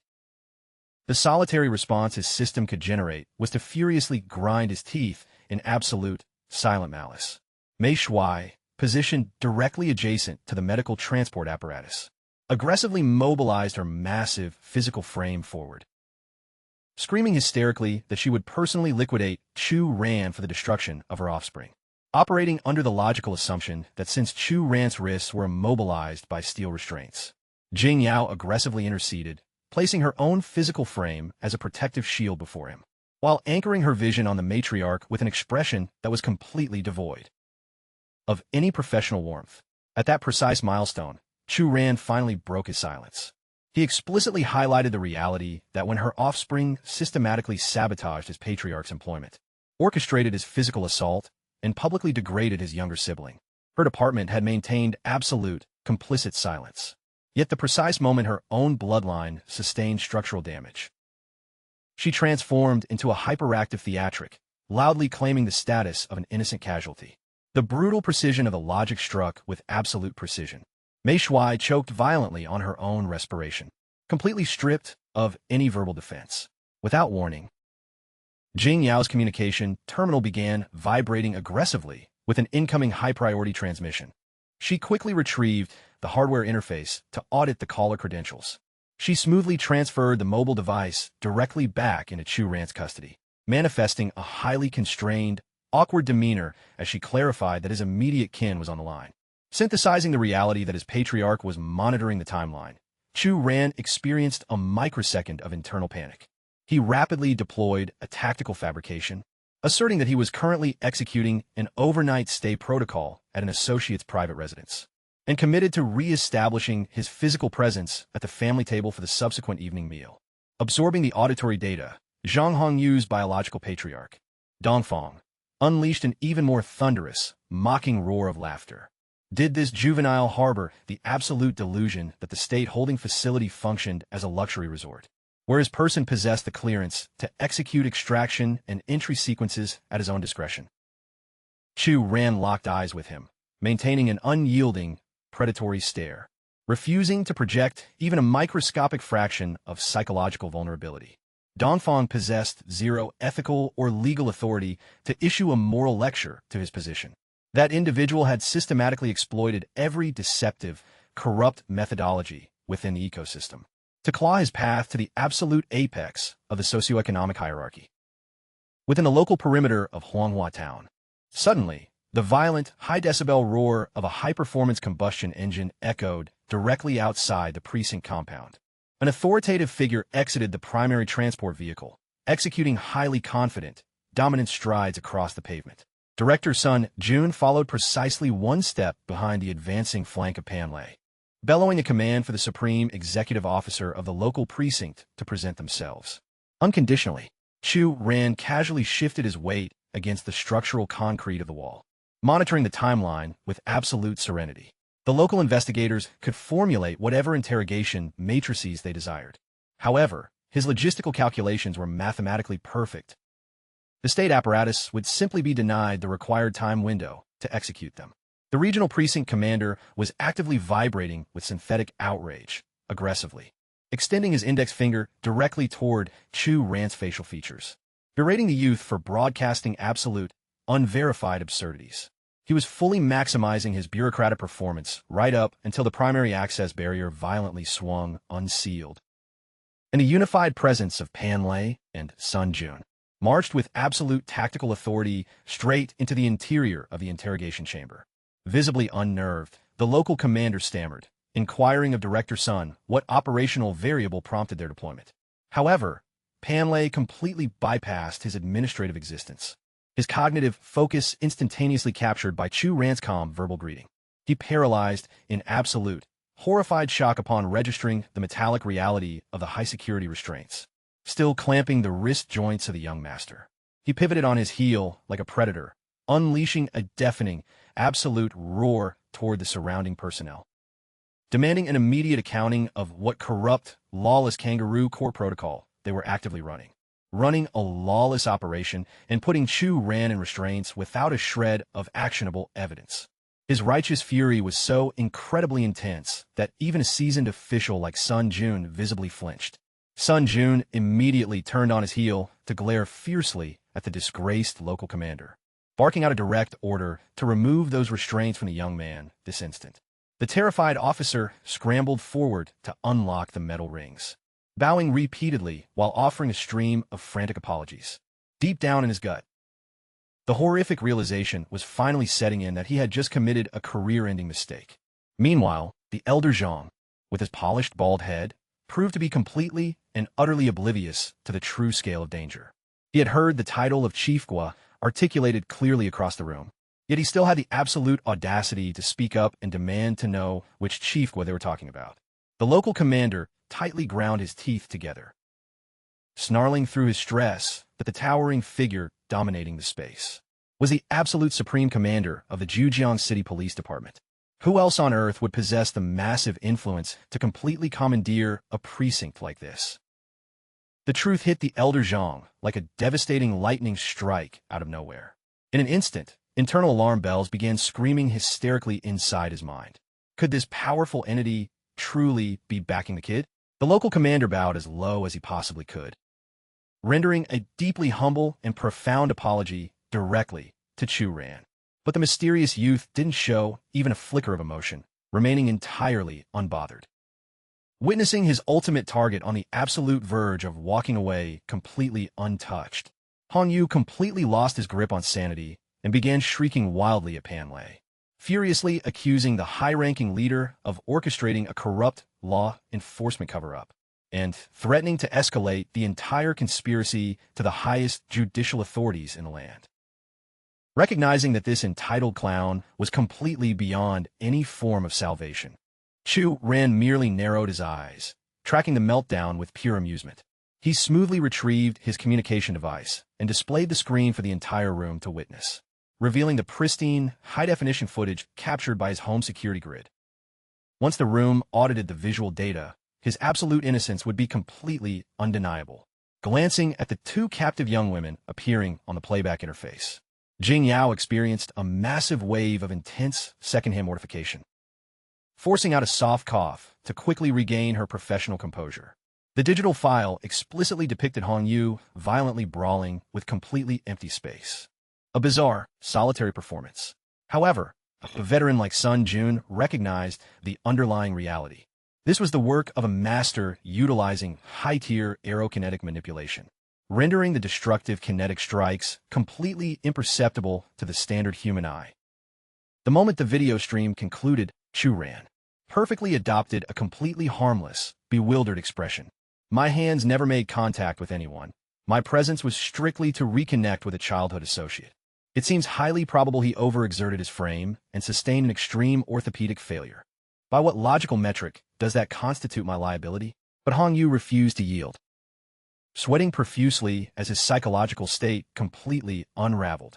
He continued screaming at the top of his lungs, begging the room to look past the playback, frantically insisting that Chu Ran was the monster who had physically dismantled his body, even though the objective electronic data directly contradicted his desperate testimony. Sun Jun abruptly cut the hysterical rant short with a thunderous roar. Terminate your vocalizations. Supernatural entities do not govern the laws of this world. Cease fabricating these absurd fairy tales regarding invisible kinetic assaults. The local commander, instantly diagnosing that the political winds had completely shifted, rapidly bowed his head toward Chu Ran and the arriving executive command, swearing an oath to manage the remainder of this incident.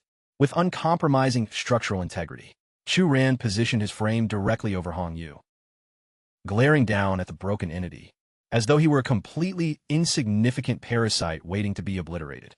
The individual transferring into a maximum security cage today would be Hong Yu, along with his entire corrupt family line, not himself. Chu Ran then redirected his physical orientation toward Pan Lei, extending an accusing index finger directly at Dongfang's trembling form. That unsolved homicide file buried in the local archives from a decade ago. Initiate a rigorous interrogation regarding his involvement. Without a single moment of hesitation, Pan Lei issued a direct command to Sun Jun to reactivate the criminal investigation, placing absolute, unconditioned confidence in Chu Ran's intelligence. Sun Jun experienced a brief microsecond of tactical calculation, then systematically transferred the entire administrative weight of the file to the local captain, ordering his department to conduct an aggressive audit until every single hidden variable was completely exposed to the light. Sensing the absolute termination of his freedom parameters, Dongfang frantically grabbed the uniform of Captain Kai, screaming desperately that he was the casualty of a coordinated political frame-up. Pure, unadulterated terror flooded his biological system. That specific historical homicide was merely the tip of a massive iceberg of illicit activities. Captain Kai tightly compressed his jaw muscles. Validating Dongfang's narrative at this juncture offered zero bureaucratic utility to his career. His primary operational objective was to placate the wrath of Pan Lei and Sun Junjing. Yao silently monitored Chu Ran's exit sequence from the precinct, her eyes completely overflowing with deep psychological fascination. His strategic brilliance had evolved exponentially far beyond his childhood benchmarks. Beyond the security perimeter, Chu Ran firmly grasped Pan Lei's hand in appreciation, unleashing a light, highly apologetic chuckle for forcing a high-ranking official to navigate this distance to resolve local garbage. Suddenly, Chu Ran's communication device vibrated aggressively. He experienced a wave of surprise upon registering Principal Chen's caller credentials at this early hour. But the exact millisecond he established the audio connection, her high-decibel, furious vocal frequency violently shattered his auditory nerves. He had completely abandoned his premier academic literature lecture. The entire student body was descending into absolute pandemonium, and he possessed the sheer audacity to query the purpose of her communication. Gently massaging his ringing ear canal, Chu Ran processed the sudden realization that he had completely discarded his professional employment data from his working memory. Chen Ran was utterly unhinged with anger. I'm entirely indifferent to your current geographical coordinates. Execute an immediate transit sequence to this campus within a 60-minute window, or my department will completely liquidate your entire academic internship compensation package. She operated as a brutal, uncompromising corporatist in every single aspect of her psychological makeup. Chu Ran scratched his head in complete, genuine bewilderment. What specific hormonal imbalance is driving her emotional volatility to this extreme? A secondary, high-intensity vocal explosion detonated from the audio receiver like a literal shockwave, instantly startling both his own systems and the seasoned composure of Pan Lei. Startling both him and Pan Lei. Right before the communication link was abruptly terminated, Chu Ran merely laughed off the intense display, turning to Pan Lei with a grin. Do you honestly think I would rush across town just to protect a meager paycheck? Cut to exactly 5 minutes later, and there is Chu Ran, dressed in a flawless, pristine formal suit, handing over a completely fabricated disciplinary essay. Chen Ran stood there with her arms tightly folded across her chest, maintaining a heavy, unyielding silence, as he neatly arranged the multi-page apology on the surface of her desk. Eventually, her fiery irritation began to simmer down. She evaluated him with a subtle hint of self-consciousness, strictly advising him to never let his academic performance slip again. She issued a firm warning, demanding he avoid humiliating their institution in front of the elite faculty and highly competitive student body hailing from their rival academy. During the massive academic summit scheduled to take place in 3 days, Chu Ran casually leaned forward across the workspace, deliberately breaching her personal boundaries to break her concentration. Rest assured, Madam Principal, I am easily the most reliable and exemplary educator on your payroll, right? She thought. Everyone claims that exact same thing. Meanwhile, his fingers smoothly introduced a mysterious substance directly into her teacup. Chen Ran's temper instantly flared right back up. What specific object did you just deposit into my beverage? Right before executing a rapid escape through the exit, Chu Ran flashed a quick wink. You seemed physically exhausted. Consume that compound and allow your body to recuperate. Understood? He dissolved into the hallway, leaving Chen Ran trembling with indignation. Yet, a mere microsecond later, a soft crimson blush painted her cheeks as she cradled the warm porcelain container. Deeply curious about the nature of the miraculous elixir he had left behind for her. Returning to the lecture hall, the entire classroom was aggressively devouring the confectionery treats Chu Ran had provided, though between massive bites, they loudly protested. This stuff is bottom-tier quality. This is clearly a bargain bin clearance product. If your personal liquid funds are that depleted, just request financial assistance from us. Wang Ling, on the other hand, appeared thoroughly content. To her, the genuine intent behind the gesture was the only metric that carried weight. Yet, despite their heavy insults, they didn't leave a single morsel behind. Chu Ran casually began erasing the data from the blackboard, while systematically delivering a ruthless verbal roast to his students. Keep consuming sugar and ruin your physiques. enjoy a lifetime of isolation. Perhaps once you are entirely single, your minds will actually prioritize your academics. Wang Ling processed a sudden, sobering realization. She had allowed herself to become far too emotionally invested in his facade. An instant later, Chu Ren sharply rapped his knuckles against the wooden frame of the board.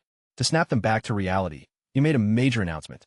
Whoever shows the absolute highest score increase on next month's finals wins the right to claim the desk right next to Luo Luo. The guys instantly lost their minds. It was like he unlocked their ultimate motivation. Suddenly, every single dude in the room was swearing an oath to absolutely crush the entire district leaderboard. Chu Ran massaged his temples, gesturing for the classroom to quiet down, before dropping a massive truth bomb on them.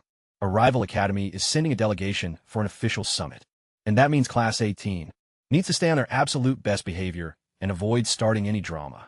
Hearing this, Hulai immediately fired back with a smug grin. Hey Teach, I heard the principal explicitly told you to behave yourself.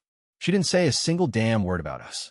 Standing calmly at the front podium, Chu Ran didn't even flinch. Instead, he shamelessly flipped the narrative entirely on them, shutting Class 18 down purely through the weight of his own authority. He completely brushed off their loud, irritated groans. Meanwhile, outside, Han Jiang was listening intently to the echo of Chu Ran's lecture. The man was practically burning up with intense curiosity. How on earth did someone so incredibly young secure a faculty position here? Convinced the kid was hiding a brilliant tactical secret up his sleeve, Han Jiang formally requested permission to audit the session. Qin Ran visibly hesitated at the request, claiming she needed to clear it with Chu Ran beforehand. But internally, her mind was screaming in pure panic. This is an absolute recipe for disaster. Of all the faculty on this campus, why does it have to be him? But as Qin Ran crossed the threshold into the room, she had absolutely no idea that Han Jiang had arrived with a hidden agenda. This was the exact mastermind who had ruthlessly forced Chun Junyu out of number 3 high, and now he was stepping into this room to completely dissect Chu Ran's methods. Catching sight of the principal, Chu Ran feigned a look of pure surprise. Well, what brings the boss to my domain? Don't tell me. The visiting delegation caught a glimpse of my good looks and wants to recruit me. Qin Ran locked eyes with him, her expression dropping into a deadly, serious gaze. She coldly explained that they were conducting a standard classroom observation, before leaning in to whisper her absolute, underlying objective. Chu Ran needed to use this exact platform to thoroughly humiliate their rivals. Visibly frustrated, she hissed under her breath. Our school has suffered 3 consecutive, devastating defeats against them.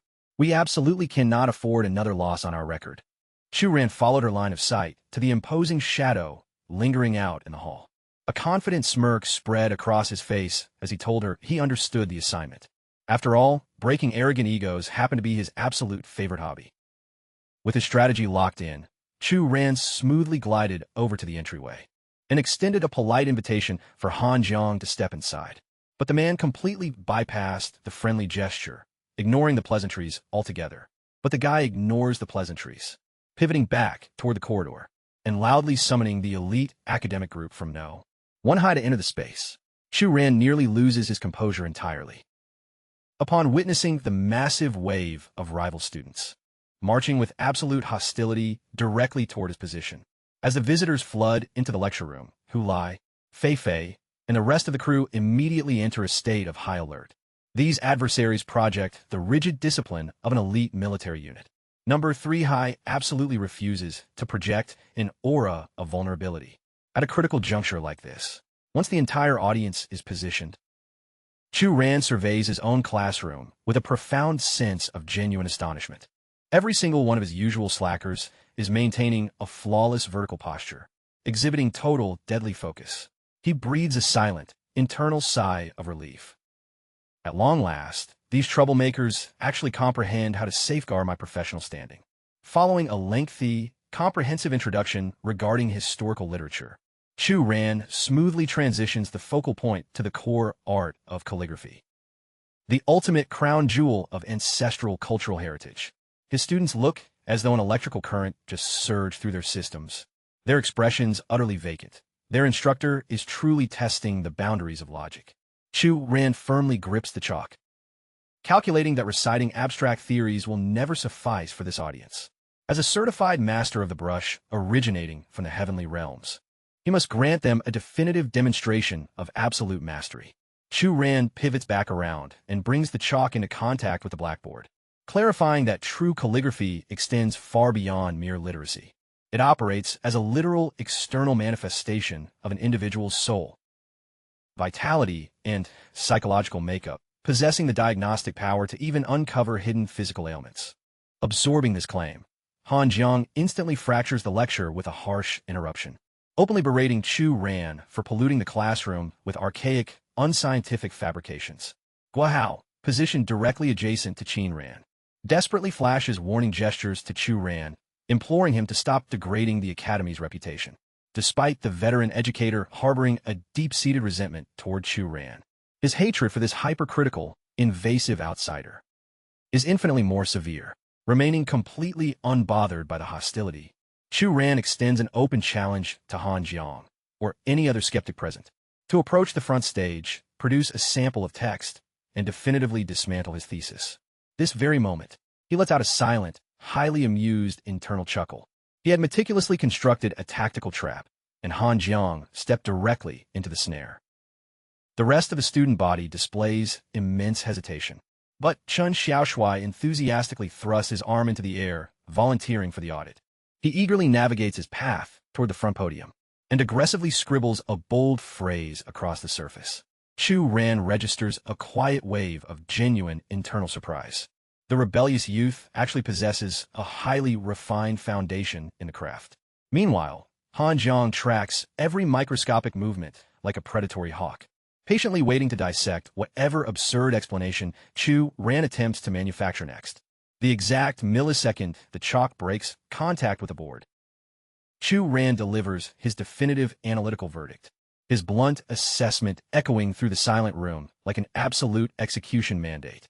While the structural execution of these characters displays undeniable force, the underlying energy reveals you were just brutally shot down by the girl of your dreams. The structural framework is intact, but the spiritual essence screams profound isolation.